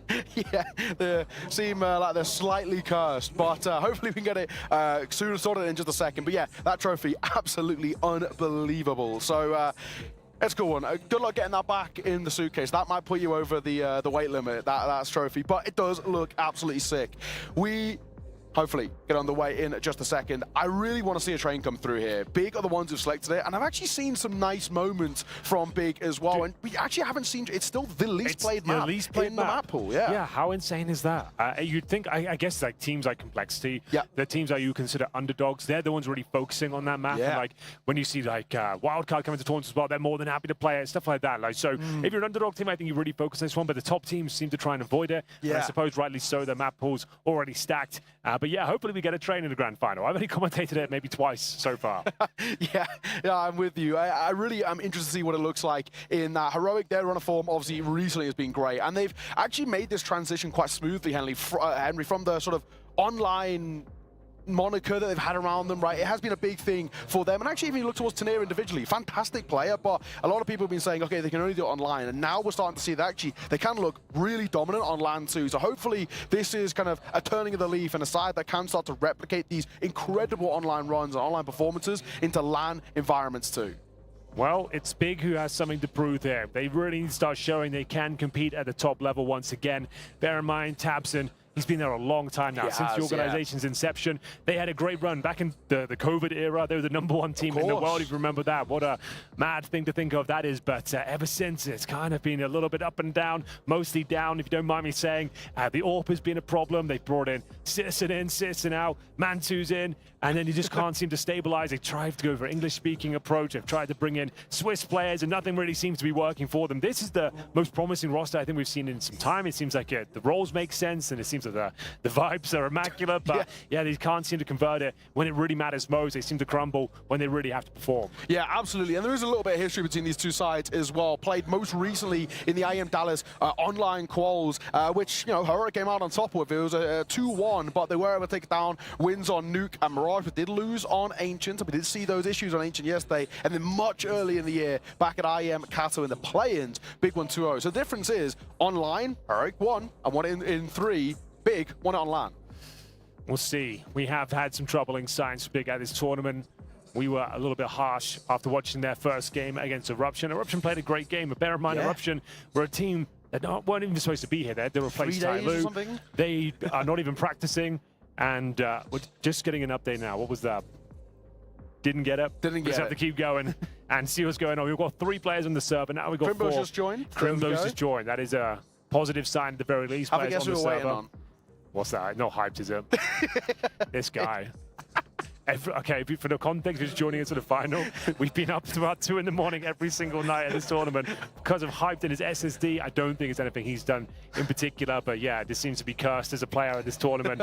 It's been difficult for all of us.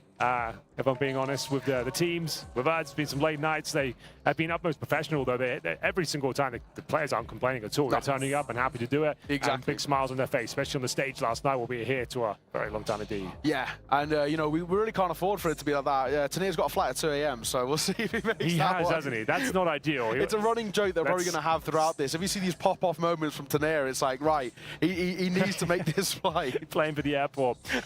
Yeah, so 6 p.m. local now. We'll keep that thread going. If Heroic get a quick 3-0, he'll make the flight. I think anything deeper than that, he's going to struggle. Yeah, winning this as well, just checking the VRS forecast, we kind of spoke about how Big are really desperate to kind of get their spot booked in. And if they win this, they got 4 spots. They go to 18th in the world. Being That'll be inside the top 20 is huge, for them. Getting into top 20, that confirms as well. LAN invites going forward. Okay, so I think it's up to, like, for Cologne, you mean the top 24? Top 24, yeah. Yeah, so they're on the cusp right now. Yeah. Anything could happen. So, yeah, securing this victory would be a sigh of relief to play on home soil at such a prestigious event where Big have got a lot of history. Yeah, even losing it wouldn't be the end of the world. They would still just remain at 22nd, which is still inside of that window. And the window of when actually the close and the invites comes through is actually pretty soon as well. So, like we said, 1 win here could be huge. For Heroic, winning actually doesn't put them up in terms of the VRS points, but they're a side who actually are the favourites, expected to win, maybe as many people would say, and we'll have to see.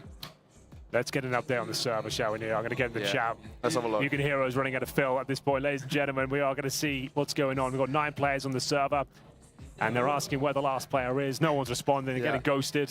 We've all been there. Doesn't feel great. Good news is, the admins have moved away from his PC, so hopefully we're kind of in the just dark a second. So we're going to hopefully see it go live momentarily. If you are just joining us, best of 5 grand final here. Ulaanbaatar, Mongolia. It's the MESA Nomadic Masters Spring 2025, and hopefully we will have a great game for you here. Big versus Heroic, Dust 2 to kick things off. And Heroic certainly the favourites here, but Big will be playing with their heart on their sleeve. They are super passionate. You can see every round they've been winning this tournament. They are fired up and hoping to prove themselves here, especially that young man on your screen here, Crimbo, a player that has fallen from grace. At one point, one of the most promising rifles in all of Counter-Strike, and now just kind of an average pro, and we're hoping he can really step up and show us what he's made of. Good time. We'll just apply the stickers. We've got time to kill here, so let's deck out the rifles. And like, what are we even going for here? Who knows? But CS does seem like it's booting up. Oh my god! There we go. There we go. Bruh. Hey. It's a few steps to get us in. Open the game first is pretty important. Let's talk about a little bit earlier as well. Third place match, Bait expected to win and did. Chicken Squad, of course, unfortunately, on home soil weren't able to get in the medal contention, right? But a really valiant effort from them. They're a newish side. You know, originally they weren't even really meant to be part of the whole MRQ process and all the rest. But with Atox under a bit of scrutiny right now, they actually took up that mantle of being kind of the next up, the third best, I guess you could call them, from Mongolia, and did really, really well. A fantastic MRQ from them, and honestly a fantastic run to make a top 4. So sick to see from the Chinggis Warriors. They made the show match as well, Mongols current versus Mongols 2016. What have you made of Sun Pius's journey so far in this Heroic jersey? Yeah, I mean, it has been up and down. I think it's been a massive adjustment period for Sun Pius. I mean, he was actually, even post-Falcons departure, he was still actually one of the most sought-out AWPers. And even when he did get dropped, the biggest narrative was why? Like, why Sun Pius going? At the time he got dropped, he was Falcons' best player on paper. Absolutely. Of course, now they've got a pretty good, decent AWPer. They've got Modesty's a pretty good all right. No, I've always been a massive fan. Back in the end stage as well, he seems like one of those players and AWPers that kind of dictates his own rounds. He'll call it the start where he's going, and the team should play around him. And more often than not, he hits his shots. He's fantastic in the clutch, awesome with the pistols as well. Watch out for him with a Desert Eagle. Very well-rounded, very composed, and always delivers in the big games. Hopefully, we can see him step up here. He should be devouring the likes of Hyped in the AWE battle. Yeah, absolutely. I think the kind of the narrative that we were building, I think even the deaths from the start of the tournament is that he is the best player at this tournament. And I think in terms of the skill stealing, I'd absolutely have to agree. Fantastic from him. So Hype's actually got a really, really tough task ahead of him. But, Henry, good news. I've just been given the word. We are live. Both teams ready. Both teams to get this grand final underway. Once again, DOS 2 is where we begin here in this best of 5. The lion's share of 250,000 USD, and that beautiful bronze trophy over there is on the line. I cannot wait. Let's get this show on the road. Yeah, thank you very much, guys. Here we go, grand final. It is going to be big on the CT side. We've got Heroic chiming in, a couple of smokes, Molotovs, flashes, and they've got aggression down towards lower B. CTs are ready to fight. Who will strike first? Blood time will tell. It's going to be Crimbo, though. Ready and waiting. Julie's in hand. X-Flood to challenge him. And here we go. We are underway. First frags coming through. And it will be big to have the man advantage for now. JDC with a double. And now on the back foot, Heroic need to make this 4 versus 3 work. At the same time that fight was happening, Youngster took space out towards Long. And for now, he's uncontested in this era. They're sneaking their way forward. It's only Hype towards the side. Smoke will come down. He's going to have to fight for his life. He's waiting for rotations. QB will be here close. But Hype is all alone. And he delivers on the first. Hype does so well. Needs to shut them down. Down through the smoke goes QB. But he's still alive. Backside. P250 cannot find him. Hype is buying time. And JDC's delivering. What a mate to soften him up. And what a round to start for Big. Well, there we have it. Aggression down into lower B. Didn't let them get going with that set piece. The utility doesn't really get deployed. A 4 versus 3 advantage. It's JDC with a double in towards lower B. Some pious to that P250. You thought he might be able to do something with it, but Hyped, he just did a very good job of staying alive there. The tenacity to make sure the rotations could come through. Then some nice shots. JDC continues to frag and get himself multiple kills towards the end. It's a huge pistol to pick up, denying the plant. And I hate to report it, ladies and gents. We're going into a tech pause.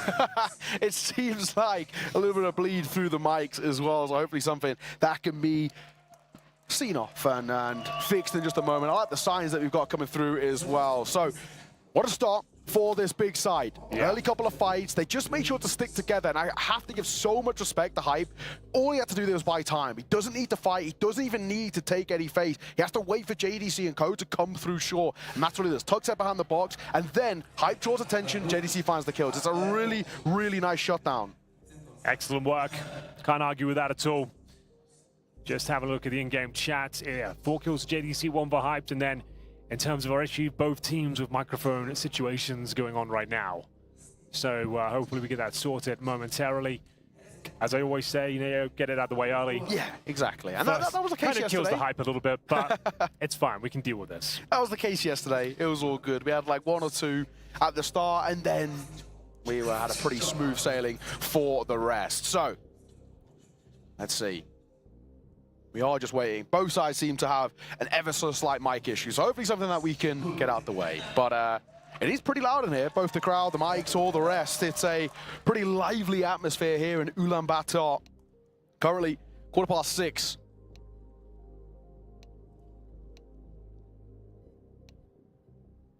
You can hear the you can hear the chatting going on. Seems like it could be quite a severe issue here. I'm going to make an executive decision. If we don't get this going in a minute, you and I are going to just mute the boxes, because I don't think we could fill for another 20 minutes here, I'll be honest with you. We did a really good job to open up the show. But we'll see this one. Both teams with issues. It's going to take a while. The headsets are off. And I am going to say, production, if you can hear me, we're going to throw to a break. Yeah. And we're going to come back when the headsets are back on and the team are feeling like it's good to go. At the very least, we're just going to turn off the boxes and be back when the action resumes.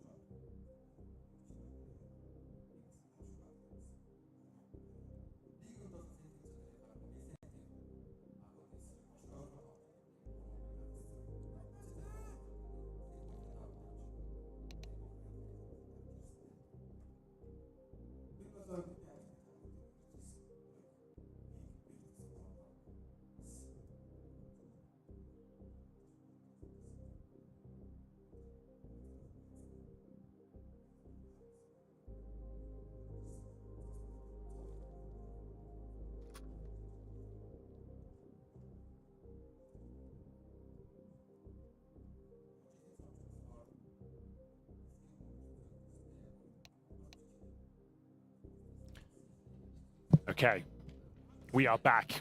We are so back. Issue is resolved, and the unpause is coming through. Hopefully that's it, ladies and gents.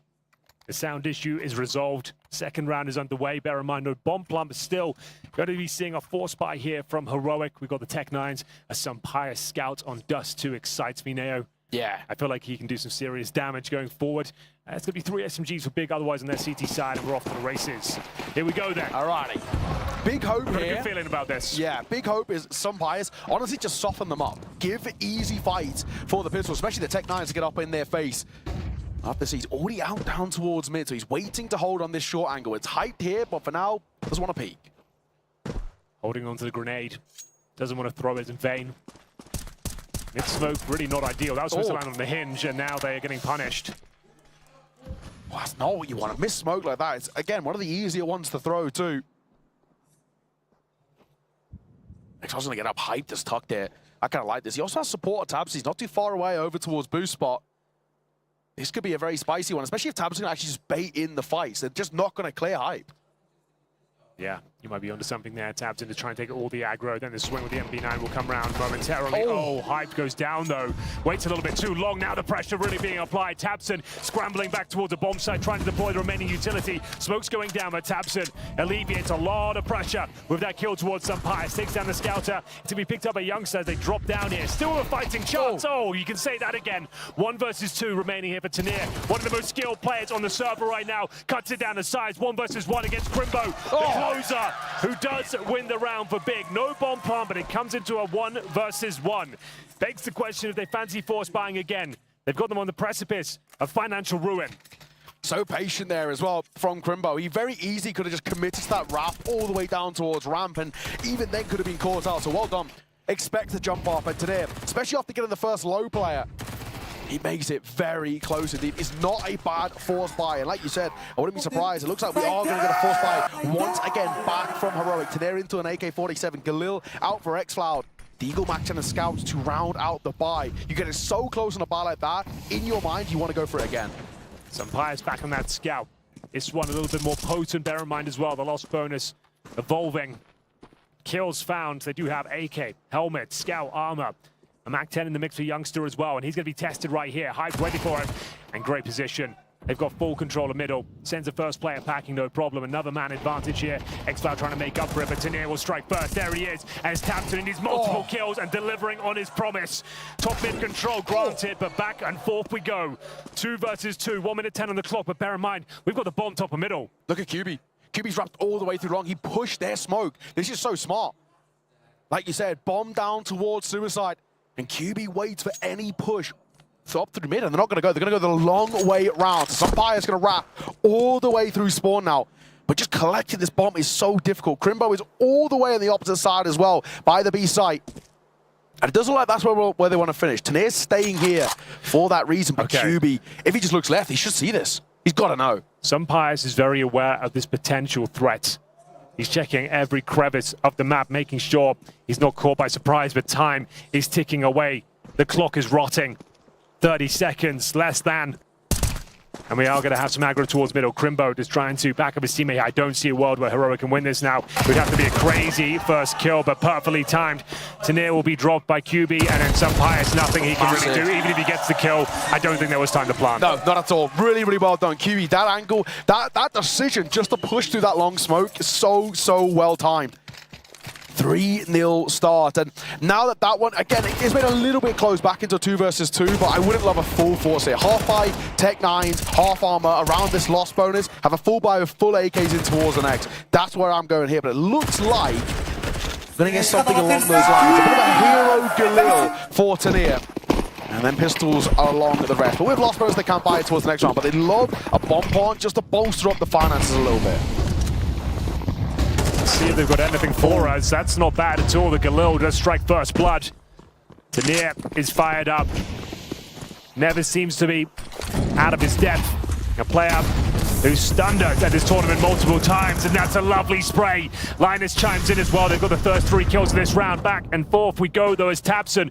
He'll find one with the HE grenade, but I think that's all she wrote for this round. Tabson, he's actually looking very sharp right now. Fair play to him. The old boy still got it.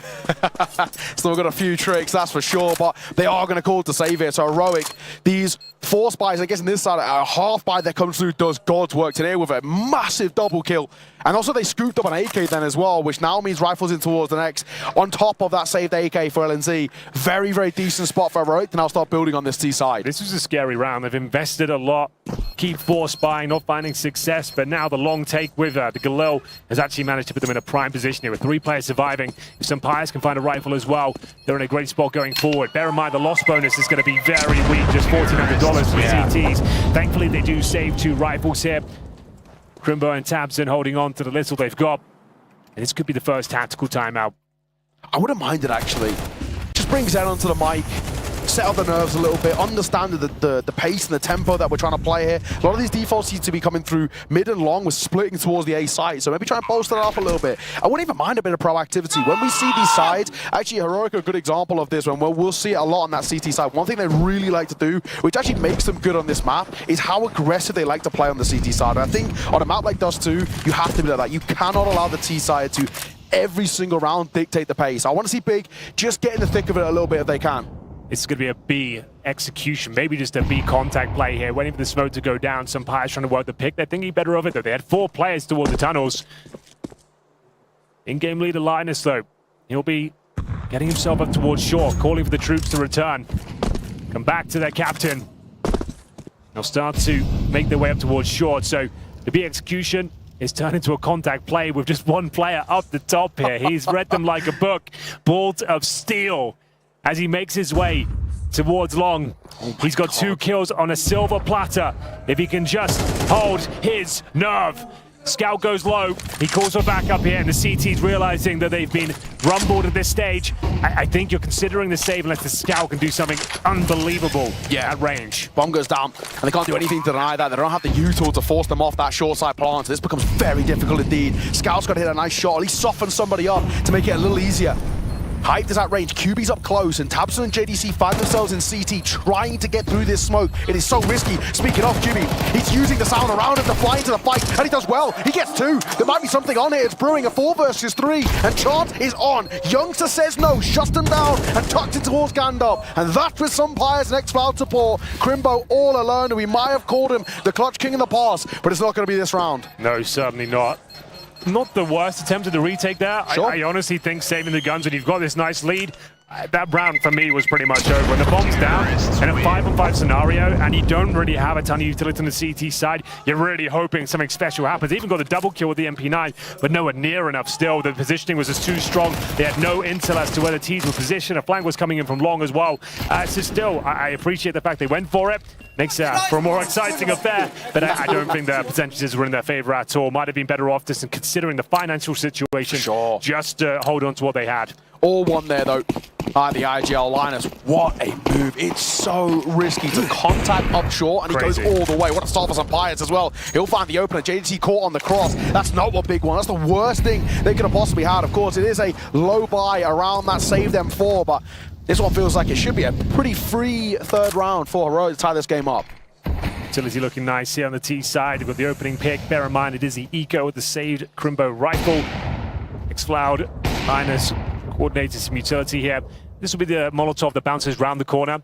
Try and flush out any potential CTs on the other side. Speaking of which, we have got a 2-man stack using that defensive smoke, looking above it, but now that's dissipated. What's the next maneuver? It's going to be playing together, hoping to overwhelm any creeping T's like we saw Linus in the previous round. X-Cloud will be here. Bear in mind, he probably Molotovs before he swings.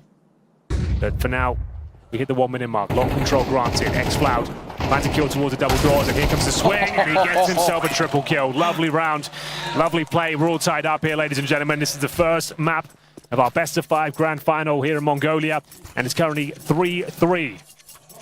Oh, that's slightly unfortunate as well. They were trying to send Tabson out first over towards short so he could just bait away the crosshair. As you can see, Hexar, he actually shoots behind him, catches Crimbo slightly by accident because they line up, but you take any bit of luck here. So 3-all, and we will get a timeout, but unfortunately not a tactical one.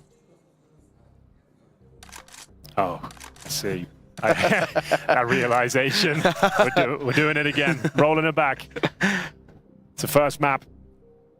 Can only apologize. Hopefully, after Dust 2, should be smooth sailing. But for now, another sound issue.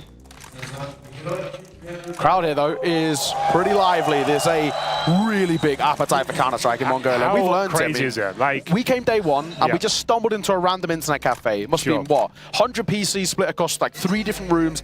Every single PC, not only taken, all playing Counter-Strike. All playing Counter-Strike, all with 5 stacks, like, everyone, like, playing Faceit and stuff.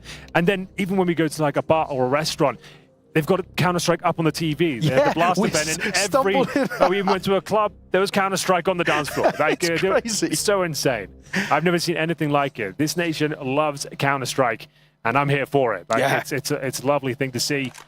We need more of that culture back in Europe. Yeah, I have to agree, man. It is such a big deal here. And hence why we've seen like, the Mongols, for example, become quite literally national heroes, right? You know, they represent their nation now. They're considered full-time athletes and get salaries from the government. It's an awesome thing for them to have. We are back live, though. Sound issue is concluded. 3-all. Heroic have done a very good job to bring themselves back into this game. Orbs out both ways, so we get to get a real good insight into towards this Height versus Sampayas head-to-head. Now, we favoured Sampayas here. We said Height really has got to prove himself. Now's the time. Yeah, haven't really mentioned Hype as of yet. Early days, of course, as you mentioned, he's got his sniper now, but he's up against Sampayas, considered to be the best player, the most experienced player at this event. And yeah, a map like Dust 2 as well is where he does some of his absolute best work. Hype's definitely on an upward trajectory. Brought back into the main squad. Looking to prove himself. Linus, for now, though, opens things up. The one-man army gets an opening frag, and Sampayas trying to chime in now. It's going to be Tabson, still looking so sharp. Gets himself a dink or two, as JDC will bring it back into a winnable situation. Two players remain on the CT side, one towards Spawn. That's going to be Hyde with the AWP, but JDC can't hold on. He did a lot of heavy lifting there in that round. Manages to do a boatload of damage. But is it going to be enough? Time will tell. Tanir, lovely plan in the retake now. Sure, possible. 2v1, but you've got the AWP. And Sampayas, he will be dominating. He's starting to get warmed up, starting to get in his zone. As now it's going to be 4 rounds in a row, Neo. I love that choice as well by Sampayas. He knows that in that 2 versus 2, I'm actually more favoured over rifle. Drops it for the AK-47 and knows it's actually going to be a little bit easier to wield in that specific situation. So really, really well done. A nice take coming through. Tanir, that shot that he nails on towards JDC, that one unbelievably important. Giving them space to go for that plant. This is actually why this guy was picked up initially. Online, fantastic player. Already made a name for himself. So much so that people thought he might be a little sus, and he's proved it time and time again just how good Tanir is. For me, it's Linus right now. The fact he's 3 and 5, but he is causing so much chaos in the battlefield right now. He's going up alone, finding so much space, getting at least 1 kill every single time. So sure, he maybe only gets 1 kill in these important rounds, but he pulls the CT defense apart completely, limb from limb, and allows his teammates to be set up for success. You can see how stifling it is at times. They're getting towards Short. The 5-7 at close range brings Big back into contention, and they've got a 5-on-3 advantage right now out of nowhere. But Tanir, as you just mentioned, an absolute beast with this AK-47. He'll be answering back quickly and trying to deny control of those AKs. Drops down the Molotov on top of the dropped weaponry. See whether this will be enough. They can still recover this one, and Tanir is certainly making a compelling case to do so. He is so sharp right now. We've spoken about Tabson, but Tanir just continues to deliver. Youngster does need to be a little careful here. Boosted up Crimbo. Waiting for that push. Under a minute to go now. We're going for that B finish. So, Crimbo, what have you got for us? We actually probably need 2 from you here. He can't really do that much in buying time. There's 1, and he gets away. Swings in for the second. Can't quite confirm it, but thankfully Hype was close enough. 1 versus 1. Tabson's flanking. Tabson and Sampayas, the experienced players in the server right now. Oh, the plant is actually kind of insane! And Tabson will come out on top. He's planting on the ledge of the bomb site there. Thought he had more time. And as soon as he plants the bomb, Tabson is there to pick up the kill. He does do a great job trying to spray back and return. Take to the 8 points of health. But it all starts with a double kill, the 5-7 towards Shaw. It felt like it was a done deal at that point, but it comes down to the wire. Great work from Tanir to bring them back into the round, and fantastic for QB as well. Lovely flashbang, great teamwork, but Tanir, yeah, it's kind of a declaration of intent at this stage. You see how powerful he is with the rifles. Crimbo did very well. He got 1.5 kills with the P9. Set them up, And then Tabton, the old master, can't believe his luck. The plant on the ledge gives him the advantage, and he hits the shot. It does. Massive. We'll get the first tactical timeout called here by Big. The moment to bring Zen on towards the mic, the new coaching towards this side, but we've actually a lot to prove as well. That's, you know, as much as we've spoken about the orb changes they made quite a few coach changes as well, trying to find that right final piece, the sixth man, to sort of help them out. And I think Zen has really started to bring this side into a new lease of life. We've always spoke about this since things started going downhill for Big. It's about refining their identity. What is the style of play that Big want to do? This meticulous and slow rounds that don't always work anymore in CS2, and Big are now starting to adapt. So 4-all, what a start to this final. Back and forth. Ball spies both ways. Orbs back out again. Here we go. Enjoying this one so far, setting the tone for this grand final. Big are not going down about a fight. Heroic certainly the favorites, but it seems their work will be cut out for them. We're dead even. And for now, we have short control. Trying to be established here for X-Flat. He's got hype, though, to deal with. Bear in mind, we talked about the Molotov. Can be used here. The flashbang, effective, but still hyped. Connect the shot.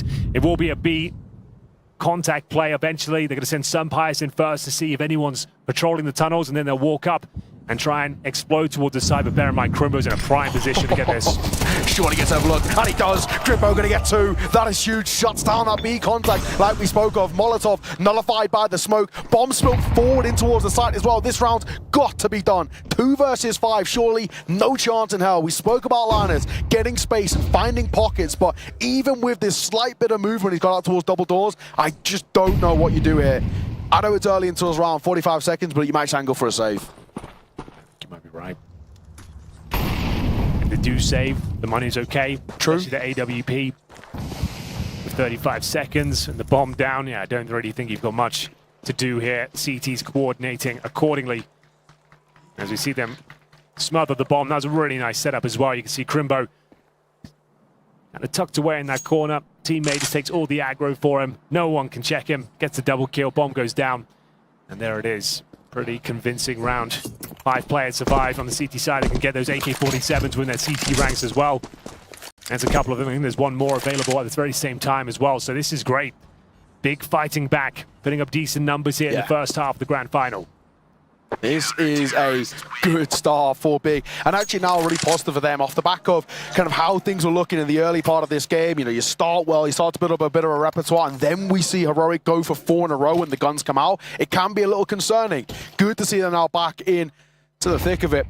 And that round as well doesn't even require a clutch. It does kind of maybe sow the seeds of doubt a little bit if you're required to be pulling off 1v1s or 2v2s to winning rounds. The fact that you can shut down one like that so effectively must be massive for their confidence. So, like we said, we can buy back in, no issues for Heroic. Long term though, money is starting to thin out a bit, so they've got to keep an eye on that.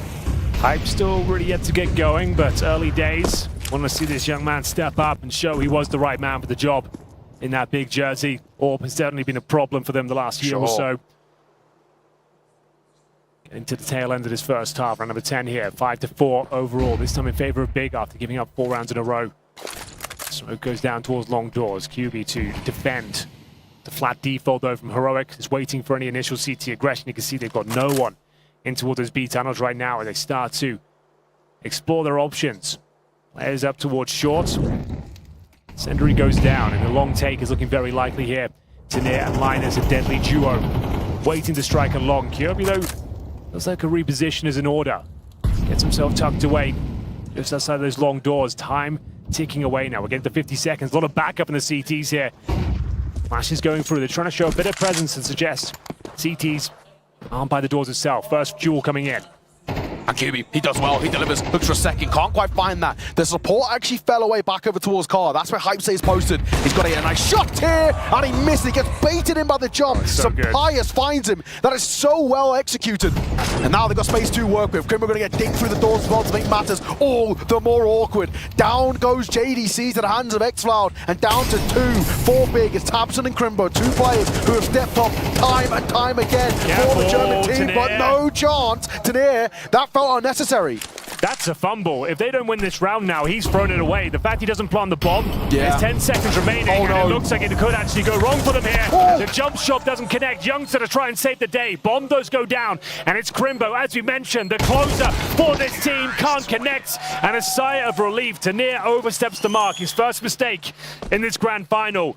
Got too carried away. His objective there to plant the bomb. Then you can go for the fights. But you made that round very costly and very awkward towards the end. If that Kukli jump had worked, it could have been game over right there. And he was so low planting too. Tanir, this is the, you know, I get it's the blessing and the curse of a player like Tanir. They're so headstrong, so confident in their own ability, but actually at times want to overfight. Unnecessary there. And it really, really was damn close. But all that matters, got it over the line, tying this game back up 5-all. And really needed for Heroic too. Like I said, funds and the monetary side of things are starting to get a little thin.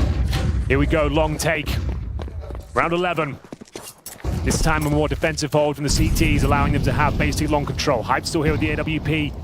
Yet to really strike the weapon. Sampai's getting stronger and stronger as the rounds go forward. They had a lovely sequence with the bait and switch with the AWP in the previous round. It was Tanir that baited out a shot. Sampai's capitalized upon it. And now that long control has been granted. Now you talked about these CT reactions and aggression. You can see they've got control of upper B on the CT side. They have to now rotate players over. They need to have big numbers on this side of the map.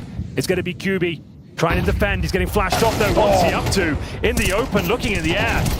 In no man's land, and down goes Thompson as well. Crimbo will also fall, and it's all falling of half a big down to 2, but a nice shot from Hype with called upon him, and now would be a moment to shine if the youngster can. Bomb still yet to go down either. Linus finds himself tucked behind Gandalf, but also behind the smoke, and Hype hits a big one in the head-to-head against some bias. 2 versus 2, rounds back on, JDC on the big flank. They know exactly where Hyped is. LNZ was waiting to strike it, and now you start suspecting the long rotation coming through. Being spotted now. They're going to tuck in, boys. They're going to be swinging and facing. They've given it away, the youngster.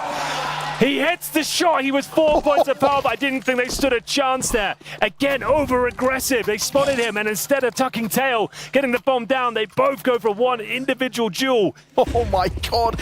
Why, when we spotted JDC out towards long, why are we planting short and falling away? Just play the post bomb. That nearly got so risky. And it hasn't happened yet, but at some point, if you lose a round like that for Heroic, they are going to be so frustrated. Credit to Youngster. That is down to the fine wires. But 2 one-on-one duels. So unnecessary. And you got away with it as well. The fact he spotted you, he didn't get any damage off. Yep. Then you give him those duels, and it's JDC as well. The strongest aimer on their squad. We talk about this side wanting to, both of these sides wanting to have like real top tier 1 aspirations. You cannot make plays like that at tier 1. You will get punished by the top end of the spectrum here in Counter-Strike. So they got away with it there, and they'll keep getting away with it for now. Some bias will find the first. QB on the swing. Flash ineffective on towards some bias.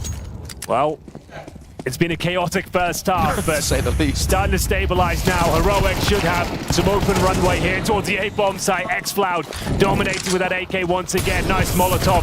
Commits JDC to the fight, and he's more than willing to fight here as we see him just go to the 1. And unfortunately, it's a flat round for Big. Round number 12, it concludes, and indeed the half. We go 7-5 in favor of Heroic. Bear in mind, they were 3-0 down after losing the pistol, so it's a good comeback. And it's going to be Tanir at the very top, 14-9. But certainly not a perfect game there. Could have been a lot more costly for them. Yeah, a lot of 1v1s won by Heroic. And it is good to win them, and they're massive for your own personal confidence. They just put themselves in awkward situations, right? I mean, every single round toward the tail end there, it kind of just feels like you've got a huge sigh of relief. That's not really what you want to do to build foundations, but we now head towards this second half. And when we look towards yesterday as well, CT is actually where we saw got a lot of the best work out for Heroic too. So I'm interested to see how they approach it. This is their map 8. This is a map in which they've actually looked really solid on. And I brought it up earlier. Keep an eye out for the re-aggressions from Heroic. They are one of the best that I've seen in terms of the online tournaments, in aggression on that CT side, making the T side feel uncomfortable, not giving them the opportunity and ability to really set up executes. Well, no one can call this grand final boring so far. That's for sure. And bear in mind, we've got the deathmatch grand final for you as well. Dust 2, Ancient Mirage, the first 3 maps. This is going to be a lot of fun, and you've got some very aggressive players on the server, especially that man there, Tanir. He'll be willing to take every single duel for better or for worse. Yeah, live and die by the sword. And so far, he's been living, but only just. Man, what a game so far. It all started so well for Big as well. Pistol, first few rounds, but when you actually break it down, you kind of zone out or scope out a little bit. In the gun rounds, as the money's been in play, Heroic have actually been the much better side. They only actually really picked up one full gun round. Exactly. And the other round they won was that 5-7 push off towards Shaw, got the double kill there, and Tapton had to win for the backstabbing towards B tunnels. Apart from that, yeah, like there was a force by wars at the start. So they got the 3-0, but that was Heroic just forcing. So until we got a real gun round, yeah, just one of them picked up. But still, it's MR12. 5 is enough. They can definitely make this work, and we'll see whether they can get yet another pistol. Bear in mind, that's been a feather in the cap of the big players. They've been winning every single pistol in this tournament, it feels like. Yeah, when we were doing the Eruption game, they went 6 for 6. And actually, if it wasn't down to the pistols, they might not have won that game, period. So it's been a spicy one so far. Back underway, second half up here, and got double dualies out for some Pius and Youngster. A flash, a decoy. On the flip side for Big, one smoke, one flash in the pocket of Tapson. Well, here we go. They have been very good in these rounds, but it's all 5 players towards top and middle. The pack mentality as the smoke goes down. It's going to be simple and hopefully effective as Tanir gets all the sound keys. You can see the comms being delivered now. A bomb side relatively open there. Presence down towards long in the form of Xflower. We'll see whether he can actually step up here. Can he get the first shot? Apparently not. It's going to be Tapson now. The old boy once again stepping up. Cribzo with a chance to try and take down Youngster's Julies, but they're going to feed it. Oh my goodness, we're back into a winnable situation. It's going to be QB, the final player here. At least I think it is. He's got some part of his face right now. And indeed, a 1 versus 1. Just against Xfound as well, a player that I know pretty well through the days of climbing the tier 2 ranked. A tap shot. Is he running out of ammo? I don't know, but he tucked his head and gets away. He's trying to just buy as much time here. This is so awkward. 24 points of HP made that 10. How is he still alive? Xfound is trying to desperately find it, but time is running out. He has to stick, and there's just no chance. QB's done so damn well, making sure there is no chance. Round 1 by Big, but it's by the skin of their teeth. QB, all he had to do was buy as much time as possible, opting not to fight, and it just about worked. We had 10 points. He was so lucky to get away. There it is. Big, another pistol. Yeah, but it goes right down to the wire, but the fact that Tapson's able to find those kills made it very comfortable, but still Xflout couldn't get quite close enough, wasn't time in the end. We are going to have a pause here. Unfortunately, it will be Tech, and looks like we are going to have a force fight coming in from Heroic here. They did it in the first half. We're unable to make it work until round number 4, but we'll see where the Scouts and Famous will come out on top once again. I thought Youngster and his Julies there was going to get all 3. It looked like such a prime position. A player of his caliber as well. He's so talented. Couldn't quite connect in the end. Seems like everyone's readying up, so about to get back underway. Talking about the buy out for Heroic. We've got a Scouts back out for some Pius, a FAMAS for Xcloud, and P9 for Tanir, and a double 5-7 to round it out for LNC and Youngster. Bit of util as well for this Heroic side to work with. So this can still be a very, very scary round. We come back to what we were saying. So Pius on the Scout, generally speaking, is very good, but all we really need from him is just to soften them up. Give easy fight to the MP9, to the 5-7s, make it a real possibility. All right, on pause, and we are underway. On the flip side for Big, double AK Khalil, Scout, and assuming Grimbo goes for a Galil himself as well, 3.6, so it's going to be a challenging round here. One of the most difficult rounds to win in all of Counter-Strike. You know it's going to be aggressive, unpredictable. All it takes is one domino to fall, and the rest can follow. Long take for the Germans. Oh, this massive grenade they take. They kick things off, licking their wounds as they retreat. That did not go to plan. That did not go to plan whatsoever. No. Grimbo down to 15, QB at 60 points of health, and now the Scout making his presence known. Everyone very healthy on the Heroic side, but still plenty of time here. Some Pius will rotate from the middle position, going to come join along as well. So they're going to go and have a second bite of the cherry on this side of the map, and they could get a lot more than they bargained for. If it's a contact play, some Pius is going to get a tag here. Oh, he gets tagged and he gets out. And then see, back corner, 5-7, will get the first, can't get the second quick trade from QB. Oh, they're so low. Scout's still here, some Pius wants to take this fight. I don't really blame him. He can afford to take at least one more hit. Smoke down, there's a little bit of a gap. He's hoping for somebody to jump in towards Pit so he can punish. So far, nothing on offer, waiting for it to favor some Pius. He will fall away.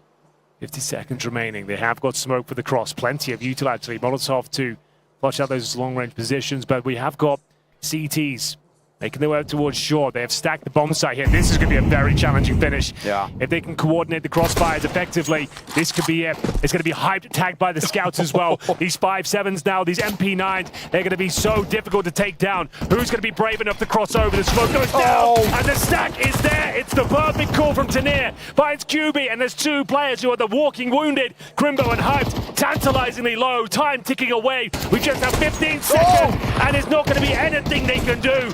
Piece by piece, they are being pulled apart, and it's Heroic winning the second round force buy. That is so big for Heroic. What a way to do it as well. Only the 2 casualties for Xrad and LNZ. You're so happy with that if you are Heroic. And it all starts, Henry, with that opening HE. It softens them up massively. It actually completely nullifies the initial execute that they wanted to go for. A second time they go through. This time, though, they're so low on utility. They've got 2 flashes for the rest of the round. So really well done. One nade makes such a big difference. They were so shell-shocked from that initial barrage of utility along, they couldn't really reset. They realized they'd sacrificed complete map control, couldn't go back towards the tunnels, had to go back towards long, and then the scout starts doing some serious work and continues to do so here. Some Pious eviscerates Grimbo at the top of middle.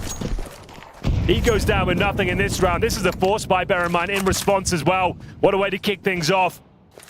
Heroic in the driving seat now, the utility getting stronger and stronger. Another touchdown of the grenade take tabs into 60.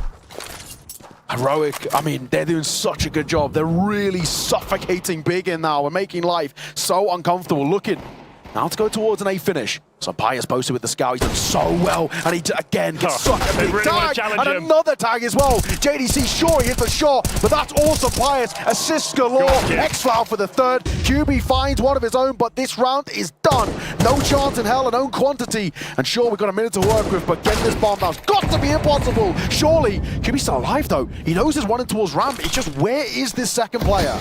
There's a grenade available. We know they like him. It's a perfect one as well. It just scratches the back of QB there. Has he got the bomb he had, so he can piece out. We can get a plant down here. Yeah, youngster, I actually think he does need to go over. I think you need to deny this. Yeah. It's worth the risk.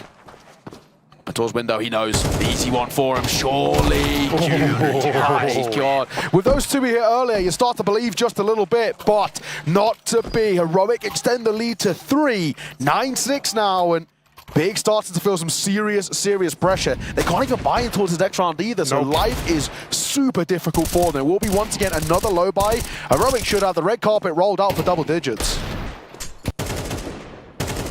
Have a look at the utility damage we've seen so far. Nothing too crazy. Ekblad of 120, 80 for Tanir. You can see Crimbo's got himself to 151, but it's the scout that's been doing most of the work. Some Pious absolutely dominating. And Tanir, Ekblad, these are the players that want to get stuck in at the very start. Before we even get into the round, it's over. Collective groans from the crowd as well. They know just how dominant this is starting to feel now. 10-6, 3 rounds away from kick-starting this best-of-5 grand final with a map under their belt. Heroic look fantastic. And it's opportunities and kind of rounds like this, which is why us, the desk, most people favored Heroic in this best-of-5. They look so good, and like I brought up, Heroic's CT side aggression is so well coordinated. Do or die time, I'm afraid, for big fans. They need to step up. Hype needs to start having some serious impact. It's just too obvious. 6 and 15, that simply isn't good enough. Yeah. If you don't want to win a championship, can't go quiet now. Nor do you want to play at the highest level. After how much we touted him, we kind of beat them up as well. Just to know he's glass cannon as well. Yeah, this could be really awkward indeed. So a grenade, which have been connecting, really could be a problem here. Limits his options, can't challenge the more aggressive choke points. See what he can do though. Down but not out. Still plenty of Counter-Strike left to be played here. Do need to pick this round up though. Flashbang towards short, taps and confirms there's no CD presence there. It's going to be some Pious who'll be holding right back. He hasn't got the AWP, bear in mind, he's on the M4A4. Linus down and long, and they've actually focused their efforts towards the B bomb site. A 3-man stack in that area. It's a brave call to make. A bit of a gamble, hoping they can funnel these Ts over to that side of the map. Some Pious trying to show heavy presence here, and it's a great smoke. The time he throws that smoke, they are going to be... Oh, the thing is, it's difficult to line up their second one there. The waterfall he's trying to set up there, you actually do need to have vision. I think he might have actually just made it over. But it won't actually make too big of a difference. We're under 30 seconds now. We've actually gone through double doors. Looks like we're going to go split towards B. Crimber's trying to come through tunnels as well. Taneer's here to try and deny, but he can't. Down he goes. Hyped and Tabson delivering so well, but they do not clear bricks. How has xCloud not got a kill? That should be the round. That is the round. All down to LNZ, and he was all the way in pit as that execute came through, so no chance for him. That looked really dicey for Big, and they somehow get away with it. That was a target-rich environment. Yeah. xCloud couldn't believe his luck. Multiple targets on his screen. He wasn't sure where to go first. He just needed at least one, right? Yeah. And it doesn't connect at all. Nice work, though. Time was ticking away. And Big make it into that B bomb site against the stack. Aurora got everything they asked for. They pushed him in towards the B side, but still can't hold on. The MP9 doesn't deliver. And xCloud, the last line of defense, can't find the all-important couple of kills required to make the round theirs. Who needs armor as well? Hyper took 1 point of damage, got 2 kills, so Nice really good work for him. Just picking his fights, picking his battles so well, and then sending Tabson into the thick of it. Really solid work, and they needed to. They need to chip away at this deficit. It's only 3 rounds. Of course, still 3 rounds away themselves, and Heroic will be calling for their first tactical timeout. I do not blame them. This is a really decent chance to bring Saw themselves into the fray. That's unfortunate for xCloud. Yeah, it's a little bit tilting. And this is what we've seen with xCloud. At times, he has an incredibly high ceiling, right, where he can be the best player on the server. But at other times, it feels like, and we've spoken about this throughout this tournament so far for Heroic, he forces it a little bit, it feels. He's just a little bit too tenacious in the way he wants to be fighting sometimes. He really should have got at least one there. But even if he did, in all honesty, I don't know how much of a difference it would have made. So full buys, of course, out both ways. Sampaius will be picking up the AWP himself. Just 1 kit in play, at least so far, for LNZ. Well, we said that was the must-win round for Big. They're back into this one. It's not necessarily must-win, but it would break the bank of Heroic if they get it over the line. And then they have a chance to tie things up. We'll see whether Sampaius and his AWP can start to dominate the battlefield once again. First time he's had on the CT side, and LNZ will find Hyped to kick things off. That was towards Long. Oh. QB, this is risky. Get out. It's not worth playing around the smoke for now. I think he wants to try and get the AWP potentially, but he's aware of the possibility of CT's pushing through a 2-man setup here towards the B bomb site. They are combative, they are challenging, but it hasn't worked out. The flashbangs, no good. Sampaius will find the first. Second is available. The flick doesn't quite connect, and Tabson now, the bomb on his back, got a lot to do. Sampaius trying to flush him out here, and it's going to be a beautiful headshot with the AWP. That's more like it. And QB is so far away, it looks like he's going to have very limited options here. Both CTs at the scene of the crime. And he's got a flashbang and a Molotov. That's about it. He's got to take down Sampaius at the back platform. xCloud can just play through intel towards middle. I don't think there's a world he can really do anything with this. He'd have to hope Sampaius misses a shot, then deploys Molotov towards the back. And you can see the way he's crouched as well. It's not a pre-fire you can really land. No, it's such a hard angle to try and clear. jiggle the shot, which he has, but now you've been legged as well. 1 point of HP. He is so lucky, but even still, what do you do from this spot? Smoke down with 30 seconds? Surely no chance in hell. Good try. Good Jules. Jules. A nade as well. If that nade had gone in around that smoke, probably would have done the job. Resmoke will come through. That's the round. 20 seconds. You just save it. Interesting to know how Hype went down at the start there. Dior went to go challenge Long and got bested by a rifle. I know. Wasn't even a headshot. So did he get, I guess maybe a flashbang came over. He went for the blind fire and maybe he's got sprayed down, but not the way you want to see things open up when you're going for those sort of fast, long takes. We're not going to see just one player survive here, but running out of time, running out of space on Dust 2. It is the pick of Heroic. We'll give them that. It's Ancient coming up next. But for now, they saved the AWP, so that's pretty good. He went back to the long doors. We talked about that earlier on. So here we go. Yeah, just a missed shot, I suppose. Wasn't flashed. And this was the moment you thought they were going to pull this one off with Sampaius. Beautiful round from him. Managed to find the bomb toward that B bomb site. As soon as he got this kill, round was pretty much done. Nothing QB could do. That's a quick swing. That really is. That's Sampaius at his best. Shutting it down. 11-7. This lead is so healthy for Heroic. So many chances now to close this out. 2 more rounds is all they need. Still a crossover towards doors, just going to be anti-flash. Taneer can take first contact. This nade could do a lot of damage. It really hits Tabson low. 56. Touchdown on Tabson. who's been the strongest player so far for Big. Oh, big spray down as well as they take so much damage en route. Tanair is trying to take all the aggro he possibly can. He's going to take all the frags. It's a swing coming through, but Crimbo will find 2. And Hyped, unfortunately for him, 10 points of health, would have to play a perfect round. It's not going to happen. He gets wallbanged as we find map points in the opening map here of our grand final. Best of 5 is looking very good for Heroic right now. 5 opportunities and the money is shattered on the big side. Yeah, not a spot you want to be in. They cannot get rifles across the board. They got 1 AK and that's the best it will be. Alongside it, few Tech 9s, maybe a Deagle, but this is a dire spot to be in. And 5 opportunities to close it for Heroic. This should be a foregone conclusion that they're taking Dust 2 to kickstart this best of 5. Like we said, 1 AK, 4 Tech 9s, and sure, we get a decent amount of utility, but this is going to be a really, really hard round to find. Yeah, you're not wrong there at all. But I always say it, round number 13. It's the hardest. That's most difficult to pick up. LNZ will go down first, and the curse continues. Never as simple as this. If not just gifted that final round. There's going to be caveats and a fast A-splits coming through. Some Pious been rock solid with the orb so far. Needs to find some safety on the bomb side. The positioning is not amazing. You can see they're uncomfortable as he tries to mount up towards shore. Can hear the utility being deployed right now. Going to take his vision away. And that's a difficult shot to miss. But here come the M4s, but still they're answering back. Crimbo down but not out. Wants to make sure he fights back. And is it going to be enough? Crimbo is dropped, and it's just 1 player remaining. Hyped on the AWP, bear in mind! And he keeps them alive for now. Like I said, you're never going to find round number 13 that easily. 4 points of HP, goes down so low.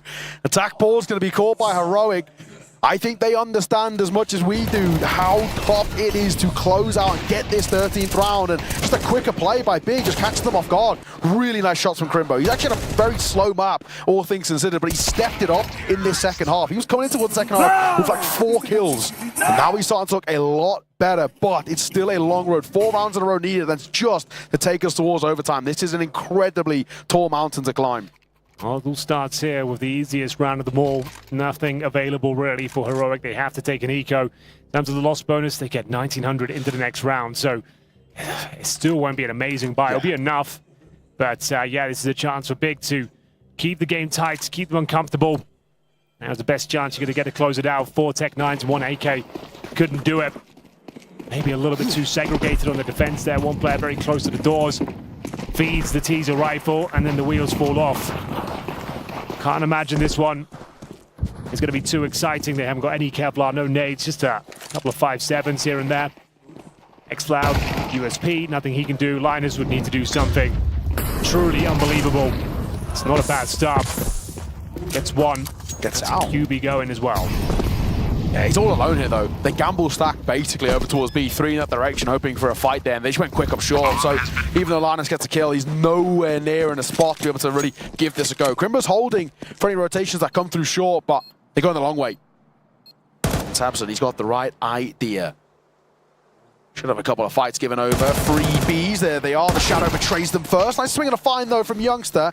He'll take any consolation kills. Saving a rifle would be lovely, actually. Yeah, putting a bit of pressure on the economy on the flip side, but it's getting a little bit awkward, but there's no time to defuse the bomb.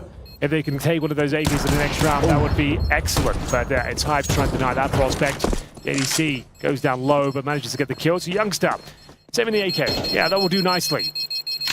Plug some of the holes they've got. Xcloud and Tanair quite low money, so they're looking to close things out in this particular round. I think a tactical timeout might be on the cards here. You're the prophet. There it is. Yeah, it's not my first rodeo. The chosen one. But no, you are right. And this is now back-to-back timeouts coming through for Heroic, and you fully understand it. Again, coming back to what we're saying, the hardest round to find is the all-elusive 13. We come back in for the buy, and we see something that we've been kind of favourites of, Henry. The double orb setup. Tanair going to pick one up as well. Tanair's looked great on the orb. This is how you close games. Yeah. A change of setup. Something unexpected, something that can't be predicted. You know some pilots could be moving around, but will you expect 2 orbs in the map? And especially you're going to put one in the B bomb side, right? And maybe just turret that side of the map and be a bit more active on the CT side. Exactly. Today's a completely different style of AWPer as well to some pilots. He wants to get shotgun orbs. He wants to get into the thick of it. He wants to really use it up close and personal. And he's very difficult to predict. So you're spot on. This is the type of buy that can make life really uncomfortable. Of course, got that saved AK for Youngster too. So Decent spot for them. Hyped. That's the right idea. Some Pious. Oh my god, dancing with the devil a little bit there, but both, fortunately, get out alive and unscathed. Here we go then, ladies and gentlemen. Could be the end of the first map here. Pick of Heroic does too. After losing both pistols, a pretty impressive performance so far. Some Pious, like I said, one of those orbs over towards B makes a lot of sense, frees up the defense. And what's the potential final play here for Big? Got a Galil for Tamsin here. It's not an ideal situation for what could be the last round. Towards middle they go. They've actually got some basic control, but I think you better rub it. Trying to bait out some CT utility, force some rotations here. Bad news for Heroic is they've only got one smoke remaining. Single HE and a flash.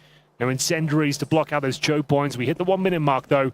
And as we mentioned, Tanir, that secondary AWP, he's down towards long. We've got a B push coming in as well, hunting for intel. And Tanir will be tested it. Flashbang over the top. He'll pull the trigger, but not at the right time. Falling back, or is he? Oh. That's crazy he wins that fight. How does he come out on top? No one else is taking that duel. Tanir, balls of steel, and he wants more as well, sticking up towards Car.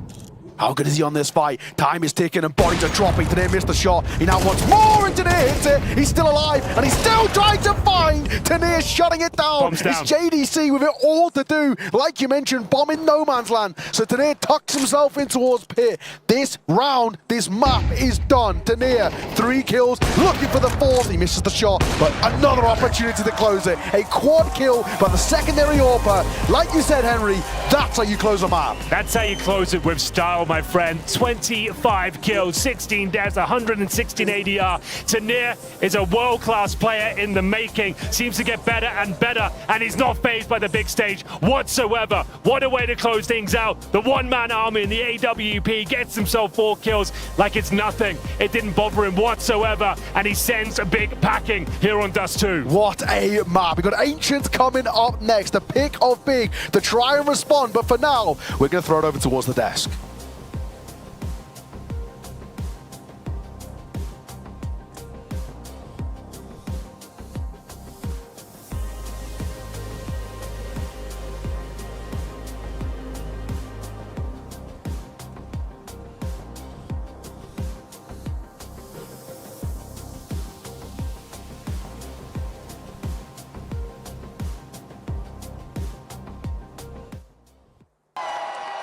Fueled by the same passion as esports athletes, Zowie continuously develops tailored products, empowering gamers to bring their best out. Today, we are launching the all-new XL2566X Plus, which uses the newly developed Fast TN panel and upgraded DIAC2 technology. The new monitor series continue to evolve, refining details to ensure players can perform their best consistently in games.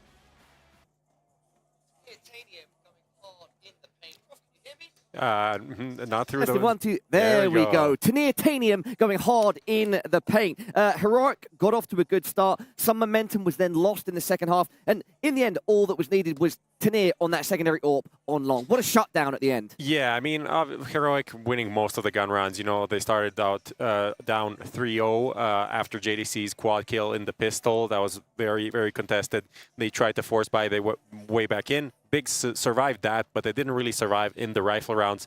Heroic really outclassed them there, even though I felt like Heroic they're playing a bit of sloppy CS in the late rounds. They're kind of giving up some advantages, but Youngster stepped up there. You know, I want to, like, give it. Well, we spoke early in the tournament about those youngster moments, and he provided a couple of youngster moments on Dust 2, bro. That's exactly that. I mean, we definitely need to give Tanir his flowers for this, but he also put them in some awkward situations. There's that one 4v2, I think, where he just peeks into CT spawn instead of planting the bomb. Later on, again, 2v1 with LNZ and Youngster, where they do two different things at the same time, leading Youngster to clutch out the 1v1. That was, like, you know, unnecessarily complicated. But Tanir on fire, on point, opening up bomb sites, and, you know, you could even argue potentially the second best offer on the server today. Sunpios, amazing. Tanir, amazing. Hype, not so much. I think that's a good way of putting it, Prof. And it's crazy to see, you know, a secondary AWP like Tanir sort of outperforming legendary AWP like Sunpios. It's really such a strong performance by Tanir. And Henry said it just at the end of that cast, you know, this is a real world-class player. Is this kid next up, Prof? Yeah, I mean, I think he definitely one for the future, as we like to say at HLTV. Definitely a bold prediction for a few people that followed him, played against him in online cups or maybe in practices. People have noticed and took note of him for a while now, but this is his first, experience on a stage like this, playing against a top team, and he is living up to expectations in a great way. So yeah, really excited to see even more. I think that last round where he's just like takes a long angle, fires off, misses, and he's like, you know what, I'm gonna peek back into it. Peeks back and kills Hype. That's like, you can't allow that to happen. That peek was insane. Yeah. Like, it's a peek that most of the time the player taking that peek is going to lose, but he lands the shot. I wonder if we can see it here. I think that was it, right? No, I don't know if that was the first one or the second one. But yeah, he got a quad here towards the end. But I have to, let's talk about the bad stuff for Big as well. The fact that they couldn't really put their foot down on this map. I think JDC and Datsun have done a decent job, but really missing Hype. It ends the series, ends the match, 9-18, 9 kills. I feel like he got more PCs replaced on the stage than kills in this map. That's what I'm gonna say. Yeah, Prof, what do you think, if anything, went specifically wrong for Big on that CT side? Only 2 gun rounds, it's not good. Yeah, I mean, that's kind of what I was saying. I think that definitely the lack of the upper presence on the map, that fear factor, not being able to just walk into angles, go into raw aim duels, to near rifling around. That's when you have that kind of a player on the other side, you want your upper to post up and just get easy kills, right? Of a overzealous rifler, but it wasn't really happening. So I think that was a part of it. Other than that, there's some nice good calling from LNZ. Nothing like too super complicated. But we've got to correct ourselves. Yeah, we've been saying LNZ, and apparently it has been confirmed we should call him Linus. Or Linus. Who's generally in Sweden. We were talking about backstage, right? Apparently now the official name is Linus. Linus, however you want to pronounce it in Sweden, where he's from, it's primarily Linus. That's why it's LNZ as well. But maybe still up in the air, but I just thought I'd throw that one out because it was a little chat that we had in the back, everyone together. I won't agree with this. Okay. I'm not, until I see it on paper, printed out, signed. Should we stick to LNZ and fight? Yeah. Hey, yeah. We're in it together, buddy. That's what we're talking about. LNZ, sorry. Carry on, Prof. LNZ. I'm just going to listen to Neokai because he said it. He needs to, eat his beans first, I think. Eat the beans? He needs to eat the beans first. I could do with some beans. Do you know who could do with some beans, some carbohydrates, some energy going into Ancient? Big. What can they do on their first map, Big? Yeah, I mean, Ancient, I think this is definitely their... Everything hinges on Ancient. I don't think we expected much on Dust 2, considering everything.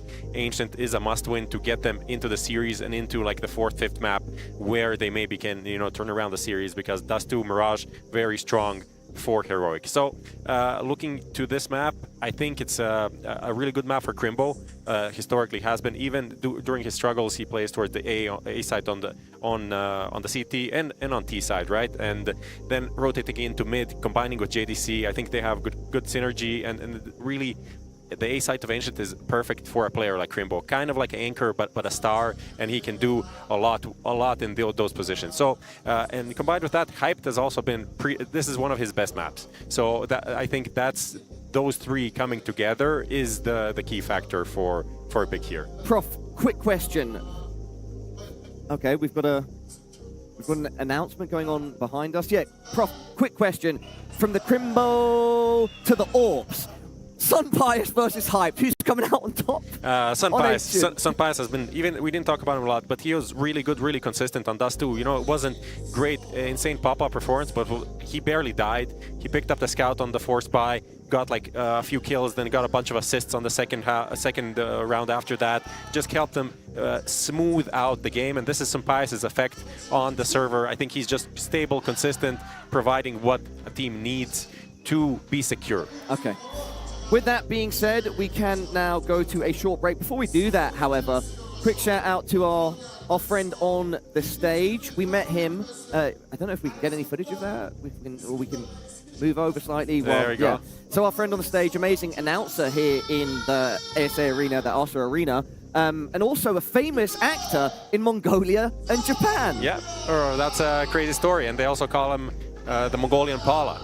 you rocked that haircut, hairstyle a few times. So fun fact for all of you at home. All right, enough of me and Prof yapping. Very much looking forward to Ancient is map 2. Big pick up next.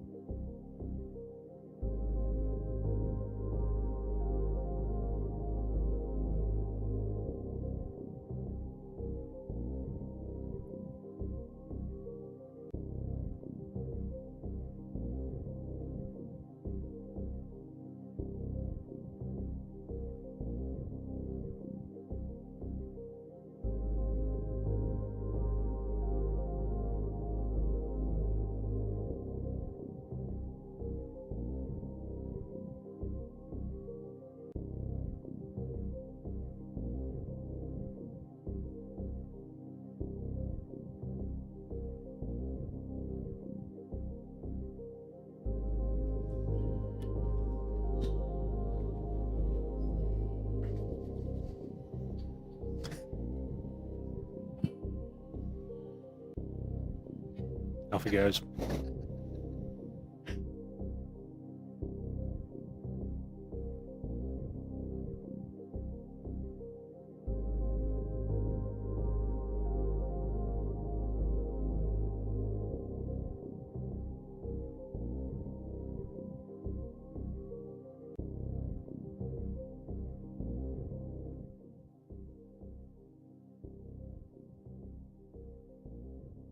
Welcome back to the MESA Nomadic Spring 2025. Map number 1 taken, and actually quite dominantly in the end there by Heroic. What a finish for them, making sure they do it in style. Tanir really showing his class. Now we head towards Ancient, and while they picked up winning it yesterday, Henry, it wasn't the most convincing at the end. Yeah, and the thing is, once more, Big took both pistols, but the man on your screen here hyped. He was MIA, the young AWPer, brought in to try and stabilize the ship, provide more consistency.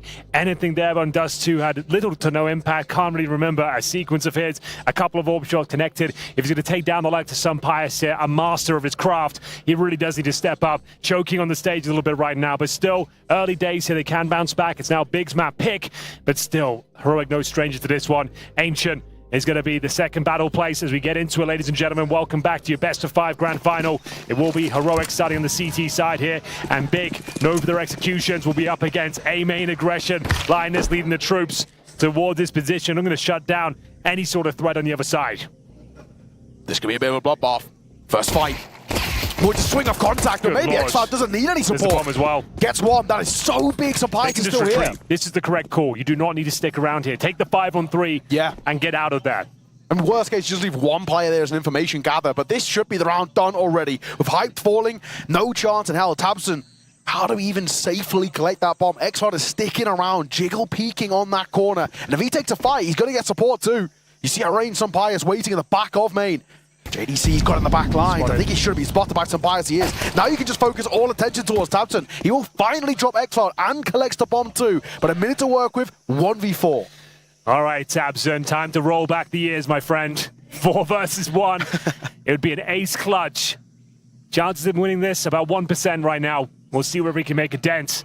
As you can see, he's got so much to manage. He has no idea how these players are positioned. Has got the bomb in his back at this stage, but at this point, just 1 kill might be a bit of a miracle. Not going to happen. Comprehensive victory for Heroic. 4 players surviving as well, and finally picking up their first pistol of the series. Nothing is more damning to start into your own map pick and be one of the first time to lose a pistol. That is as bad as it gets for Big. That's the guarantee for them, it feels like. In every series we go towards, Big are so consistent with these pistols. Set rounds, set strats that have really, really good efficiency. And this time, they just get massacred. That double setup with X-File and some Pius. So Pius really isn't even needed there, but the supporting element gives X-File the ability to fight. So we'll get a force fight coming through. It's Tech-9s across the board. Yeah, not dissuaded from the A side. They want to give it another crack if possible. Good incendiary. The HE won't actually hit the mark, but it's going to allow him to get into position here. Tanir, the master of the previous map. Not phased by the big stage whatsoever.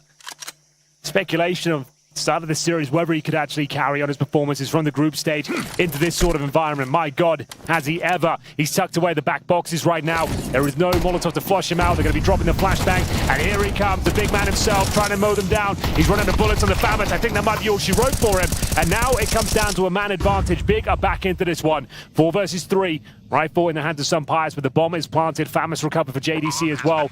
Linus will be tucked away in towards Donut. This will be a very challenging retake, especially with no kit. Flashbang coming through as they try to take control now, and not really handling the spray too effectively. They're managing the bullets well. They know exactly where the last player is. They need to get the skates on though. This defuse will be challenging, and wow, what a recovery. It's the MP9 doing God's work in the Donut. And they did it all with 1 flash, 1 smoke. That is so well done. At the end there by Heroic, 2 remaining alive, and it's a real sigh of relief again to get those hard force fires over the line. Now sure, for Big, there is a silver lining, a bomb plant. That's good financially, and it might even tempt them to go back in for a force fight. That's how this game started off, back-to-back force fights. That's exactly what they're going to go for, in fact. An AK out for QB. And Galil's for Hyped, Crimbo, and JDC. Tabs will take the step back with the Tech-9, but you can see what it means to Heroic to get that round over the board. A 3 versus 4, that's so well done. Yeah, the war of attrition officially starts once again. This time it's Big on the force spies. back-to-back. Bomb was planted, he got 3 kills, more than enough to work with here. 4 rifles and a Tech 9.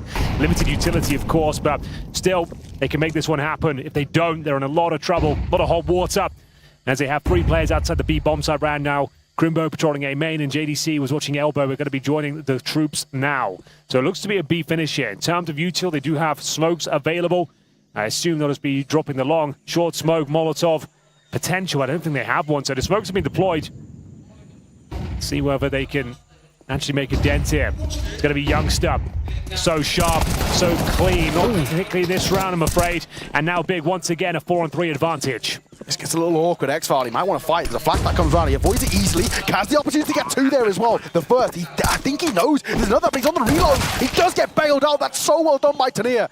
3 versus 2, this becomes very difficult for Big in the post spawn. AK and a Glil, no utility for them now, so they've got to stay Raw Angels, and it's ones they'll lose. Tamsin couldn't deliver on towards Exfile. This one is surely done. Sure, there's spam potential, but I do not think they're going to be able to get it to 10-second defuse, but a 1v3. Oh, I speak too soon, maybe he does. There's no kid in play for Heroic here. This becomes very janky indeed. The orbit be spotted. The spam's not good enough. Can he get it? He's running low.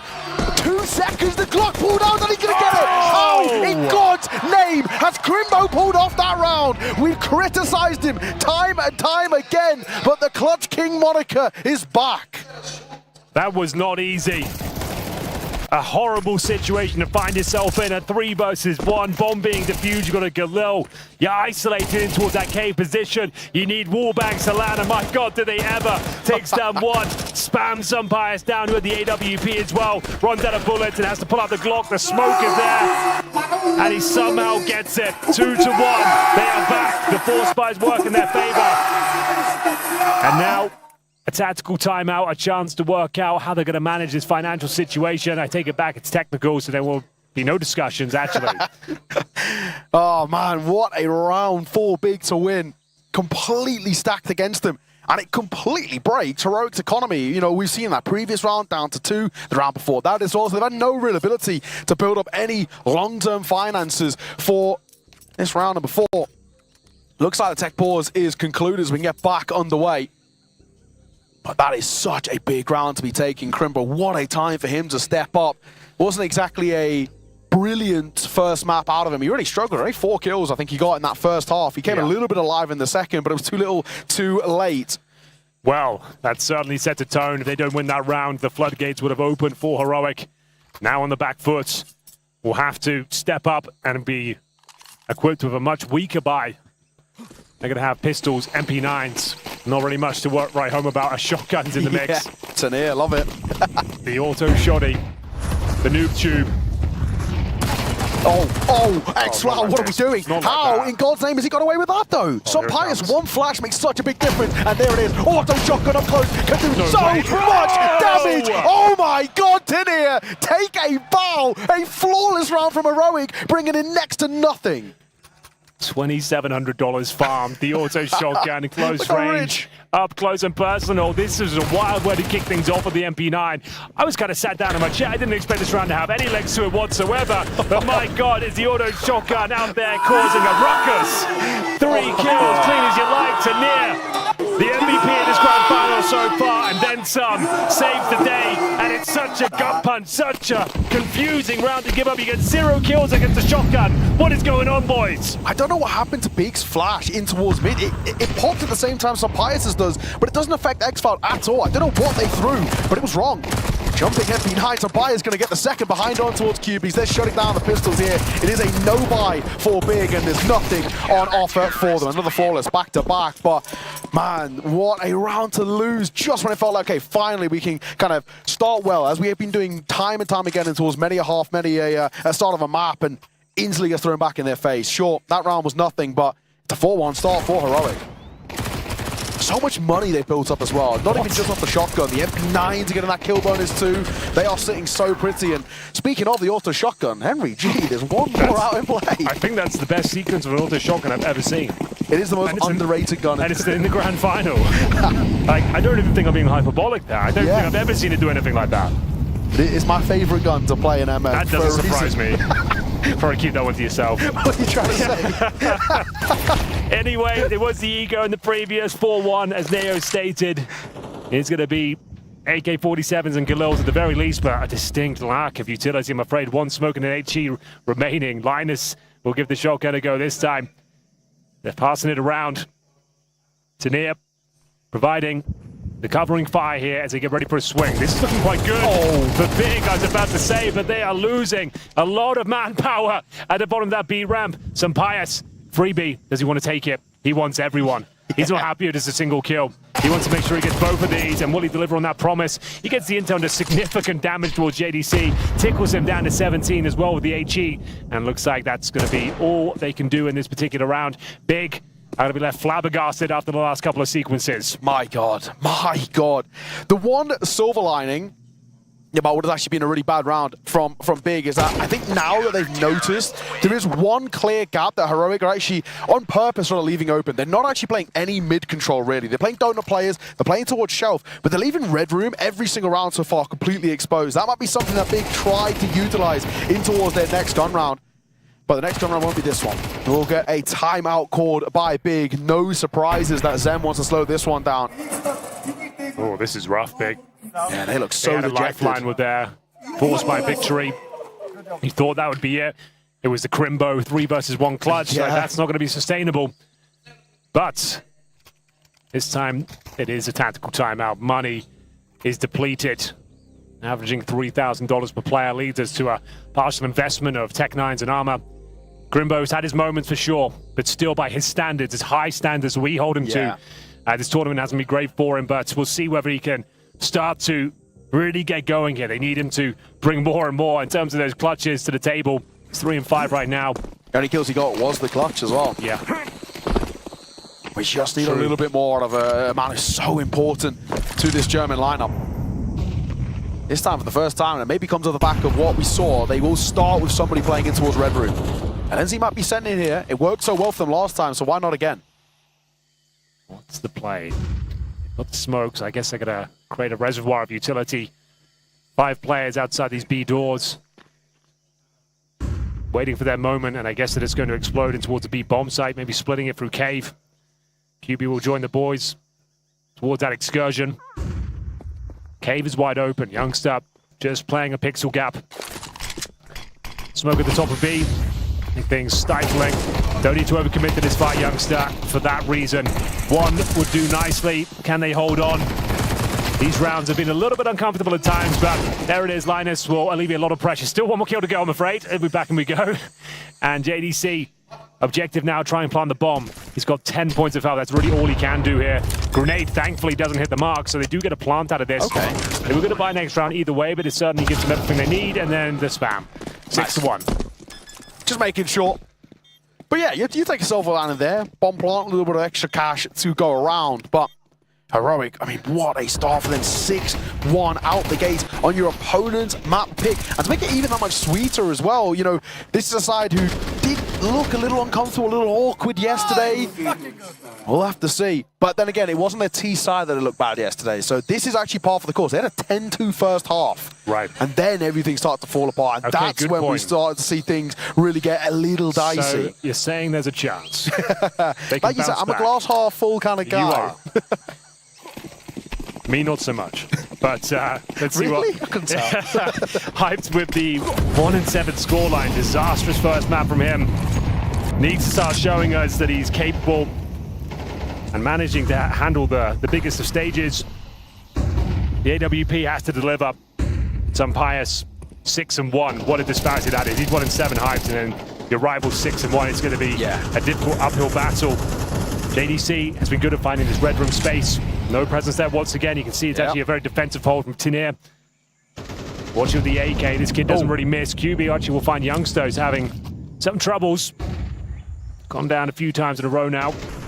Still, the round is still very much on. They've got CT AKs out at full force. X5 down to 62 points of health. Linus is low as well, to be fair. This is the best chance they've had in some time. There it is. Hype finally finding an important kill. Gets to near, and that should be enough for the round. They haven't got the HP to work with here. Yeah, JDC doesn't Linus would need to get like 3 kills somehow from this very compromised position. Yeah, there's no chance. There's no chance. JDC, he makes a really smart decision. A little bit of damage dealt over, a lot of damage actually dealt over towards some Pyres, and he just falls away. There's no need to overfight there, no need to give away any sort of kills, and this should be a pretty simple one. X-File will find a kill just on the exits, but there's no commitment to this one. LNZ is still around, so Linus, keep an eye on him. He might be able to get 1 or maybe 2 consolation kills if he's lucky, but he is also looking the wrong way. 2 taps and sees him off, and that is that one concluded. X-File and Pyres, they'll stay alive. It's also the priority. Pyres got the AWP. There's just no point losing it. You've got plenty of money to work with. I mean, they'll be coming into us next round with a few players on over 10k, but what is the point, really, of letting this orb go down? So, Big do bite back just a little bit, but the main thing, and it's like what we saw with the first round, it just can't afford to be a flash in the pan. It can't afford just to be one. Say, how did that first kill come in so cleanly? It was just a straight up wallbang, which can be unlucky.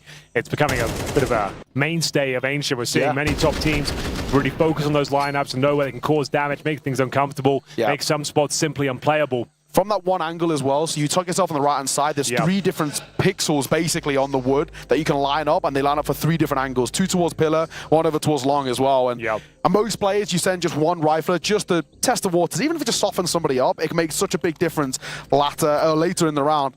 So, a good one for Big to take, but like I said, you can't afford this just to be one. We've got to now start spiraling, get a bit of that snowball, start chipping away at the latter stage of this first half. Yeah, the wallbangs are nice, but you're not going to win a championship for those. Need to see some solid team play come through. Auto shotguns out again. I will withhold comment until we see what he does with it, because at this point, it's seeming like a very dangerous weapon out on the server right now. He had more than enough money to buy it. 5k in reserve, and still brings out the auto shotty. It's because he knows how good it is, Henry. Apparently so. Maybe I just don't. It's actually pretty common, though, to play an auto shotty in towards K. Basically where Linus is right now. Stick around there at the close. Angles at range, though. It's got a decent amount of range on it. It can 2-tap from across the site. So keep an eye on this. X-File's now going to go in towards K. If he touches on either side, it can be so strong. Crimbo gets caught over on the other side of the map as well. We're down to 2 in a matter of moments. Hype will need to find at least 2 if they're going to have a chance in this difficult situation they found themselves in. The auto shotgun at range, it was no assist there as well. That was all him. I'm telling you, this gun has serious range on it. I wasn't aware. An avid user. Stop. I played an entire Epic Land shotgun only. It was great times. Oh my. All right then. 5-on-2. Tabs in and hyped. I don't think there's much to do. And they'll be in T-spawn essentially. A perfect clean sweep. 5 players are surviving. The hunt has not been called for now. We can see Tania is trying to lock them in towards T-spawn, but hasn't really got the HP to go much further. And they know hyped with the AWP as well. So, in terms of loss bonus, I don't think they'll have a ton on the T side. They'll be up to 2,900. So, okay, not too bad. There will be a buy there with the saved weapons. You can see Tapton can still drop an AK-47. Speaking of which, trying to take some of the weapons out of the hands of the T's here. It's a shame, but the auto shotgun has been upgraded to an AK. Upgrade to loose term. Surely we've got to say that's the correct move. No, I think you are right. I'm actually kind of surprised. They've got the Royal Flush set up as well. 4 AKs and the AWP. On the CC side as well, yeah. I mean, I'm actually quite surprised they don't go for a little hunt. As much as it's obviously nice having those AKs in, I think they would have known how much pressure it puts on them, but at the same time, they're in an absolutely fine spot. 7 rounds already, so they've guaranteed that lead heading in towards the second half. What a time to be alive for Heroic. Starting off the series well, a pretty solid Dust 2, and then so far, near untouchable Ancient. Your opponent's back pick, no less, as well. Big, I think, thought this might be a decent opportunity to punish off the back of yesterday's game, and it's been anything but punishing. Yeah, Crimbo 3 versus 1, and some wallbang kills. They've got them 2 rounds on the board, but yeah, we're not really seeing much. There's not really been any kind of uncomfortable scenarios around Heroic are winning. They haven't had the clutch up. They haven't needed a 1v3. They're just kind of finding comprehensive victories time and time again. QB's top on the scoreboard of 5 kills. That really isn't a good spot to be in. Youngsters not really had too many opportunities down at the lower end, of course, are Heroic, but not really needed so far. Everybody else stepping up in a big way. X-File 12-3 to start off this map so far. What a time to be alive. Of course, Big will rebuy.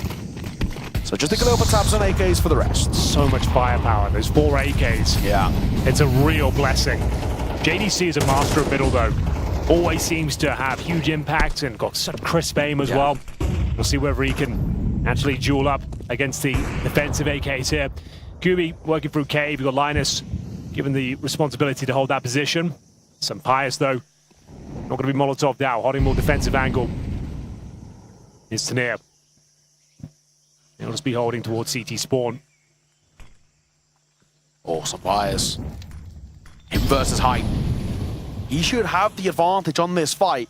Hype sort of has to come around this corner, and it's not an easy fight to be taken either for him. They'd love a flash to send him in. The only issue is that none of Tabs nor QB have it. At the same time we were talking, Crimpo will get a kill. Here's where some Pius' step up. Gets one, falls back, resets, and the second is still brewing there. Somebody's got to swing him and force him off this angle, but Pius is going to fall away if he's allowed, and he is just about, stays alive, still pushing for this fight, and he might just get it. Steps hurt, but gets caught from the side. Hype can also deliver as well. 2 versus 2. 2 versus 2. Youngster and Linus working in tandem here. The best chance they've had in some time. Bomb will be planted. Default for Heights.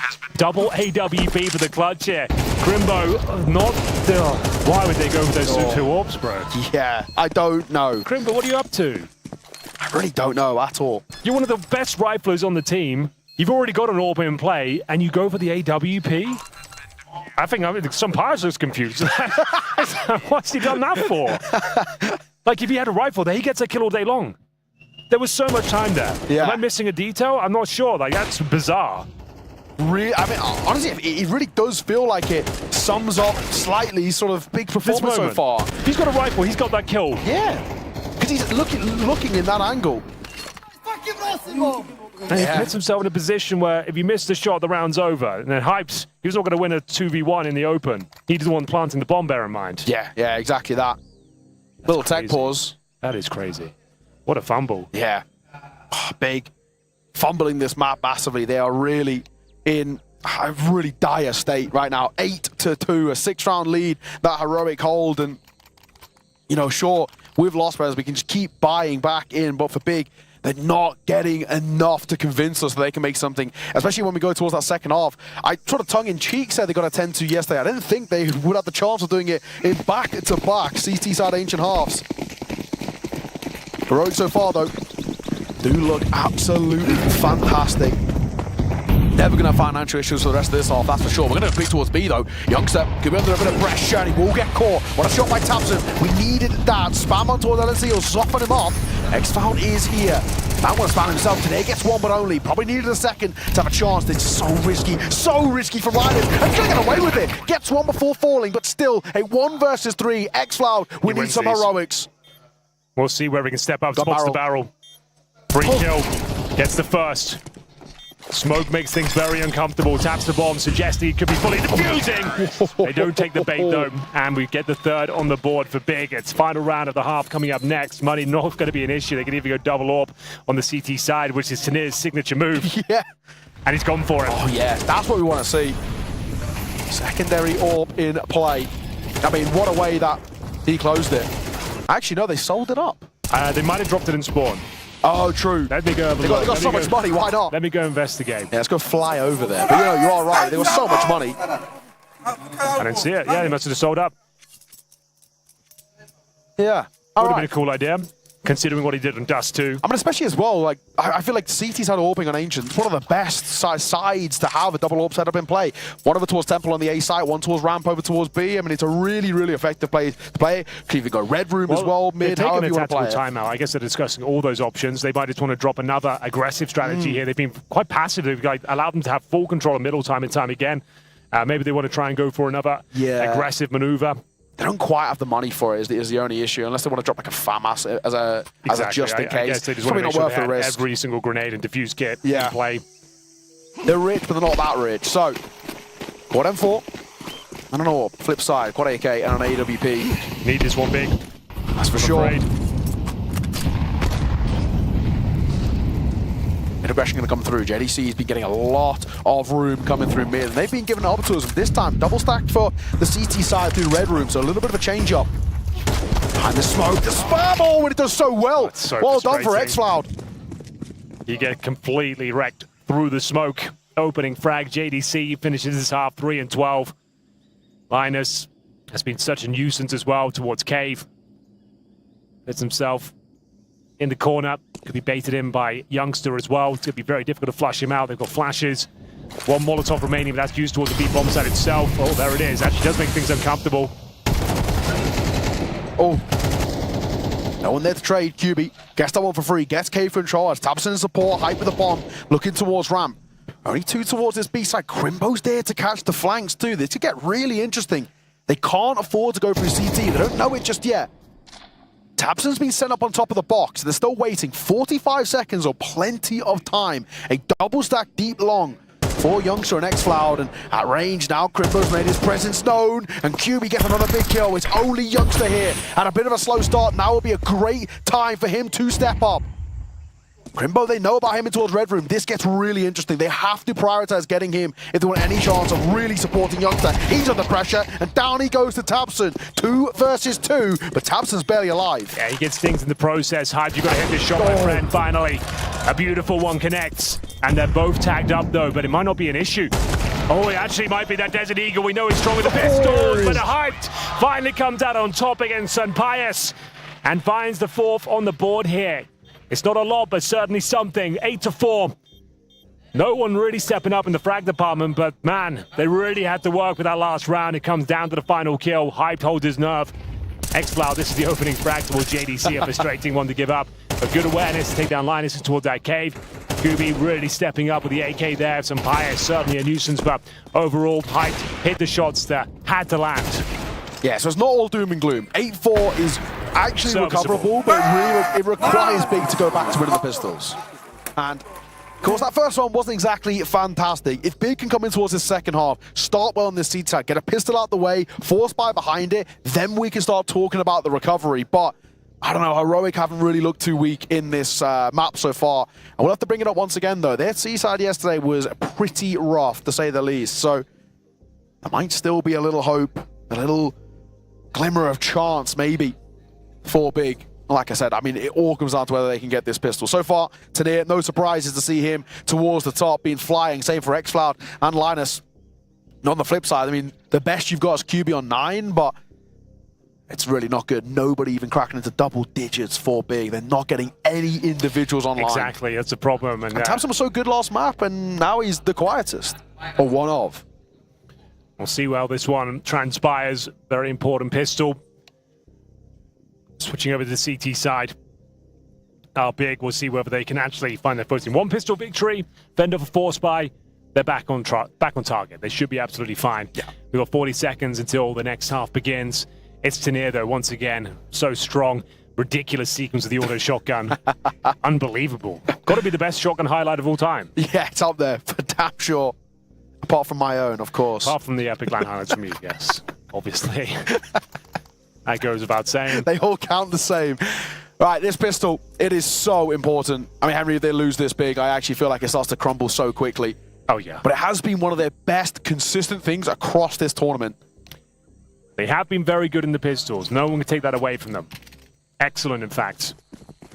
This one they need desperately. CT side begins for them. In terms of their setup, flashbang with Tabson. I'm assuming upgraded pistol somewhere. Grimbo's got Julies. Same story for QB. So far, slow take for Heroic through mid. Double Molotov. So where do they want to go with that? Currently have 3 players towards middle.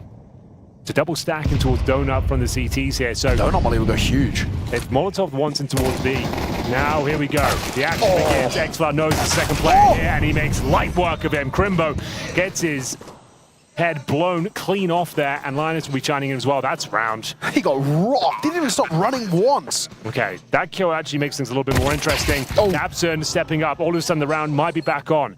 Doesn't take too much damage for his troubles here. Hides can find one shot on Tenier. Maybe he can do something with this. Tenier just got to buy some time, needs some back from his teammates, ring around the Rosie here towards Donut, and he can call Youngster, that is, when he needs to peek. There's no time to defuse at this point, unfortunately. Hype can just hope to get an extra $300, which he will not find. Oh, that's a convincing victory. That setup on the post spawn is so well done. Tenier knows he only has to hold that right-hand side because he's got coverage from the site, making sure that he can't be crossed on towards the left. And the second he does, then he can avert his attention. So really well done. There was just no gaps. Those both burst fire. This guy's the cheesiest dude ever. A little bit of luck goes a long way, though. You take them all the same. 9-4. Heroic. What a spot for them to be in. They know how important it is. I mean, we know how important it is. You've taken pistol rounds off big. I know we keep saying it, but it has been one of the best things for them. Full eco, a rush, and unfortunately no one home. This will be a guaranteed round for Heroic. An interesting idea here. You get intel at the very least. We just got USPs across the board. No Kevlar, of course. Made their way to T-spawn. They might find a weird timing. This is getting a little dicey. Oh, let me get out my chat. Yeah, this, with the bomb down, some pious. He'll get it. Oh, he does get out. Okay. Oh my God, that was close. He needs to be real careful. Get up. Let's get up there, quick.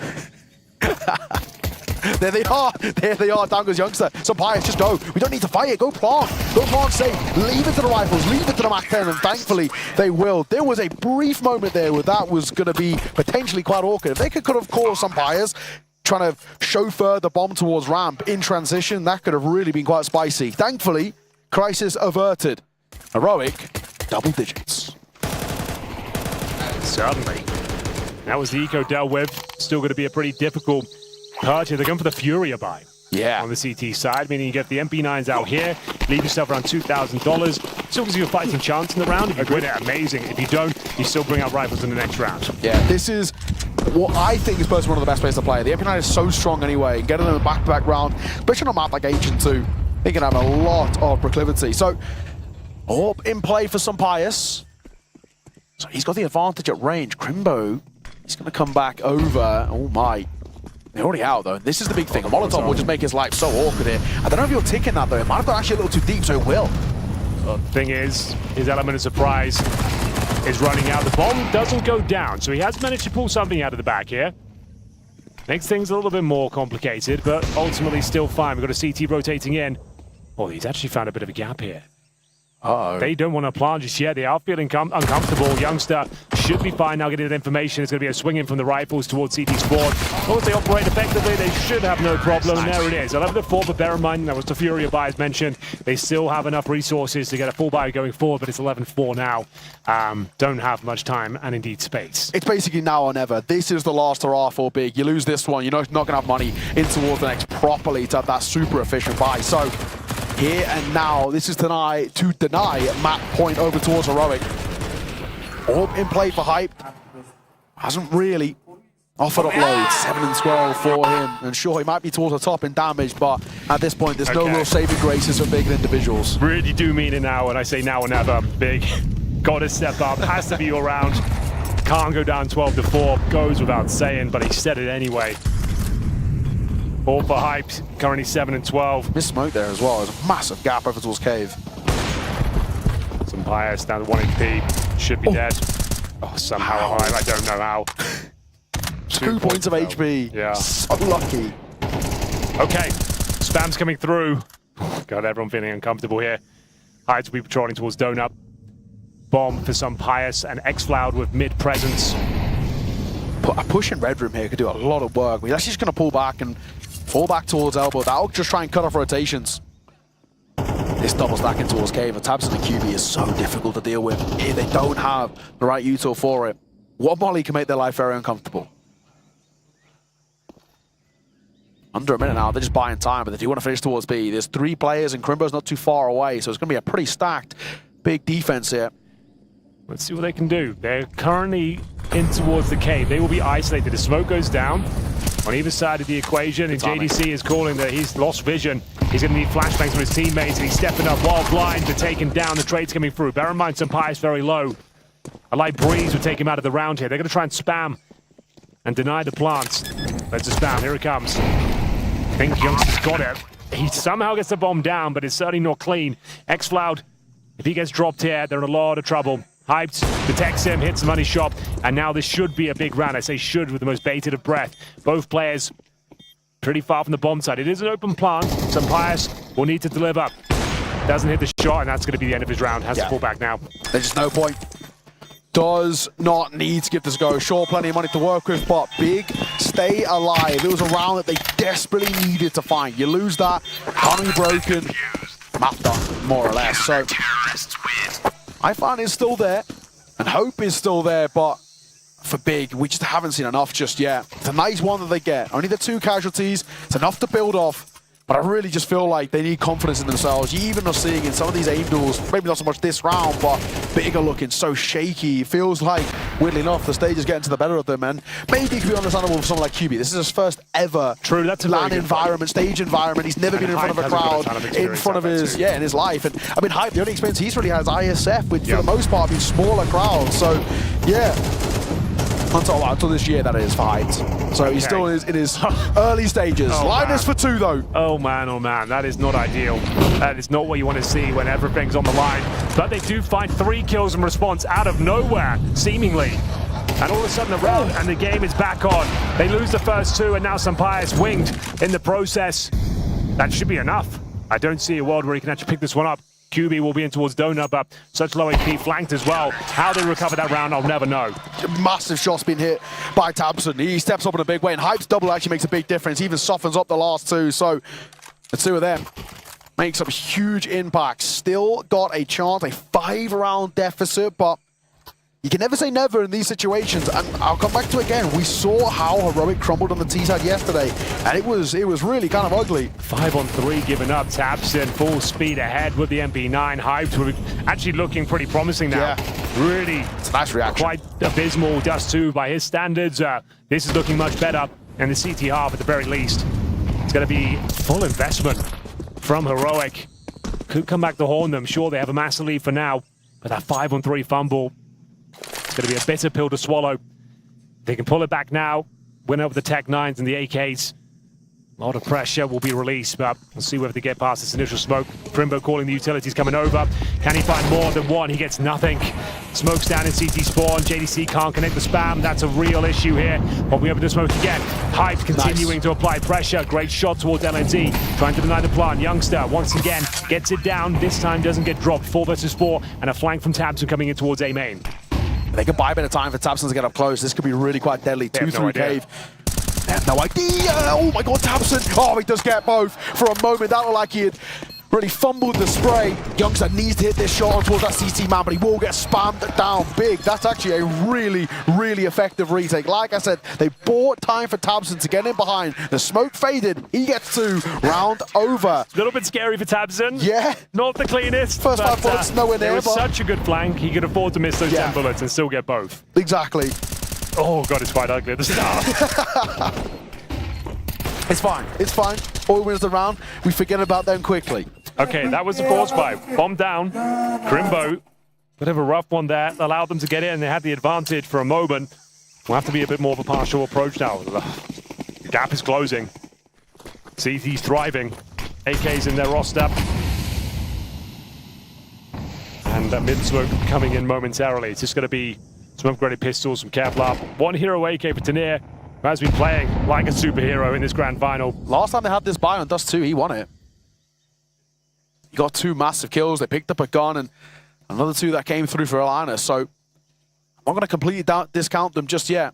They need to send Tanir into the thick of it, though. Really get him off in the aim duels. That's where he does his best work. Relentless aggression. And here might be the first. Has been spotted out towards ramp, and Tanir will punish. That's a really big kill. He takes that one with barely any damage dealt over towards him. Yeah, just receiving a body shot. 28 points of health removed. And now we'll see if there's anything they can do to recover this one again. So many opening kills found for Heroic, but still unable to convert. Exactly. Find out number 12. Line is probably found out here by Crimbo. Not the cleanest again, not as crisp as you might like. Hype though, as we keep mentioning, stepping up time and time again. Crimbo finally connects. Gonna be swarmed. The AWP goes down. Need to find some kills here with the M4. JDC chimes in. It's a 2 versus 1. Tanir though, the master. Been so good. The grenade will certainly hamstring his efforts as there it is. He goes down eventually. The 2 players survive. It's getting dicey out there. It's uncomfortable for Big, but they're making it happen. Yeah, all that matters, round by round and one at a time. In these situations where you have to pull off such a big recovery, you cannot think long term. You've just got to hone in to the kind of micro scale of things. And so far it's working. We'll get a timeout called here by Heroic, and I think Saw spots the pretty big elephant in the room that we all have about how they've struggled on this T-side of Ancient, and it's once again plaguing them here. 10-2 up they were yesterday. And that got incredibly close. Only finished 13-10. Yeah, it's very ssimilar.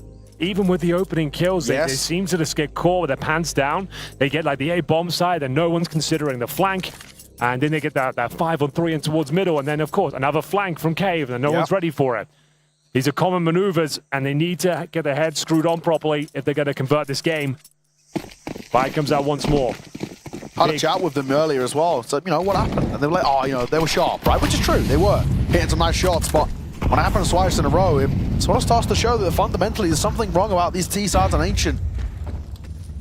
One more would do it. Olivier, a lot of pressure here. Hearing the successful Molotov in towards the cave, Linus holds towards the pocket right now, looking for a potential spam himself. Can they get a yet another opener? They found so many opening duels land in their favor. It's going to be a B finish by the looks of things here. X-Cloud to deploy a red room smoke from T-Spawn. He'll go join the group. Plenty of time here, but Hyped has been pretty sensational in the CT campaign. Yeah. Looking fantastic. A bit tested once again.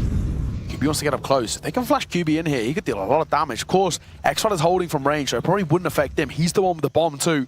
But he's also pretty vulnerable at 47 points of HP. He's just waiting. Oh my, this is on thin ice. Goes dry as well. He swings and he gets out. Looks for a second. He does deal some damage, but not enough for his second kill. Now Hyped. A lot of responsibility towards B. Resets the situation. Line is down to 27 points of health. 40 seconds remaining. Hyped playing in the open. Nice off angle. Flashbangs will be deployed momentarily. There's a smoke. Here comes the flashes. Tabson goes on the offense here. The bomb site's engulfed in flames here and taking damage. Linus does manage to find one youngster. Is this enough now to find them? Map points. A 2-0 lead in the grand final. 1 point of help. Youngster's always the one planting that bomb. But there it is. The penultimate kill. Is it enough? Crimbo. We keep saying it. Once upon a time, the closer of this squad, always coming out on top in the clutch. He's currently 8-16. 2 versus 1 after finding Youngster, who had 1 point of health here. He has got the kit. He's got an incendiary, but no smoke. This could be wild. He can molly over towards ramp. It will make things so awkward. They are both there. And Crimbo's looking for them. Get that molly down. He might be able to stick this plant if he really wants to. Has a kit, as we spoke of. There's the molly. He might just think this is going to swing through it. And Sampaya sees it off.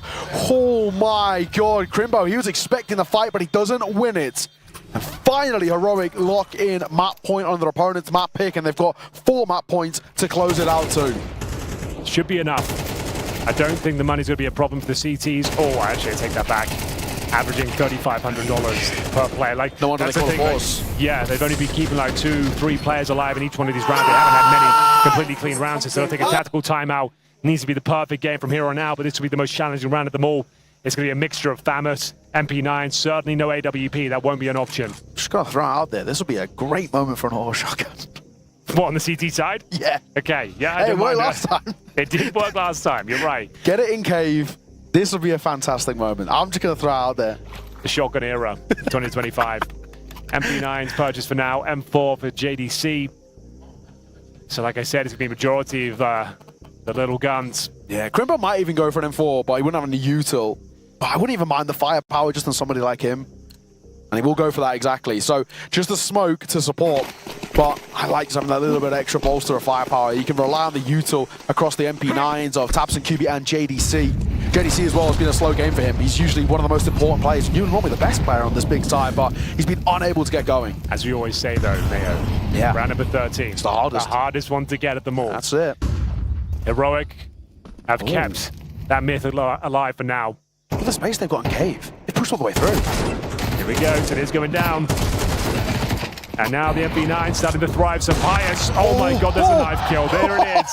The curse of the 13th round seems to live on. I've got a 3-on-2 advantage, but JDC only with the MP9 at this stage, making a lot of noise though, and a youngster will find him. That might be all she wrote. Crimbo, very similar situation, and nothing he can do. They find it. The crowd aren't happy with it, but it is going to be 13-8. A little bit turbulent there in the second half, but I have to say, that's fine for Big. Yeah. Sure, they're 2-0 down, but at least some players are coming to life at this point. Hype finally having some impact here, some great moments. Crimbo won a 3 versus 1. Sure, he didn't do much else, but that's what he's known for, closing out those rounds. They're down, but they're not out. 1 map away are Heroic here in the grand final. We'll see whether they can pick it up at the clean sweep.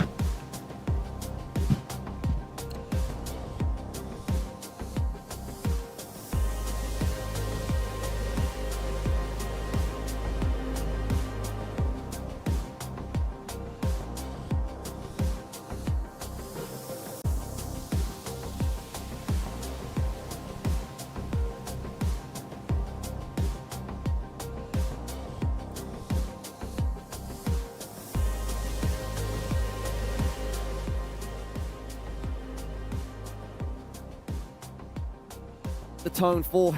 Oh, am I on? Testing, testing. 1, 2, 3. 8 CT rounds set the tone for Heroic. But then in a similar fashion to Dust 2, Big began to claw back some rounds. However, Heroic then stomped out the Rebellion and reigned supreme. They're now up, Heroic, 2-0. They only need one more map. Yeah, this was a big one for Big. This was a crucial one for Big. They, in my opinion, had to win this. Going to Mirage next, it's put so much pressure on them on a map that they are not that comfortable, and Heroic is comfortable, right? So let's just go back to the beginning. That they won a force buy, Crimbo 1v3, kind of a crazy round. Heroic let it happen, fumbled a bit, but Crimbo maximized that, the potential of that fumble, right? Next round, Tanir on the auto shotgun, triple kill, pushing A, and it just sets the tone for the rest of the game. The triple shotgun in A main was crazy. I can't remember the last time I've seen something like that. I think Tanir on server right now probably has so much aura.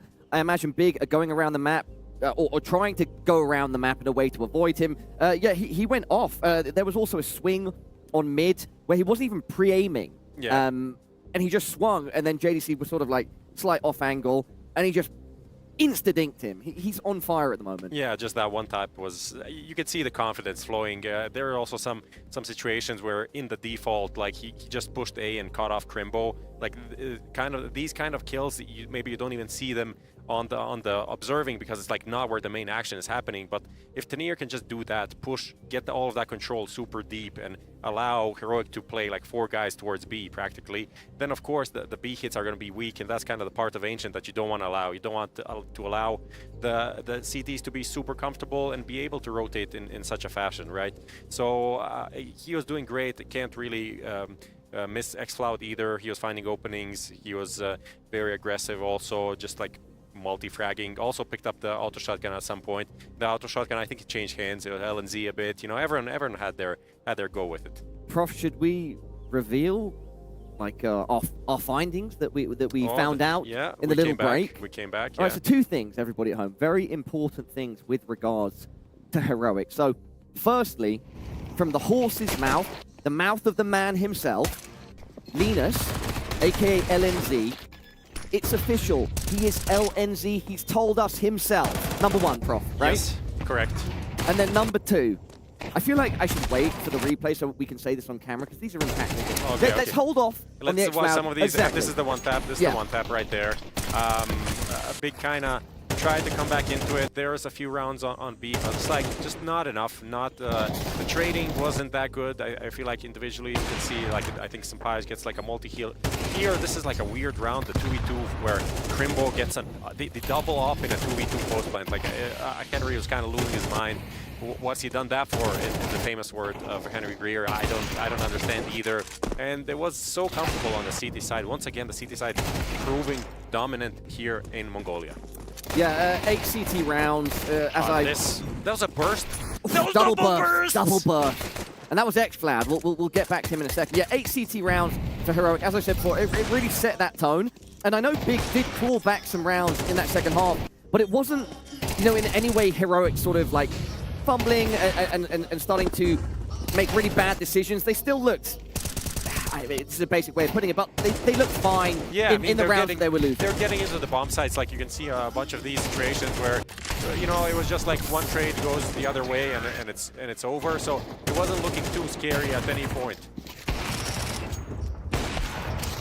Final few rounds up on screen now. Youngster didn't have the best map, but don't have to do too much when you've got the likes of xFloud and Tanir going so big. Oh, some shirts being thrown in the background, I guess. Shirts being thrown, an esports classic. All right, so as we mentioned before, right? The second part, I don't know what this is. I forgot what this is about. Oh, okay, great. So LNZ is LNZ. Linus himself told us, right? Yes. He told us in between the maps, that is for certain. The second one, and this is a banger. So we're there, we're getting some energy drinks, and Heroic are in that room. That's why the LNZ conversation happened. One of their managers is also there, and xFloud is there too. After we'd had that conversation with LNZ, xFloud turns to us, he's looking a bit upset. And he goes, guys, you're calling me the wrong name. You're not pronouncing it correctly. And we're like, what do you mean? How's it pronounced? He goes, Sexfloud. You heard it here first. Hand on heart, that's the truth. Get it trending. He said this 100%, and I said maybe if we go the distance here, we can get it on the brow. Maybe he gets an ace in the last game, on the last map. Maybe he can get one of those. Perhaps we don't get it trending yet. We wait for him, as you said to him, and you just brought up now. If he has a banger on this third map, I mean, he sort of was building into it on that second map. Yeah. Maybe he can earn the moniker that he wishes to be called of Sexfloud. What a brilliant player and a brilliant mind aiming for the sky. Yeah. One thing I'm worried about, though, is he trying to aim too high and take the mantle of the real sex god Dosia? That's. I mean, there's a lot going on here to think about. Huge factors. I mean, Dosia had a graffiti, he had a nade going on. Xcloud has a lot of great moments, but does he have that highlight potential? Does he have that, star factor? Does he have the aura? I mean, we were talking about aura before aura was defined in Dosia. That's something that doesn't exist currently. We can talk about Jimpat, we can talk about, Simple in his prime, we can talk about Monasi and Nico. That aura that's a special type of aura, you know, especially if you go on Reddit. But Xcloud, he might be defining his aura. He's been playing really well, just waiting for that big moment. Yes, exactly. And when he gets that, maybe he becomes Sexfloud. With that said, quick thoughts on going into map number 3. It's Mirage. Let's remind everybody at home, this is a best of 5. That's why we've ended on we've got to a third map. However, at this point, Heroic 2 ahead, great momentum. Tough for Big from here. They need a reverse sweep, Prof. Yeah, expecting a city side from Big, and then JDC. He on Ancient wasn't doing well. This was like probably his worst map of the tournament so far. Generally, he has a bad map, they lose. That's kind of how it is when you're the star player. He'll be in Connector. Probably we'll see some action between the aggro players of Heroic. Tanir, man, he's been on one. He's very determined to make that 2 a.m. flight that he has heading home tonight. And he's playing like he wants to make this a 3-0. So I think that's very exciting. Son Pius, obviously on the op, will be, when they go to the CT side, super influential. How much can Hype do? That's a factor. And then just, Tabson as well. Tabson and JDC together combining. What can they do? I think that's the main part. All right, well, Prof, thank you as always for your thoughts. Everybody at home, third map up next. It's Heroic's pick of Mirage. If they win it, they win the best of 5 and crown themselves champions here at MESA Nomadic Masters Spring 2025.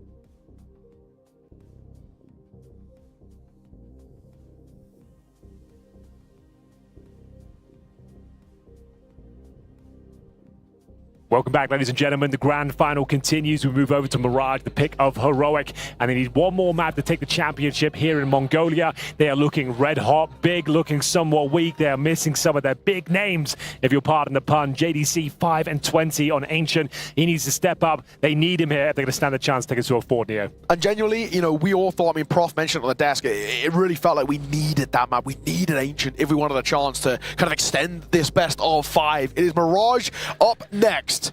And there's something quite special has got to happen here for Big. We've got to start with a pistol. They were 0 for 2 on Ancient with them, which is quite a rarity. So let's see. 5-man execution in towards A. Easy does it for Heroic. One player towards the Palace. Flashbangs going over. Smokes deployed early. And here we go. This will set the tone for the rest of the game. Crimbo opens things up with the Julies, but he goes down quickly. Some Pius fighting back. The USP's at range. Should be able to find a couple here. JDC finally with some impact. And then some. Gets himself 3 kills. Secures the round. And it's a clean pistol for Big. Only got 5 in the entirety of map number 2. Gets 3 in this round alone. What a start for JDC. Needed it. Needed something special. And it looked like he was a little flustered for a brief moment there. But he steps up and my oh my. That's the way to kickstart Mirage on this CT side. Out the gates flying. So still a bit of hope. Really, really well done. Isolating those fights under pressure.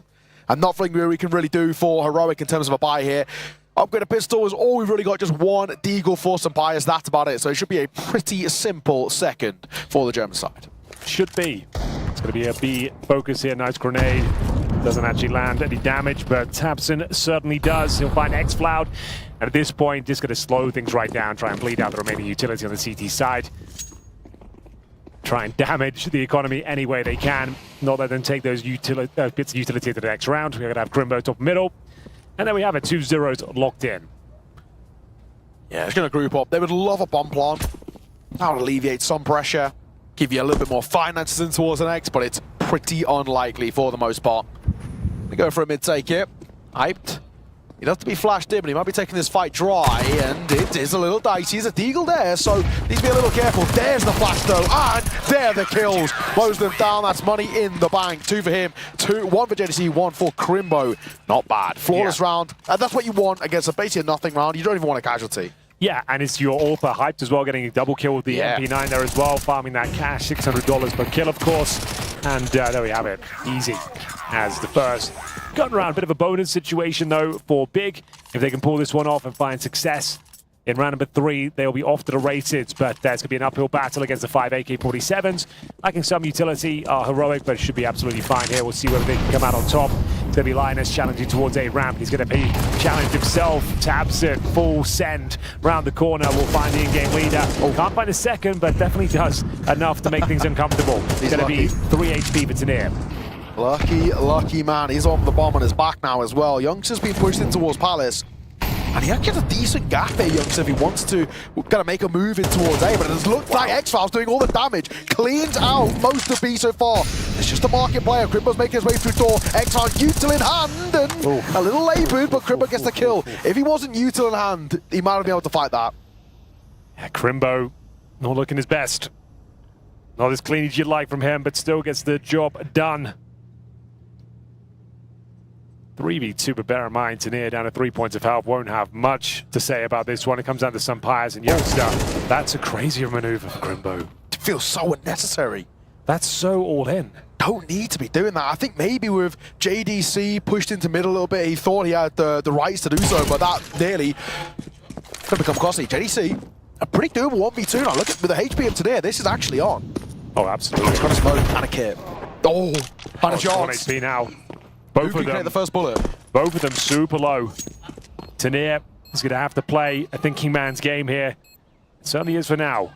Going to be hiding back a bomb site. I feel like JDC's got him. It's just going to take 1 bullet. They'll lock horns, a very important round, and the movement is spectacular. Tanir just not fazed by the big stage as he steps up once again in this grand final and finds the first on the board there for Heroic. It was such a difficult interaction there. Looked like this round was going to fall apart. Tabson does 198 damage, kick things off, and it's just like, wow, there's surely no way. But then xFloud, he manages to find a nice double here. Crimbo, he did well to get this kill. Good positioning, but the jump up in towards window, this one, not a fan of that maneuver. That pretty much cost him the round. JDC did what he could. At least he's getting warmed up here, but still, Excellent work for Tanair. They didn't see that maneuver coming in. Great headshot as well. Yeah, JDC's already superseded his scoreline from map number 2, so he'll take that every day of the week. My God, But that was the bonus round there. It was, If it comes was. down to a 1v1, still not great news for Heroic. And it also means they have to bring in 2 Galils towards this next round. So you're looking at it, and it's still a pretty wild one here. I mean, this is a big swing round. Whoever wins this basically gets a second for free to follow it. This could be pretty huge. Especially if it's Heroic, it just puts it right back in Big's face. Once again, makes them uncomfortable, as they have been all series long. I mean, they're still yet to crack into double digits in rounds in a map so far. Easy does it, slow and steady. Heroic replenish the util towards middle. That's window and connector. X-Floud has been very, very good today. Super sharp with the AK, he takes a lot of space by himself. Flashbang goes in, doesn't affect the CT. Crimbo coming out on top now, taps it. Oh. How has he got away with the double kill there? This round's over. 5 versus 1. All down to LNZ here, as Paul has let us know, LNZ instead of Linus, and well, he will get one, and that's all. He will get. JDC sees it off, and that's a huge round for Big to be taken. Like we said, a swing round, but the fact there's no bomb plant either for Heroic is going to leave them financially very, very vulnerable. They're probably just going to go for, I'd say, next to nothing. They do occasionally like to throw a little Tanair force buy in there, give him a rifle of any sort, and the rest of the team low buy, but I think in this case, you could probably just play it a little bit more calm. Basically give up the round, go for a full buy towards the next. Okay, much better showing from Big early on here. Convincing pistol victory, managed to weather the storm. Sure, they lost the first gun round, but bouncing back puts Heroic in a very difficult, tumultuous position. Just a couple of upgraded pistols, that's about it. Glocks. There'll be some Pius with the Deagle armor. Might limit his ability to bring out the AWP early on in this game. Tapson's looked very, very good on Mirage. He's up to 4 and 2, but the impact he's getting with those kills on the MP9. It's true. Secured them a lot here. He basically won them that last round. That one push towards round made all the difference.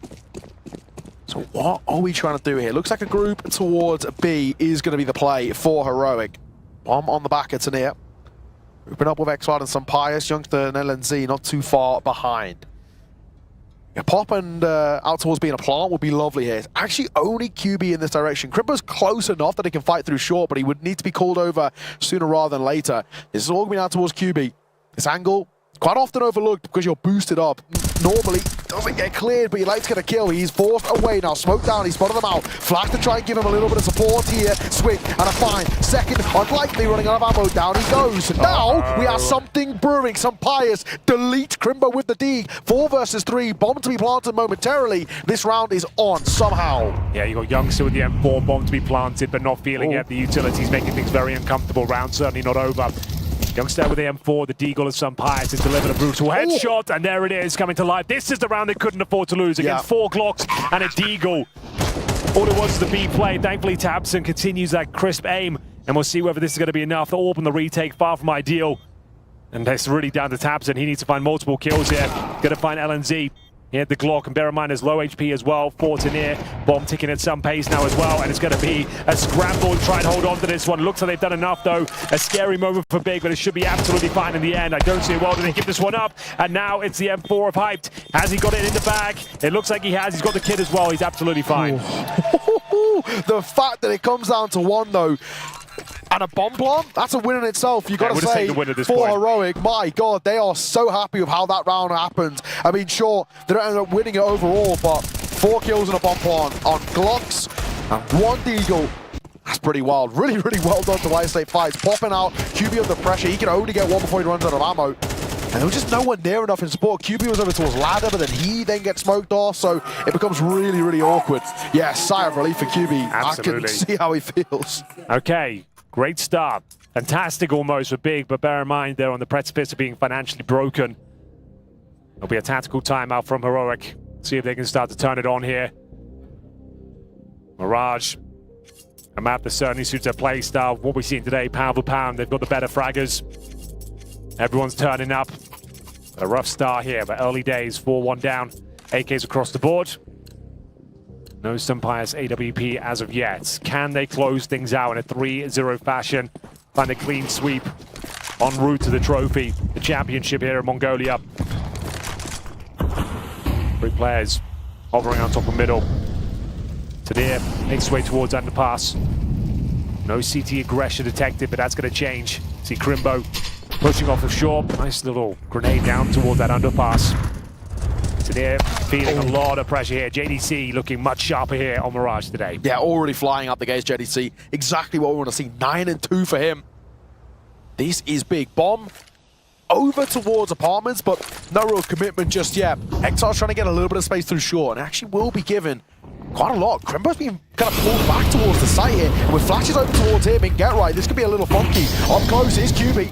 He's going to do a lot of work on this first fight. Drop it down, and there it is. QB delivers second, found as well. Okay, so Pius will trade, but it's round brewery, 2 versus 3.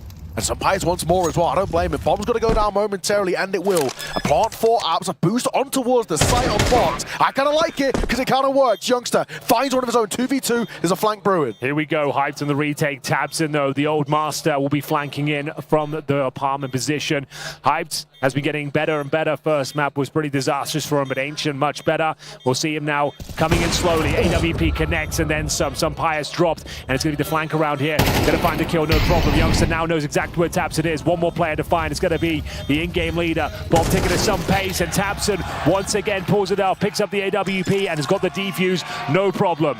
Oh my God, another one down to the wire, but all that matters is big. See it over the line. 5-1 now as well. Youngster just couldn't connect that final bullet. Tabson left reeling but winning. Now that's really all that matters for them. All it's going to take is one of these rounds slipping away, and the money's going to be ruined for them. Oh, Youngster will be kicking himself. Just had to try and stay alive. If he doesn't take that duel, just hides in the corner, just stays alive. A couple more seconds would have done it. 5-1. Hyped, hitting some great shots. Getting rowdy now. Feeling himself. This is what we need. Big. Really starting to feel it. We haven't really seen it all the way throughout this series so far, but with the loss bonus and the bombs going down, sure they can buy, but this is not where they want to be. They want the Sunfire Zorb. They want all the bells and whistles to go with it. 2 Galils in the mix. Bare bones in terms of utility. We'll see whether they can make this work. A execution. Pulled out of spawn. Full commitment here. It's going to be the Palace. They're going to focus most of their efforts. And Tabson, he's ready once again.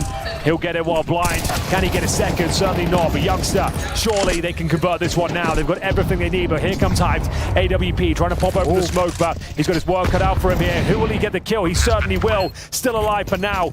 And we've got a 3 versus 3 once again. Big have won every single clutch so far and continue to look promising here. Hype keeps picking it up. He opts for the Galil, and I think in this situation, it's the perfect call. 2 now, 1 being a Galil for LNZ, but down he goes, and some Pies with an Orthodox. 1 versus 2, but not to be. JDC sees it over the line to another round where it's expensive but big. But Henry, another round they win. Another round they win indeed. 6-1. It's been very fast-paced here on Mirage. And you can see the smiles starting to come out. The crowd starts to love it as well. They've been kind of backing big all the way throughout this series. I mean, I think they're just here for the Counter-Strike. They want the full distance, and on the way they're playing so far big. The first time, there's a lot to like. It really is. Tabson trying to fire everyone up. I like that. Some Pius, if he gets that spray down, makes it a 1v1. He probably comes out on top, but they are floundering now. Struggling to convert these rounds. They still don't have the AWP. They do not have all the utility. They just know 1 round will do it. 1 victory. Youngster's doing everything he can to try and open things up. Continue applying that pressure. Some Pius has had enough as well. Towards short, they're feeling pressure from Crimbo. Tucking himself away as a Spaniard. JDC needs to be very careful here. Linus could sneak through the smoke. Rock his world. Could spam through the smoke. Does significant damage towards Xfloud. Here comes a rotation with Crimbo as well, backing up with CT Spawn. Another advantage here. Surely they've got to convert one of these. Just 1 round would break big. But that's if all 5 members go down. They might not even win the round, as some Pies is brought down once again. Tanair's the only one towards the site itself. Let's see it through Con. Exile was going for a deep play, and he's not very far away. Tanair goes down. QB moving his way forward. Does he know about LNZ? Is he going to clear the tangle? Barrel spotted. Should be dead, and QB is. Down he goes. It's now LNZ. A known quantity. Swing and a miss from him. And Exile also falls again. Big. We're making it work. Hyped. As his namesake says, getting loud, getting proud. Another retake successful. Youngsters finding them all the openers they could dream of. It's Hyped to answer back. They had the man advantage again, but they crumble. Can't hold on, and it's Hyped. Crimbo stepping up here. LNZ with this nice kill towards QB, but wasn't nowhere near enough here. Very comfortable, 2 versus 1 in the end.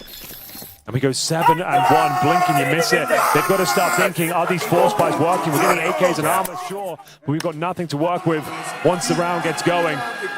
Yeah, do we actually go for maybe like a hero AK round? They've been loving doing that with Tania, a half buy of some sort. Just get some bias in towards the AWP. It could make a big difference. He needs to have at least 1 round this half. They're going to force buy all in again. They're averaging about 4,200 per player. It's okay, but it's the way they're not closing these rounds up. They don't have the residual utility. That's the real problem here. The retakes are just looking so strong on the CT side.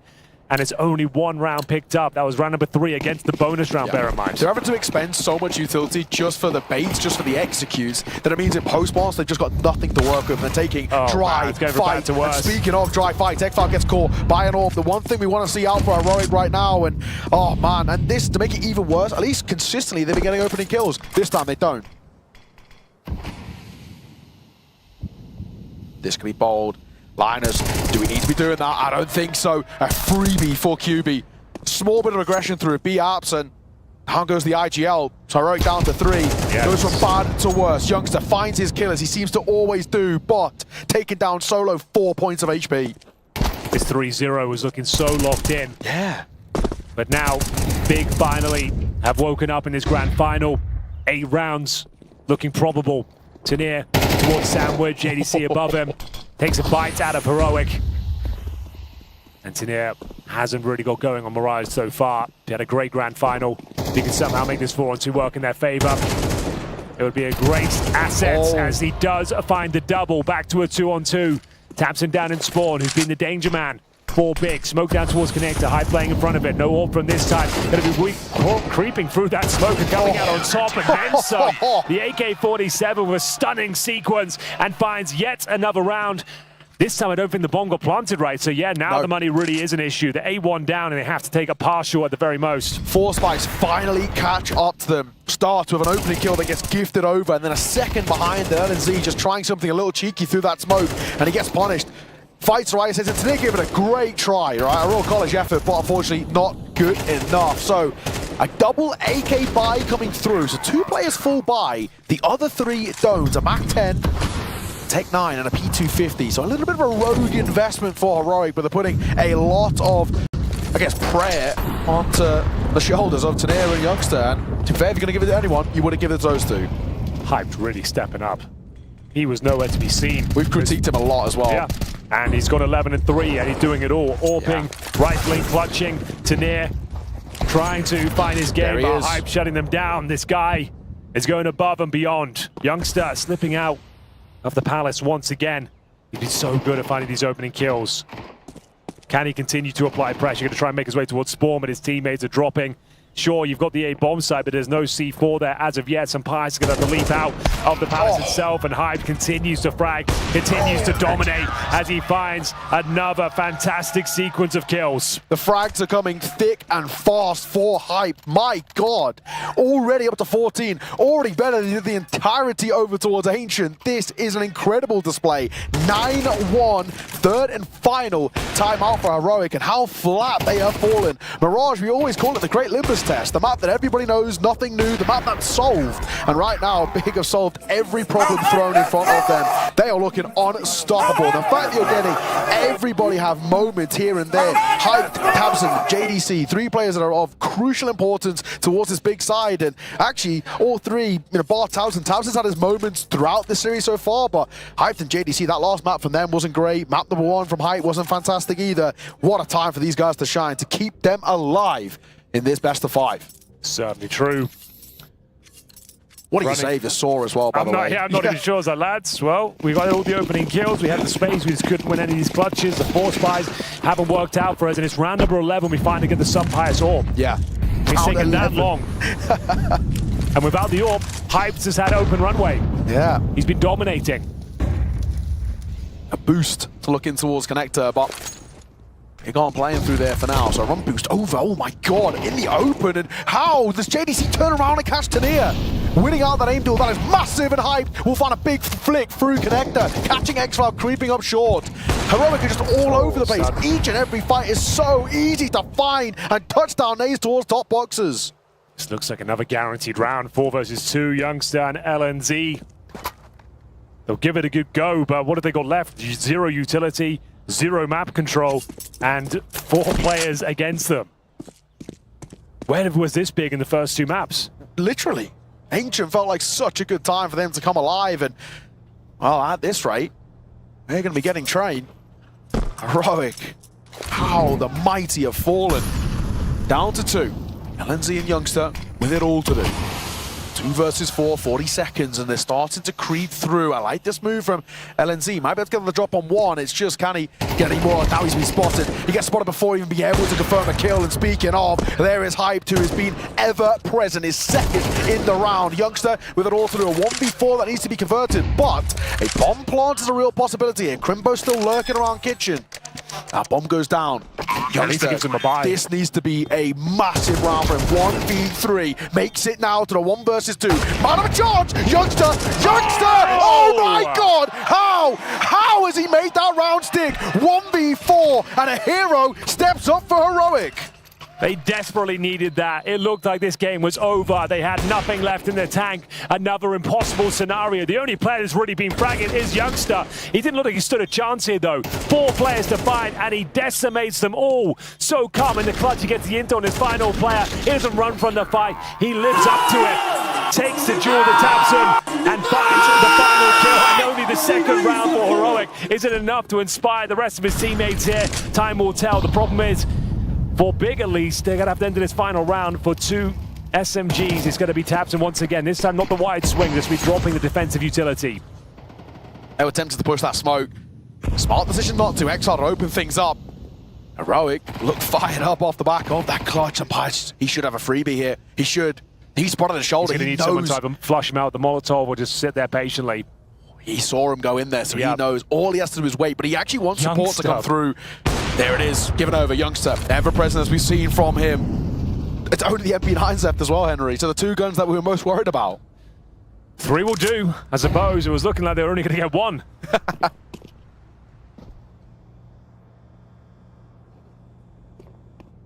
Is there anything they can do? Heroic have certainly fumbled some advantages in Mirage so far. This one looks nigh on impossible though for Big. Taps in towards the connector.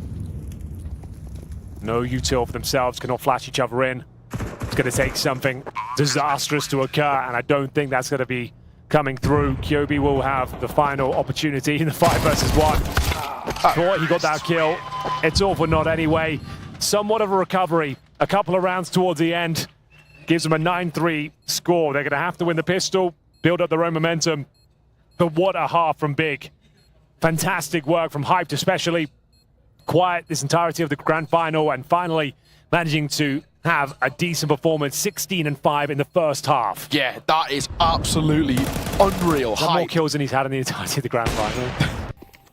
But 9 in the first, 13 in the second? Yeah, okay, 13. So not quite, but he might get it this map if things continue. If there is a little bit more of a back and forth, Hype is going to be the crucial one to get them over the line. He's been fantastic. JDC's also been stepping up. He had a woeful Ancient. Only 5 kills in the entirety of that map. Somebody who is, I mean, it's safe to say, the most important rifler towards Big and has been throughout all of 2025. And they missed him in that last one. They're not missing him now.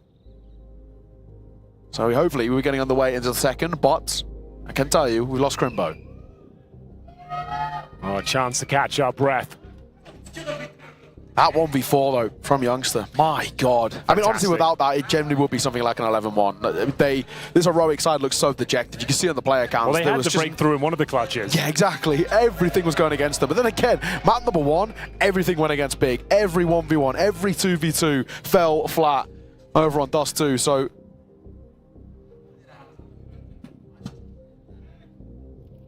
a taste of their own medicine.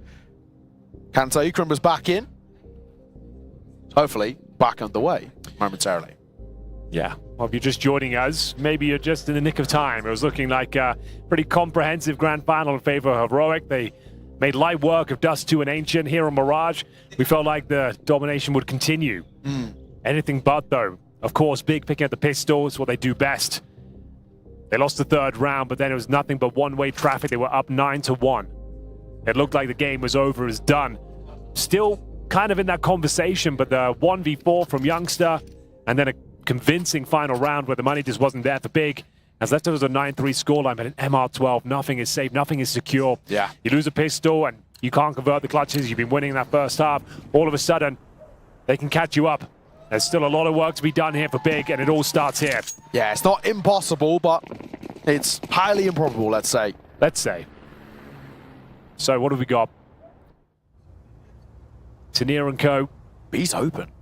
In toward that underpass, and you're right, and that's exactly where Big wants to go. Flash and a smoke. Pretty simple here. They can either go for a window smoke or a short smoke. Setting up for the former. Oh, no flash though. Doesn't matter, no one's towards B. A little punish from LNZ, that's information gained. Bomb will go down, no problem. No kits on this retake.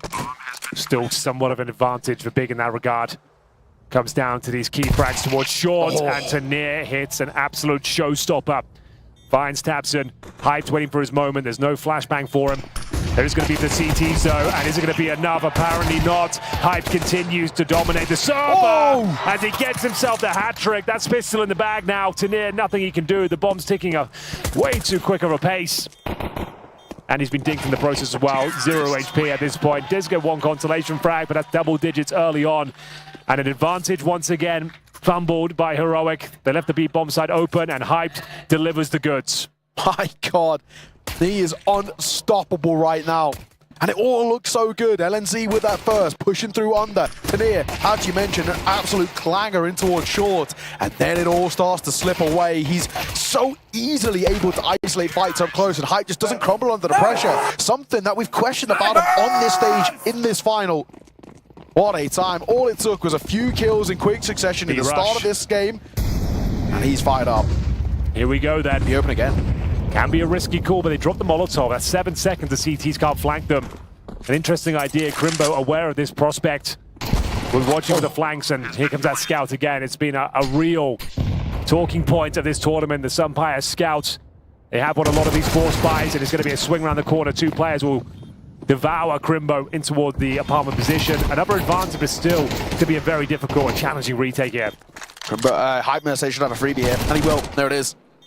Running up short, gets caught, just completely exposed there. LNZ though, delivers with one of his own. This is Scrappy running through QB. Should have both, but he jumps to seal the deal. 11-4 Big, 2 away in what is an unbelievably dominant display. Wow, the B rush works out, but they were aware Heroic would have come from the underpass. Youngster did well, but Hyped holding that ladder room. Made sure the flanks could come through. A desperate last push there from Heroic. Can't manage to find anything through the smoke. And it's looking comfy. Technically, if it wasn't this sort of scoreline, you'd take the eco here, but because they can't recover a 12-3 deficit, they have to buy into this one. And it's a change of pace. Contact playing towards A looking likely. Youngster, the only player that's been able to shut them down. He'll be close. Tannir flashed off. Could be the double kill. Certainly could. Hype. What did he do in between map 2 and 3? That is the biggest testament to his mental, the way he's able to recover. Sunpires though still hitting pop shots, and Tabson nearly delivering. JDC will seal the deal on towards Sunpires. So CT now made it a little easier. Bomb will be planted. They didn't spot the ticket player jumping up here as well. And NZ wants to push, but that'll cost him, and it's all down to one. And with this FAMAS nowhere to be seen, Xflow saving towards B. Hyped. Whatever he did in between maps 2 and maps 3 has worked absolute wonders. Oh, Tabson on the hunt as well. Does he clear? No, he doesn't. But question is, do they continue the hunt? Xflow is so low. It doesn't matter either way too much, but they've got him. Freebie as well. And to make it even to the Master Eater, it's a Mac 10. So a bit of kill bonus you're not going to say no to. Not that money's a real issue. No, not really. That should be Uchiro, I'm afraid. It's going to take something unbelievable, 9 rounds in a row, and it all starts with a very weak buy. FAMAS and Scouts once again. Big, turning up to the grand final. See whether they can actually convert it cleanly, get out of here, and reset. 22 and 6, Henry. 22 and 6. Unreal. What a showing. He's matched maps 1 and 2. Train up next, you wanted him. Oh, yeah, I did. I kind of like what I saw from Big on Train before as well, I will say. Are we done here? Or does it continue further? It looks like it could be the former, but it's going to be JDC mopping them up to near the last line of defense. They are battered and bruised in the speed bomb site. He gets a double, and looks like we'll continue for at least another round. JDC, 1 HP, still makes it work. Bomb planted up against xFlow, coming in from short. He can tuck tail. He might be able to pull this one off. xFlow of no kit, and JDC with the round in the palm in his hand. He's tucked into his bench as well. He's managed to sneak his way past. He's looking for a quad clutch here with 13 points of HP. xFlow trying to clear everything. He's been hurt. xFlow might just take this, and that might just cost him. And heroic the map. Big. What a response. Mirage taken in dominant fashion. Henry, that was something unbelievably special. 20 kills for JDC after 5 in map number 2. And Hype, the man we've critiqued, 23. He gets 147 ADR here. It looked like Big were done for. The first 2 maps are just one-way traffic. Heroic coming out on top in every single clutch. But that first half of Mirage showed us they've still got some life left in them yet and some fuel in the tank. Ladies and gentlemen, we've made it. We're going the train, and we'll see you there after the break.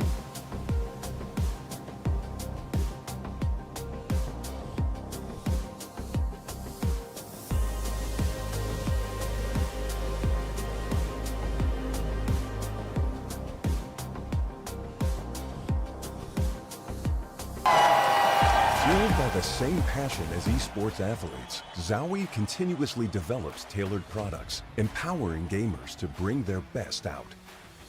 Today, we are launching the all-new XL2566X Plus, which uses the newly developed Fast TN panel and upgraded DIAC2 technology. The new monitor series continue to evolve, refining details to ensure players can perform their best consistently.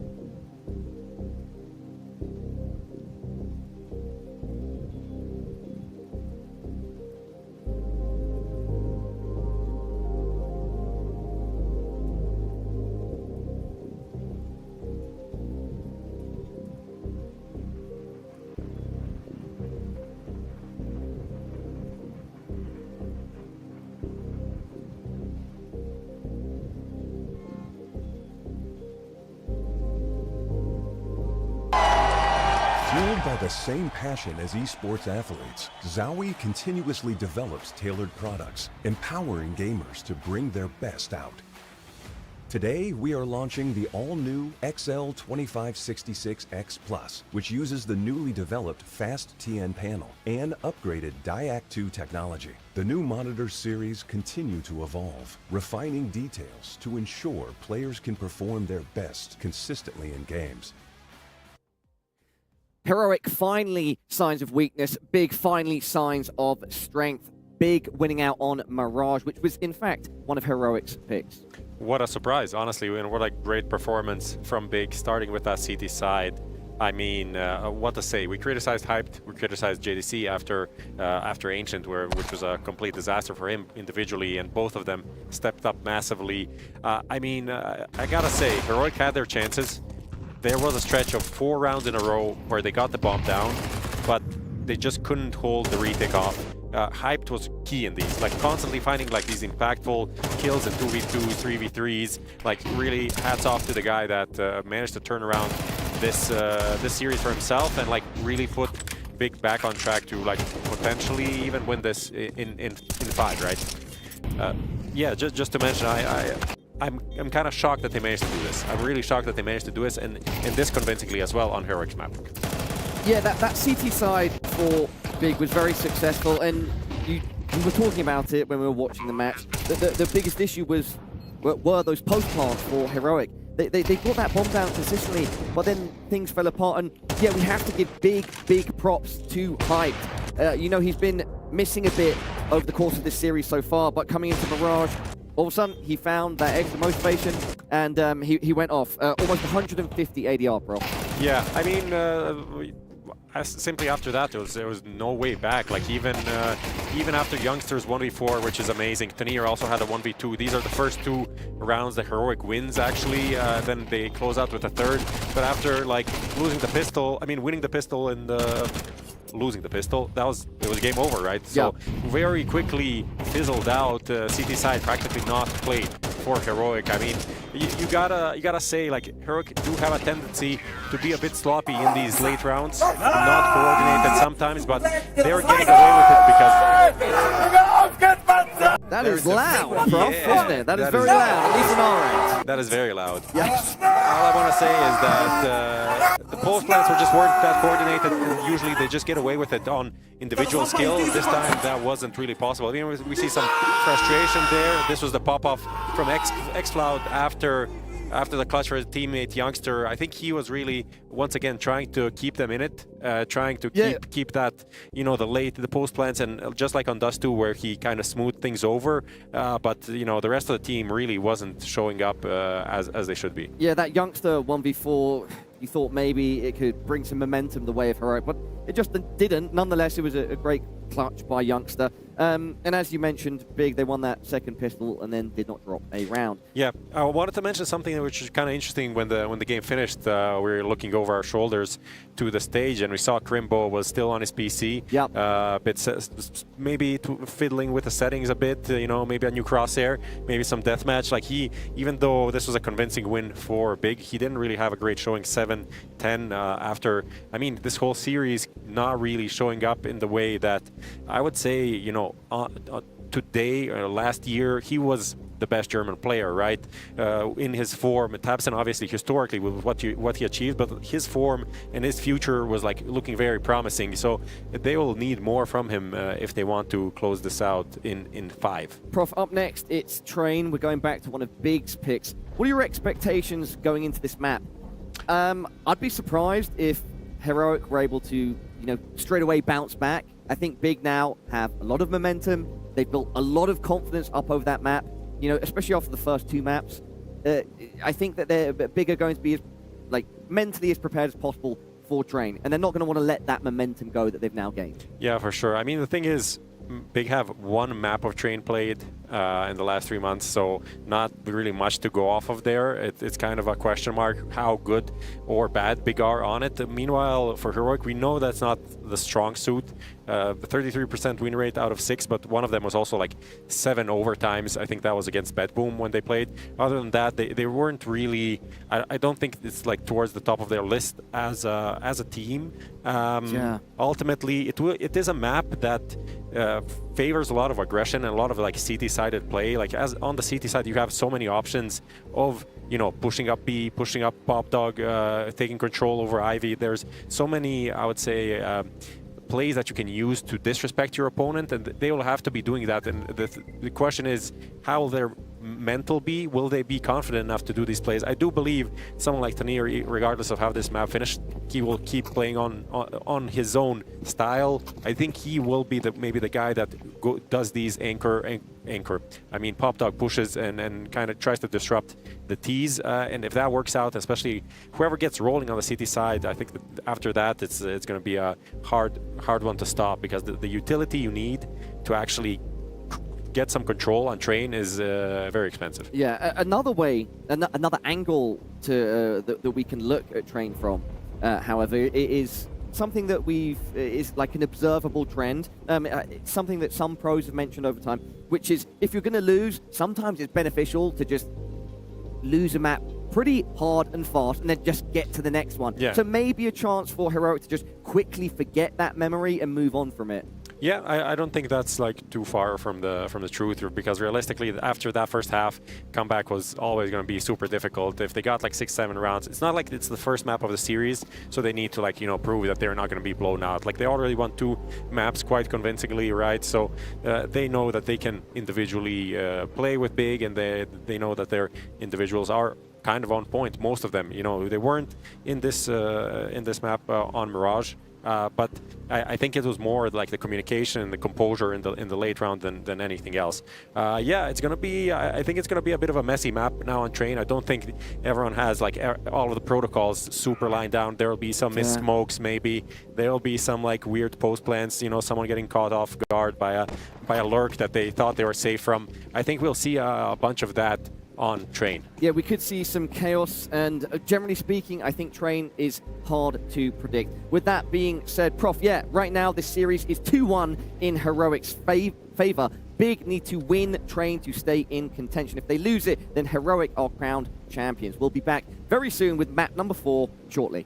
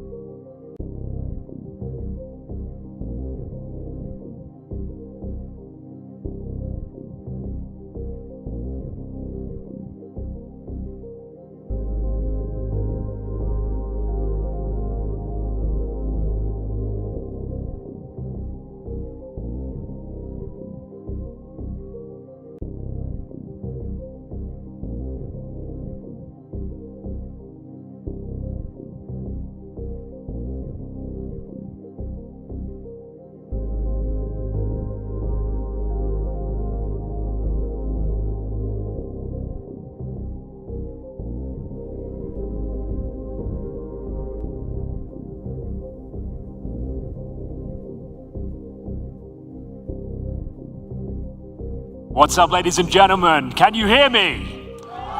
Oh, that's more like it. We're going to have some fun here. The fourth map coming up in your grand final here at MESA Nomadic Masters Spring 2025. My name is Henry G. Joining me is Naokai, and we've got Train coming up next. It's big. They were bouncing back from a pretty woeful start to their grand final now, but they are back, and Hype is looking fired up. He got more kills in that third map than he did the first two, so Big are back. The question is, can they pull off the reverse sweep? Train up next, Nuke to the side, and they would love to go all five. And I'm sure the crowd here in the ACA Arena would like it all the same. Playing for that trophy right there. I'm excited. I want to see Big pull off their masterclass again. Well, if they can keep up that level of performance that we just saw, they definitely can do it. Mirage felt like a foregone conclusion. It felt like there was no coming back from the first two maps, but they are looking like they are ready to test Heroic to the limits of their abilities. It's Senpai and Co that need to step up now and pick themselves up from a disappointing Mirage where they were down 9-1. Yeah, absolutely. I mean, we'll give credit to Youngster. What a clip from him. That 1v4 was absolutely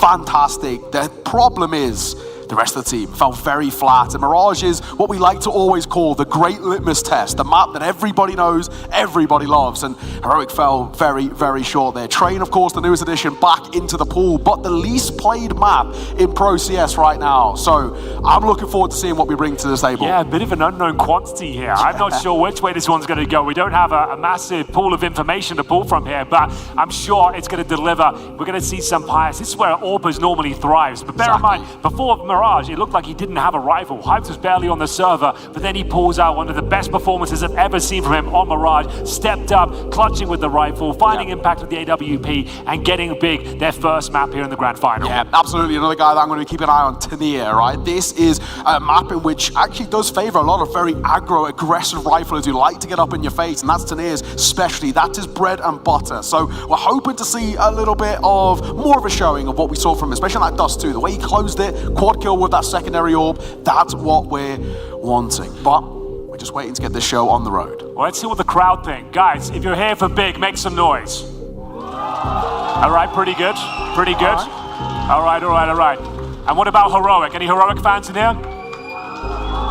Oh. Okay, I would say Big are the favorites right now, and they're the ones who need to pull this one back. Mirage instilled confidence. It showed that this team can still compete at a top level. They've had a difficult 2025, but if they can find this level of consistency, maybe they're onto something in the future. Yeah, absolutely. I know there's a lot of fans for tabseN here as well. He got one of the loudest entrances onto towards the stage, and honestly, he's been playing pretty well. He's been one of the most consistent factors for Big so far in this series, especially when times have been looking pretty down as well. So we're looking to him as a leader, the man with all the experience in the server as well. A man in your screen there as well, Crimbo, at one point the absolute best rifler on the team. He's had up and down performances, but he has shown some signs of life, especially on Mirage. He's going to have to pull out all the stops. tabseN will have to lead into glory as well. I'm so interested to see what Train brings to the table here. The meta's not necessarily defined. Every team plays it in a different manner, and I don't think it's going to be a foregone conclusion that Heroic take this. Yeah, and what we're really looking towards is how we try and manipulate CT side aggression, how we try and get up in the face, taking A main control, starting to push in towards Pop Dog, even getting upper brown horse control. All of these little micro movements are so important on the CT side, and they can really dictate how this map plays out. It's something that I've actually caught in the past. Big have actually looked pretty good on as well, and they're a side, if you're talking about sides, especially in the tier 1.5, who do some of the most work, the most prep, and have all these strats and ideas up their sleeves. Big are basically up there. You would think so, right? Yeah. In a map like Train, it is very methodical, it's very tactical, it's about those executions, having the new smokes that no one's discovered yet, flushing them out with the Molotovs, and I'm sure they're going to have so many tricks up their sleeves. What Big were known for over the years, having all those set pieces, having the coordination, and Heroic, sure, they're a great team, but they're known more for their firepower. Yeah, that is very, very true. We're just waiting to get this show on the road, to get Train started here for our fourth map of this grand final, and I'm sure most people in here as well, as we've seen from the applause that Big got, we want to go all five. Nuke that decider, that would also be very I think we have spicy. to at this point, right? Yeah. The grand final, this first two maps, sure, they were okay, but it wasn't quite one-sided. Mirage set the tone, and I hope Train is going to be the great equalizer where we can see these two teams going at it. Maybe a bit of an overtime thrown in the mix there as well. True. Well, they are in the server. That's the first good step. Just making sure, I guess, that the headsets, the mics, and all the rest are working, and then we can get underway. Big. If they can put up another performance like they did on Mirage, we've got a really good chance of getting all 5 in this series. And I think for Big, they've now got to try and ride off this confidence. The best possible thing that can happen to them: a pistol out the gates, a force buy to follow suit, and that's Big back. Yeah, and they have been absolute masters of the pistol rounds, right? Yeah. We've said it throughout this tournament, time and time again. They pick up both pistols and across all maps, it feels like, as well. Yeah. And if they can find that and into a map like Train as well, we're not really sure what to expect. That's certainly going to be so beneficial in MR12, where blink and you miss it. We saw on Mirage, if you don't win those clutches and you've lost the pistol, the rounds and the halves can get away from you very quickly. Yeah, absolutely. That's the trophy we're playing for as well, and the lion's share. It's got to be the best trophy in esports. Yeah, it's got to be. What a trophy Look at that that. Make is. some noise for that trophy, guys. Let's go. Pretty sick. Lion share of 250,000 USD on the line as well. Fist pumps coming around, so I think we're about ready to get this show on the road. Map number 4 here in this best of 5 grand final. Big looking to recover to take it towards Nuke. Let's hope so. We want to see these teams tested. Ladies and gentlemen, it's been an honor to be here in your beautiful country. Let's make some noise for this 4th map, Train. An absolute pleasure to be here with you today. And it will be big starting on the T side here. We've got a P250 for Hive, the MVP of the previous map. We'll see if he can crack things open, but he's got to get past Sun Pius toward that side alley area. All right, well, JDC just waiting in towards main. Not a lot on offer so far. A slow take by Big as they're trying to move their way up in towards Ivy. We can just stay around. They don't need to commit to this so far. A lot of time to work with. Still got a little bit of util. Taps with a smoke and a flash. I like the aggression coming through in towards main. X-Flower, this could be pretty spicy. He could get a lot of info. He really could. It's a great position. JDC, though, does he overlook it? Time will tell. I think X-Flower gets away with this as he pulled the trigger early. He swings at the perfect time. Looking for the hat trick. Not going to find it. Height will keep them in the round. QB from the alley. And manages to actually make this round possible once again. Bear in mind, we talked about it. Big have been fantastic in these pistols, but finding themselves in a 3 versus 2 deficit right now. Tapping away. Today getting close, but he just cannot find the heads, and down he will go to the hand of Tabson. All down to him, though. The captain, fantastic. Got to step up in a 1 versus 2. Young just been spotted in towards the backside. And 44 Tabson, points of health. on his back. He knows with some piety is a tap and a miss. Can't quite find it just yet. This round could spiral. Tabson has got plenty of time to work with here. He knows where both players are. A couple of bullets in their direction could bring him into a 1 versus 1 situation. We just hit 15 seconds, though, and unfortunately for Tabson, no bomb plan, and it will be heroic with that fantastic position towards main entrance. The dual elites overlooked. He almost got 3, and with no plan, it does beg the question, do we see the force buy in the 2nd round? It's become such an important factor of how to play Train on this CT side, about getting in towards A main, about setting up a very strong hold there. And you don't have to commit too many bodies. Just sending one, someone playing at distance towards back red can make all the difference, and it does there. So heroic. What a start for them. It was a pretty abysmal map number 3, to say the least, so they needed to shrug that off as soon as possible. Well, here we go. 1 step closer to the championship. Heroic. The pistol round is theirs. Unlikely we see a force buy in the 2nd, as bear in mind, Train, such a long-range map in general. Yeah. You can't really find tight choke points, and you're going to have to be going toe-to-toe with Famous and MP9s that are waiting for you on the other side. But as we mentioned, Big, a very tactical team, love their execution, love their gimmicks. See whether they've got anything up their sleeve. We have no idea what to expect here today at Train. It's just not a map we ever see. Yeah. Like, it only really seems to occur in the best of 5s, and it rarely gets to the 4th map. Yeah, it's the least played map in Pro Counter-Strike right now, but month on month, it's slowly but surely starting to increase. So for the first couple, it had a less than 5% chance of being picked in towards series. It's now towards 10, so we're starting to see it a little bit more, especially within the online tier 2 space as well. You guys love Counter-Strike out here, huh? Yeah. Every single place we've gone to in Mongolia, everyone's talking about CS. And it's such an honor to be here sharing this one with you today. The grand final continues. It is going to be the force buy, ladies and gentlemen. And looks like we might have a B rush on the cards here. It's Sun Pius here in the mouth, and it's Youngster that has to defend. Through the flames they go, fighting tooth and nail. Youngster mowing them down. He's on for the ace. 1 player remains, and Tabson, nothing to do, nothing to say, as it's a clean sweep. Heroic pick up round number 2, no problem whatsoever. And Youngster waves goodbye, shutting them down towards B. What a play. Here's the steps. Molly goes down. They try and fight through the flames, and he will eviscerate them. What a play. What a round from him. He does so well at isolating. Julie's pulled out just to rub salt in the wound. Man, heroic 2-0. And to start in towards train like that, to bounce back after Mirage. No better feeling right now. And of course, for Big, that was a force buy, as you mentioned, Henry. So shutting that down could leave the money oh so woeful. Yeah, and it was Youngster who really was the only beacon of hope in that third map, right? Mirage is the only one really getting anything done. So the fact he continues that strong form, promising signs here. We're not really sure what to expect here on Drain. So for now, I can tell you it should be a 3-0 scoreline.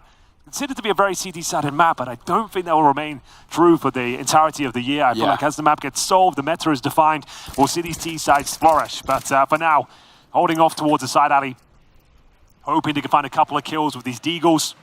Not much purchased, no utility, no Kevlar. In a round like this, you just love to get a bomb plant.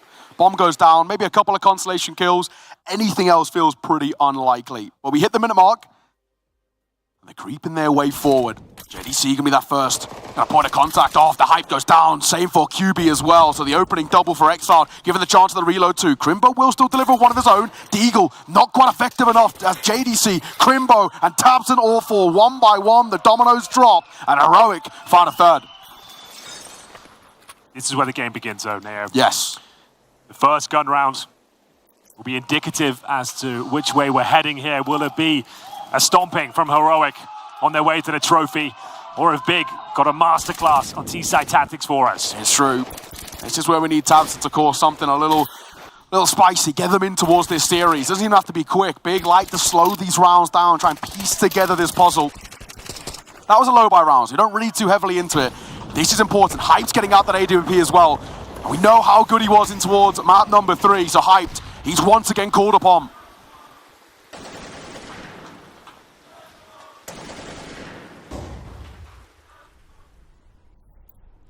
It's here Big, the fan favorites here today. Hyped has got his AWP and he is making it work. He'll find X-Cloud to open things up. It's a 5 versus 4. Bear in mind, we call this one the bonus round. It's when you have so much success early on that you have the little weapons entering the first gun round here. So the MP9s are going to have to do a lot in this 5-on-4 disadvantage. It's an open play for Sampayas too, so he might be able to contend at range. And we really do call upon Sampayas in this map to try and shut down Hyped. If he is now firing on all cylinders, if he's now warmed up and ready, we have to look to one of the most experienced and one of the best players in the server. Molly down, that'll just force QB away. Now also a known quantity in towards Pop Dog. Hype's still moving his way forward. He's got Tabson in for support. He's not exactly going quiet about it. Smoke towards that left-hand side, and that gives him the benefit of range. Hyped, all he has to do is stay trained on the angle here, and he could be able to be given a freebie. Here we go then. Bit of a standstill for now. Waiting for those CT reactions, but he might have burned too much time off the clock there. Sure, they've got the man advantage, but still so much to be done. And they are answering back. This is looking fantastic. It's a complete shutdown as Heroic find every single kill. Hype the only man remaining, and he's got the AWP. He's been nameplated towards the Ivy area, and for now, I think he has to fall back. Just keep hold of what he's got. Remaining 10 seconds, a save call, so Heroic, really well done. Shutting it down towards A on the bonus round, no less, makes such a big difference. They've come out of the gates flying here and towards Train. And Big, just not enough on offer so far. It's been a fantastic start for Youngster, as we talked about, 5-0 for him. But that A-site hold, really solid. And one of the few Heroic fans there, getting a few boos from the crowd, it seems. Well. Not going too well so far. They got the opening kill as well and didn't make a move. They were hoping for CT re-aggression to come through, which is the expected maneuver. True. You'd think they'd be pushing inside, pushing towards Pop Dog, but they gave them nothing. They held patiently, knowing they've got the AWP, and it's certainly delivered. Thankfully, Hype to hold on to his. So it's not a foregone conclusion this round is over. The maximum loss bonus has been found, and inside we go once again. Youngster had a fantastic performance here before. It's going to be QB picking up the pace, locked in now with the incendiary, isolated from his teammates, and it's Tannir, the master of the first map, waking up, but JDC answers back, finally, an even kill, but they've taken a lot of damage en route. Can they break through the defenses? Tannir suspects Crimbo on the other side, and I think he's going to have him. Oh, Crimbo's got him. He pushes through, Tannir doesn't clear it well enough. Now into a 3 versus 4, but hyped on the low end of the HP. So this could still be all up in the air. xFoul with a rare sighting of an AUG as well. Here we go. Got to convert this one. Sampaya still alive and well, yet to die in this fourth map, 3-0. Tabson creeping through. Found some great space here. Spotted though is hyped.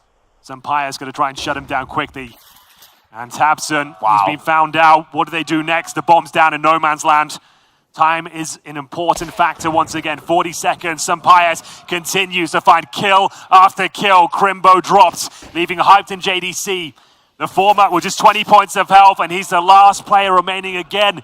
Neo, I'm not seeing anything too impressive here. The mid-round decisions aren't just not there for Big. Neither am I. Youngster 6-0, Sampaya's 5-0, both yet to go down. And, you know, we speak about this map being a bit of an Orpa's paradise, and Sampaya so far has been absolutely excellent. Tanir, really great shutdown. In that initial aggression out from Pop Dog. And honestly, Big, I wouldn't mind a timeout being called there. Just a moment to have a little breather, have a conversation. What are we noticing? What is his hold towards A that we just cannot seem to break down? Let's just keep it simple. When you get these opening kills, let's just go back, beat and execute. Exactly. Anything but just sitting doing nothing. Yeah. You creep your in-game leader out by himself. Once he goes down, what are you supposed to do? There's that timeout. Get Zen on the mic, coach over towards Big, and this is a big moment for him. He really needs to rally the troops. This is a boat taking on a lot of water, and they're struggling to plug the holes. A lot of Big fans, but they're not living up to the noise in here just yet. Heroic actually making light work of them so far. And sure, we can keep coming back to this being a CT-sided map, but these are just really clean and easy rounds. They're getting all the advantages they could hope for. They're getting the space, they're getting the opening frag, and then just the mid-round decisions crumble. They need to start just committing. Like I said, keep it simple. Just group up together, a couple of basic smokes, and get in there. Playing scared. Here we As go. you see now, this is a different approach, picking up the pace. Can they get past the secondary AWP? xFoul, LNZ, turning up the heat as they hit every single shot en route. Finally, Crimbo finds something going in their favor, but it's short-lived as Tanir will fight back and looking so crisp with that M4. Just hyped remaining. I say just, he's had some great shots, but it's over before it even really gets going. Yeah, what a shutdown. Just getting no space. They cannot seem to get any advantages right now, this Big side.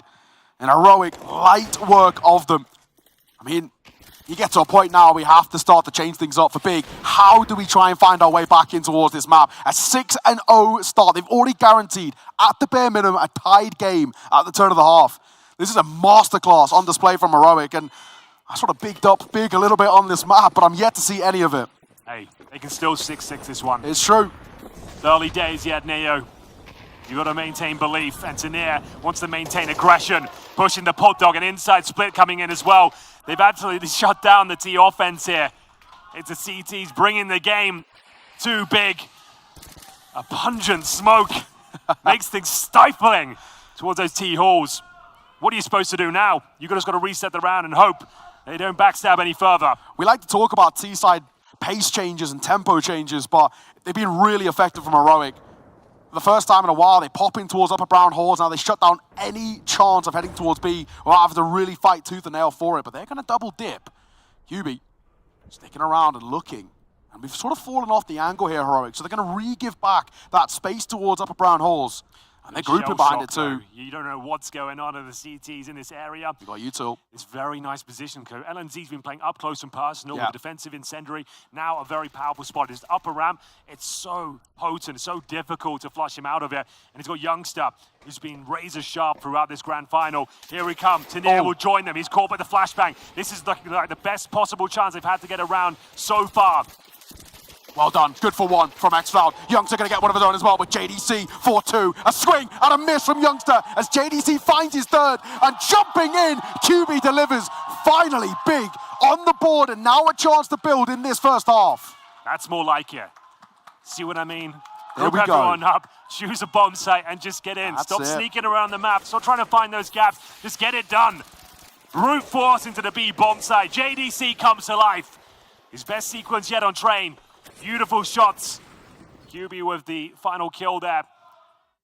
Begs the question, what's the money looking like at this stage? Yeah.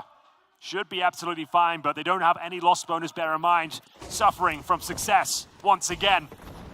They lose this one.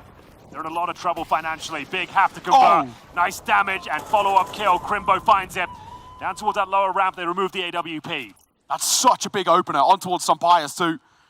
He started this map so strong. Was 5-0, now 2 deaths in a row. Here we go. Hyped. Full blind finds Xfound. Bigger back.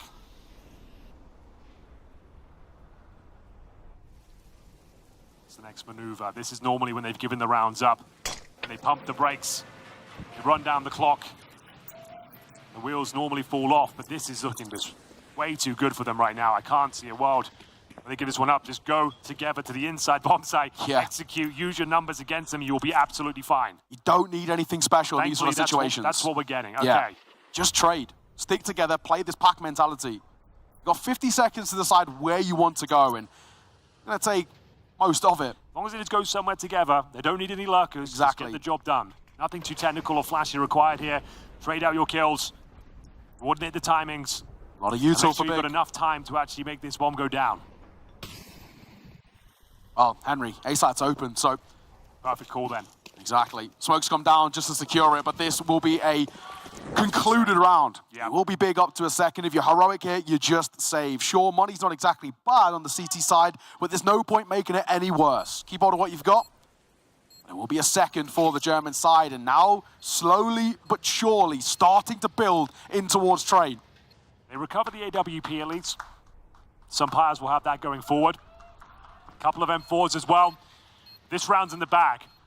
Best looking round we've seen from Big so far. 5 players will survive this one. Still not out of the woods just yet.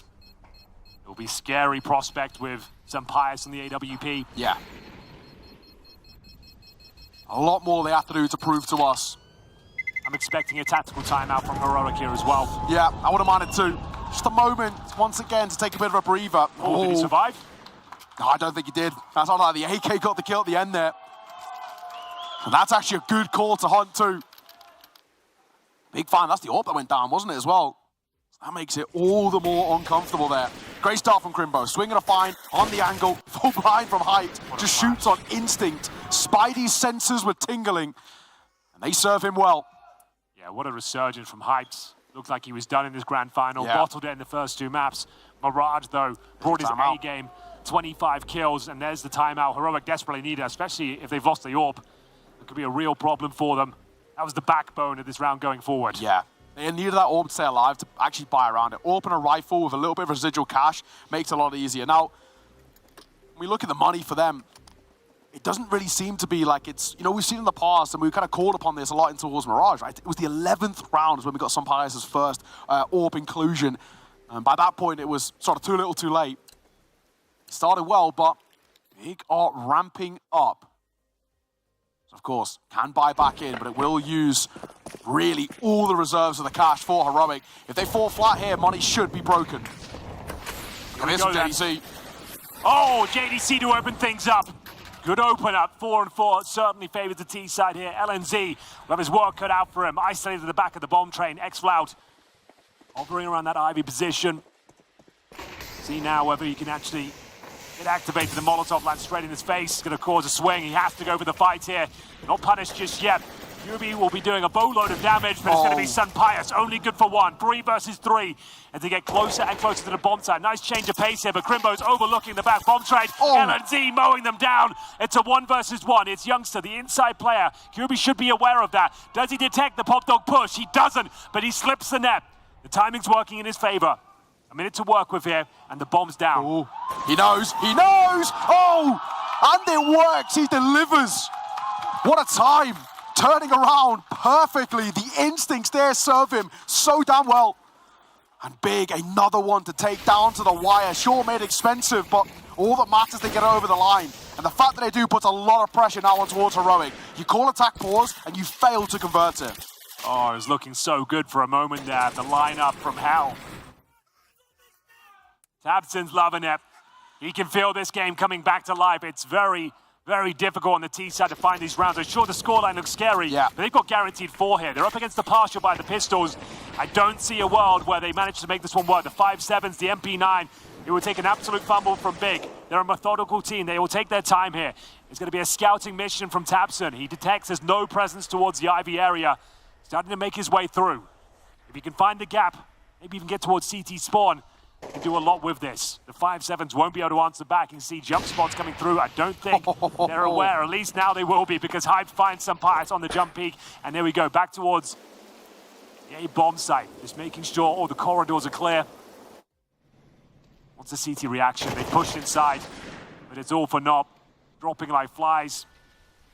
That was the only gun as well, right? That's the MP9 that goes down.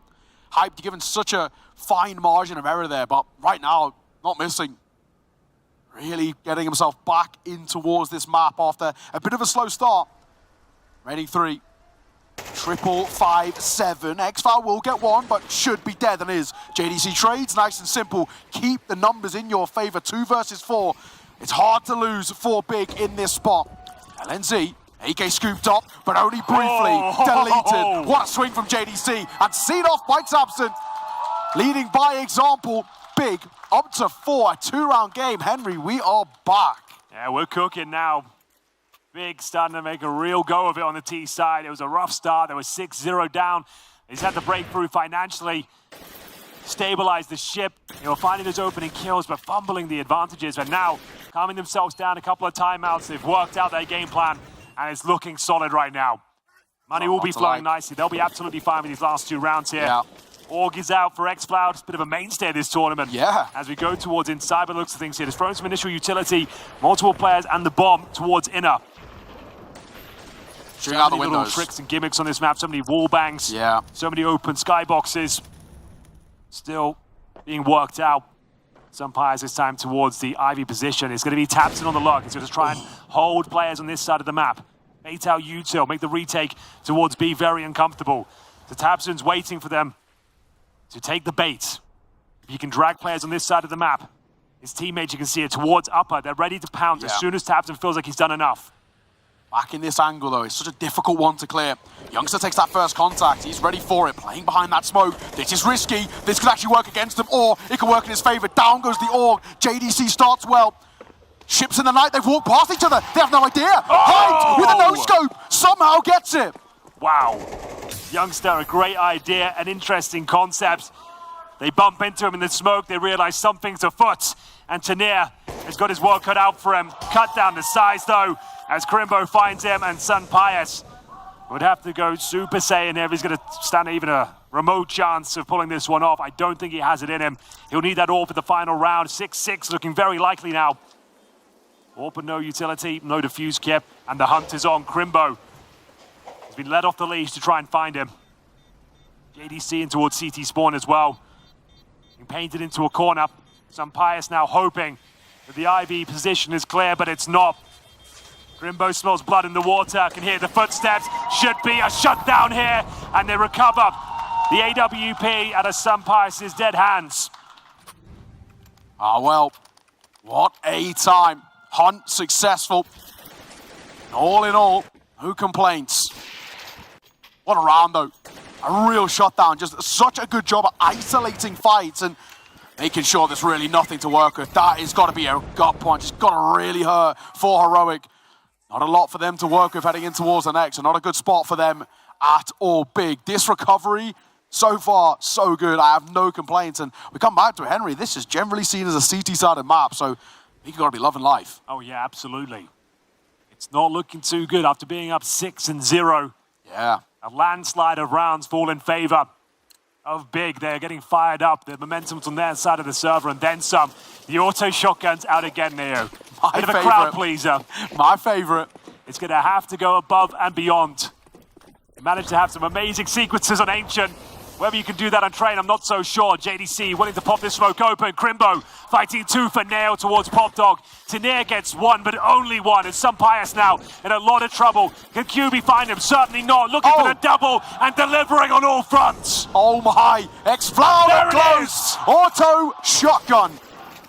And that'll be that. So you'll take that at the very least, a 7th, and guaranteeing that lead. And on the low by 2. The double kill from Sun Pius. And a two-man setup towards Pop Dog. They assume to be clear. QB gets that kill. It's their round all day long. Unfortunately, though, the Famous, it connects the double kill. The auto shotgun in a prime position. Upgrades to the AK-47, shuts them down. What was looking like a huge resurgence, which it was, is stolen away. A slight lead on the CT side, but that's the operative word, slight, because as we mentioned, it's a very CT-sided map. Having 7 is okay, but I feel like 5 is more than serviceable. Yeah, absolutely. So, at the moment for Big, I mean, they're still going to be happy with what they got out of that first half at the very least. They were, I mean, offering up little to nothing. And for a long time, things were looking, well, really bad, to say the least. So, 7-5. You get a pistol here. That's been Big specialty. They do love a pistol. We might be back. It's on the CT side as well. Again, you've got the advantage of those USPs of range. You're going to need smokes, flashes, and a way to penetrate these bomb sites. When I've crossed in the past, Big CT side looked pretty solid. Really nice setups, nice little gimmick plays as well. It's a map that they've obviously become quite well drilled and on, and at least got some good ideas, and that seems to be Tabson's specialty. It goes quiet for now. The championship hangs in the balance. One more map. This one could be it. If Heroic pick up train, the trophy is theirs. Been a long, arduous journey for both of these teams. The best of 5 grand final, a test of resilience, test of mental fortitude.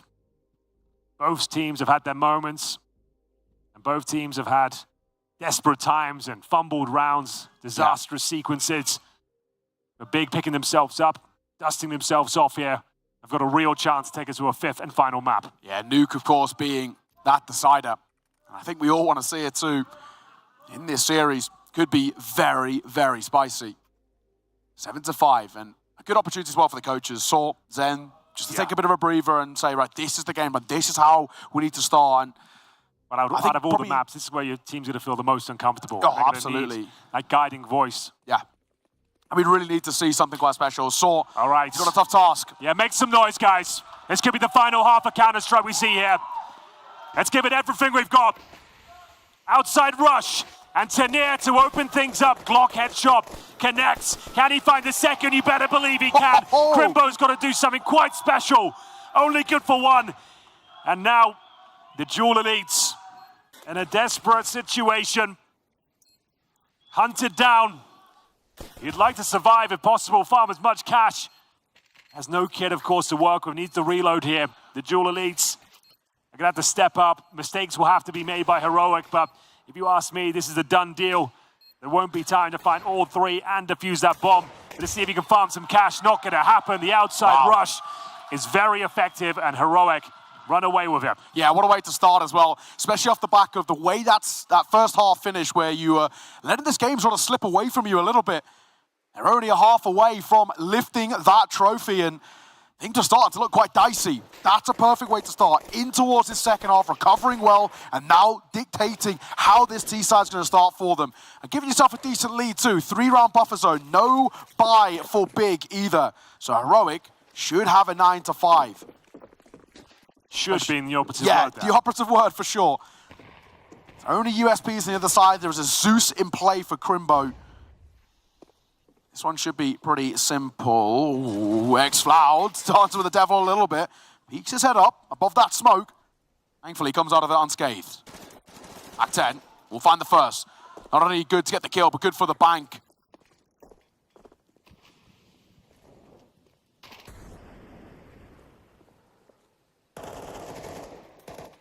Well, easy does it. Not too Simple. much to report, I'm afraid. The gun round coming up next will have to provide some success here for Big because they're going to get nothing done. The Zeus is out, and that's about it. JDC and Crimbo remain. We'd love to see it. Feels unlikely. Dropping down with the Mac 10. X-Cloud, 3 in a round for him. So he's collecting a lot of cash. Crimbo was open, but not to be. Shut down. So low by round for Big. Offers up nothing. Heroic sweep it aside with ease. And now put themselves in a pretty comfortable position. Quite the lead built up right now.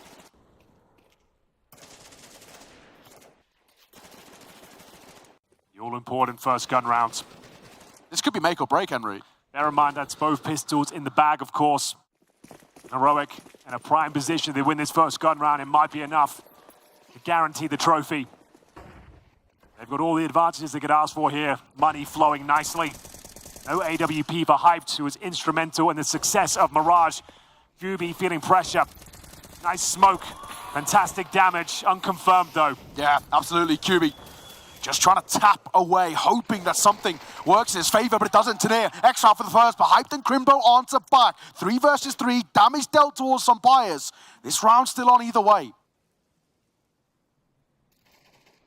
Oh, no. He might make one of the first incisions in the demise of Big. Hyped can step up, but he's going to leave Crimbo, the closer, the clutch master, in towards CT spawn. He's got a smoke, 10 kills to his name, 100 HP, the M4 ready and primed to go. Gonna make his way towards Ivy. Bomb to be planted outside by the looks of things here, but got the in-game leader alive. They might make the call to go inner. Smoke down. They use that to thread the needle towards Hell. He snuck through here. Bomb will be planted. Crimbo just trying to find himself in towards this round. The first offered up and delivered. He's given himself a chance now, just looking for information. LNZ goes on high on the site. And Crimbo waits on. Crimbo just slips away. He had the right idea, but he just couldn't quite deliver on the kill. 1v1, but it doesn't go in his favor. Heroic, a huge sigh of relief, and another big round. 10-5. This could be the beginning of the end, Henry. It really could. That was the round, the crucial one. It leaves you in a partial buy situation now. Close but no cigar. 5-7s will be deployed. The MP9 for Crimbo. Chances of the 5th map slipping away now. Heroic and cruise control. It'll be 11-5 if they convert this one. And it's looking very likely. And there's 2 more rounds to go and the trophy is theirs. Can they do it? $250,000 prize pool. First place, $135,000. And a lot of VRS points for the team that takes it home. It's not a bad chunk of change. Big, of course, trying to do as best they can. With Cologne round the corner, they need those VRS points desperately. Find themselves 23rd in the world currently. It's top 24 that go to Cologne. So they'd like to really secure themselves in this. Winning this game will put them to 18th in the world. Inside of that top 20, that should be enough. Important context. And JDC wants to fight for it. Finds X-Floud. Stunning shot with the 5-7. Hoping he can pick up the AK-47, but it's being covered. He knows it as well. Smokes on the back of Tabson. Another kill comes through. Are they really going to lose to the 5-7s here? It's all been one-on-one duels. There's been no team play here. They're getting overwhelmed. Back to a 3-on-3, but Youngster's down to 1 point of health. Still willing to fight, still willing to battle. Setting up to Near. We haven't really said his name at all. We are going to see him make his way through on the C side. Spray gets out of control, and now Hype tucked away. He'll be overlooked. This is looking like a big round all day long. He gets the double. The P250 strikes, and from the darkness, Big rise to the occasion. It's the 5-7s, the P250s that get the job done and save them here on Train. That is massive. That could be the game changer for Big. And they might just be giving themselves a lifeline in towards not only this map, but this series.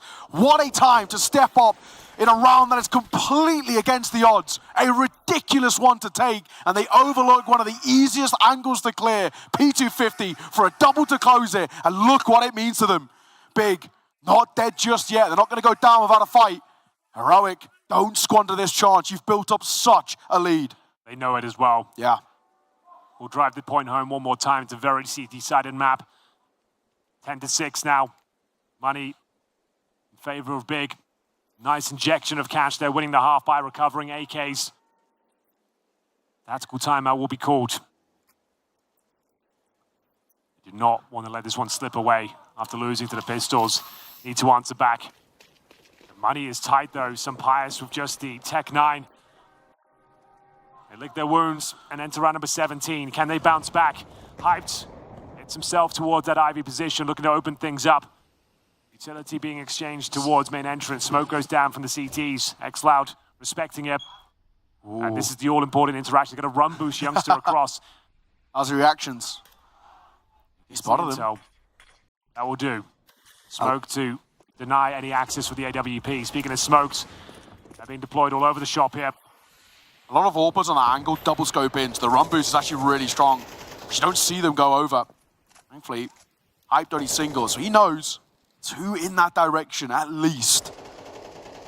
All goes quiet, we're just creeping up on the minute mark. The T side, still plenty of util to work with. But Brown Hall's taken.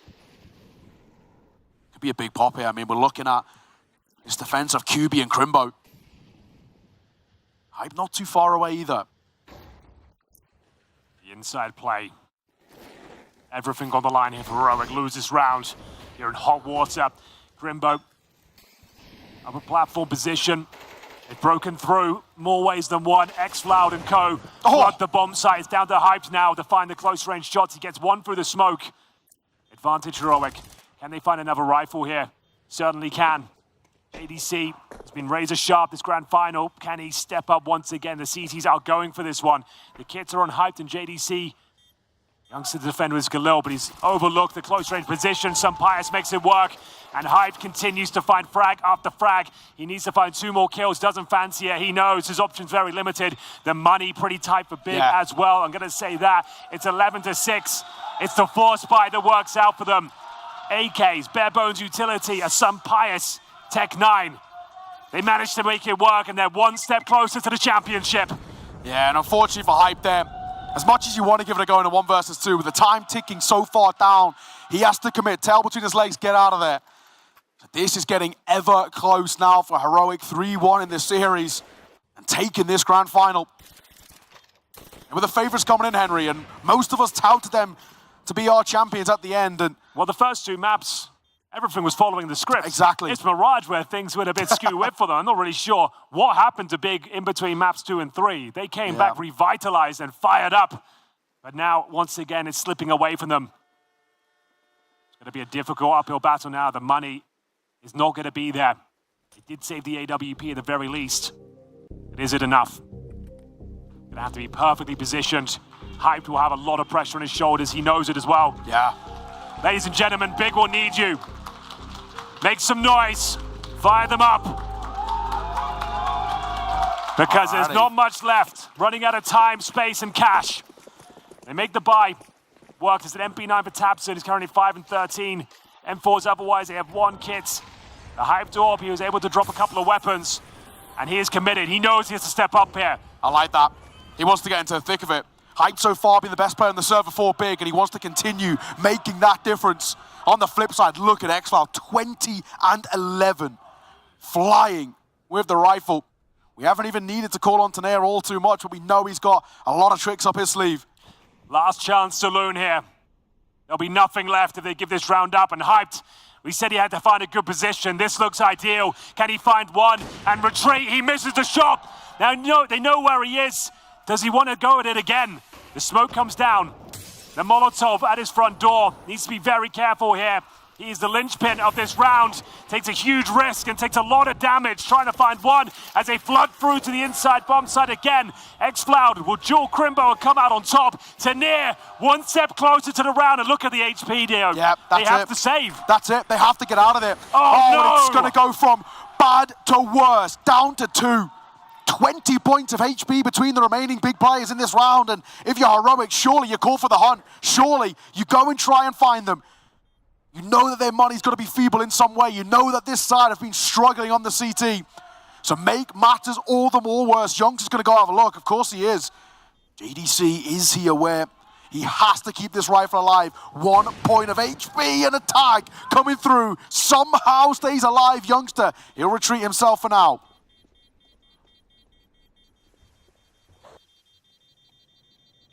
They can smell them. Yeah. They know they're around here somewhere. They can get Hyped, which is very possible. It could be a massive problem. I don't think they find him. It's okay, they save that at the very least. That is a silver lining, but Henry, it's a dark sky right now. Big on the brink of losing this grand final 3-1 and going out with a bit of a whimper as well. This is it, ladies and gentlemen. Desperate time for Big. They'll need a perfect game from here on out. Otherwise, the trophy lands in favor of Heroic. You've got to say they deserve it. They dropped a single map this tournament, and that was in the grand final. Yeah, exactly. Heroic have been nearly flawless this entire tournament. Their time in Ulaanbaatar, Mongolia has been pretty excellent. Big started quite slowly in towards this tournament, struggling to get through past eruption, really having to recover quite well mentally, and we were really concerned. But to get towards this final and the fashion they did it, you started to believe a little bit. Unfortunately, first two maps, 13-8, 13-9 on Dust 2 and Ancient. They did lose the AWP. Oh no. So the AWP is gone. If they survive this round, it'll be a miracle. Heroic have got everything they need to close out the tournament right here, right now. One round will do it. They're up against SMGs, Famaces, and a Scout, not a single M4. Yeah, JDC must have died as well. He had 1 point of HP, and he had an M4 saved him towards A main, but he couldn't stay alive. No kits, barely any util, and Heroic know it. This is rough. They smell blood in the water.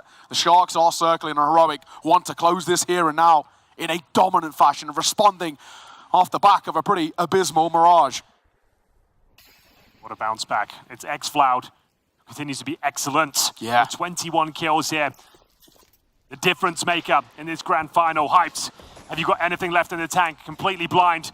Main being swamped. Oh, no. Umpires one step closer to the trophy now. Gets himself a second. The Spaniard is flying high. 3 more kills. Gonna try to deny, up close, they're trying, and QB will find one onto LNZ, but it's Tanair to respond back. MP9 at range, it's not the best for the job, and he's running low on ammo, but Crimbo delivers. Here we go then. 2 more kills, 7 HP for Crimbo, 37 for QB. I don't think they've got it in this, ladies and gentlemen. Got no kits, no time, but out of nowhere, the double kill. Is it gonna be enough? 1 versus 1, and it's not gonna happen. Heroic take the grand final, 3-1. A fantastic performance here on Train. Big for tooth and nail. They were 6-0 down. It felt like they were down, but they fought back. What a run. What a run from Heroic. Nearly flawless. The only map they dropped this entire tournament, as you mentioned, was in this final. But bouncing back off Mirage, which was pretty slow, that was an incredible showing for Big. They showed a lot of life, and this is a side that have had struggles this year, but this is a good tournament for them, and this is proof that this side deserve to be in Tier 1. It shows that when they push comes to shove, they do have it in the tank. Yes. They can deliver world-class performances. It's the consistency that's an issue. If they can plug a few more holes and work out their issues, they can be a top team again. It just wasn't seen here this tournament, but still a grand final placing at a big tournament. It's going to feel real good for them. Yeah, absolutely. Heroic. What a journey for them. 130,000 USD in the back pockets. They are happy with that. What a tournament. What a showing from them, and they have made it seen. Ladies and gentlemen, in the land of Counter-Strike, I present your MESA Nomadic Masters Spring 2022 champions. It's Heroic!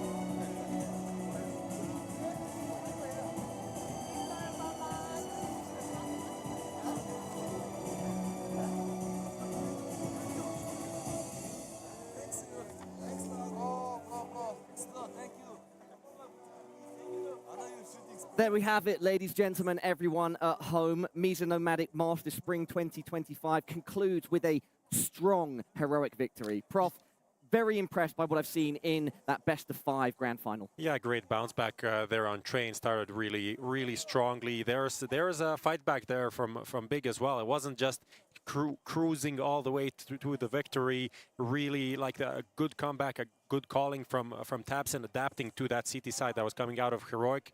But unfortunately for them, wasn't good enough, you know, especially with the second pistol coming in from Heroic. They were just so far ahead at that point. That was kind of an inevitable victory for the main favorites coming into the tournament. The detail you just mentioned about where Heroic started to slow down a bit, where Big started to claw back some rounds, we saw that on Ancient and Mirage, not Mirage, on Dust 2 and Ancient as well. I think it's a good sign that Heroic can take some blows, but then, you know, start firing again and close out these games. Like, they don't need like a complete whitewash. They don't need complete momentum. In that sense, they're playing real counter, or starting to, at least. Yeah, and it isn't just like one person, you know. It's not just, you know, this guy has to perform, because there is such a strong cast across the board. We saw, I mean, Tanir definitely, in my opinion, the tournament MVP, like 1.38 rating across the tournament, and 1.33 in the grand final, right? It wasn't like he was farming in the group stage and then falling off. Like he's matching practically what he did against Chinggis Warriors now against Big, right?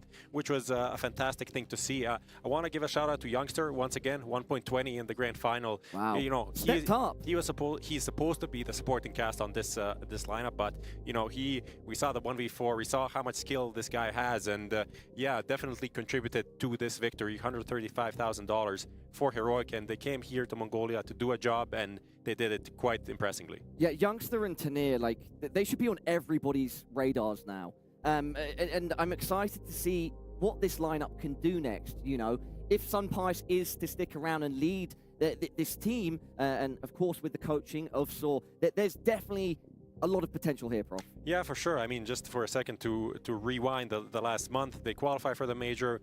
They won a tournament online, CCT Global Finals against, like, you know, tier 2 opposition.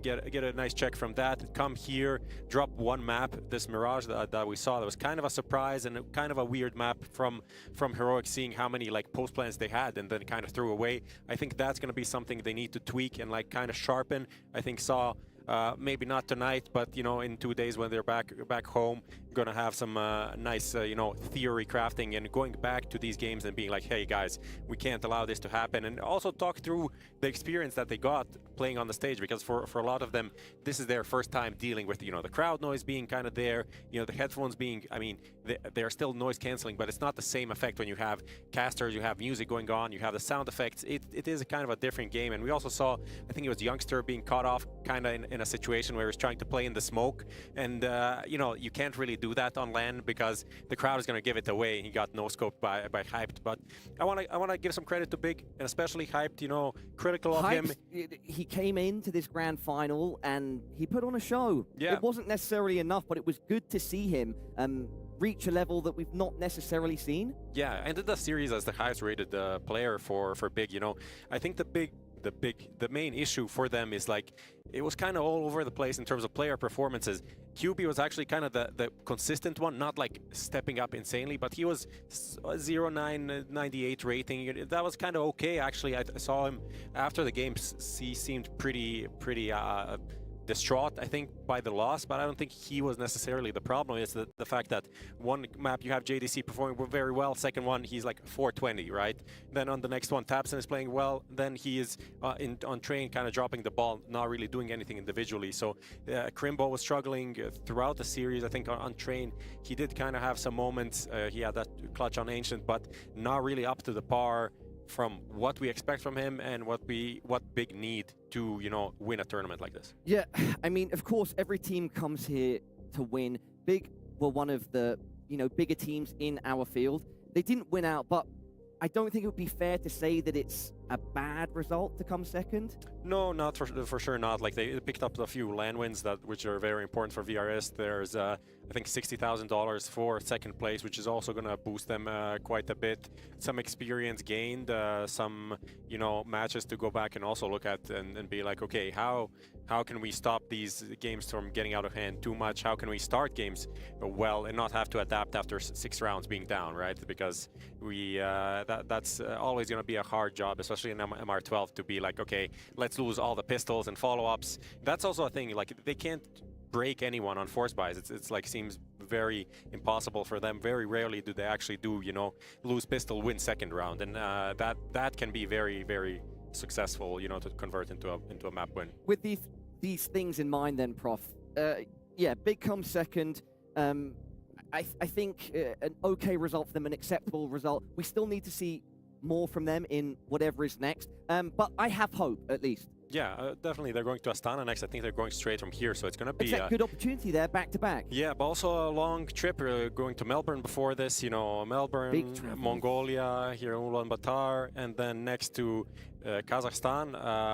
You know, that can be a lot for anyone. Hoping they can continue in a forward trajectory, not be like, oh, we're burned out from not being at home. The same thing for Heroic. They have a break now, but then they have a little American excursion with Dallas, and then the major potentially back to back. This is great. Yeah, both teams then on the sudden near horizon have a chance here to keep building. Yeah, that's it. I mean, that's why they're in the finals. You know, someone like Saw, not really a great tournament for them. Very questionable what's going to happen next for the Portuguese organization. Don't want to call out, you know, roster changes or whatever, but they didn't make the major. They floundered here, so the question is, what is next?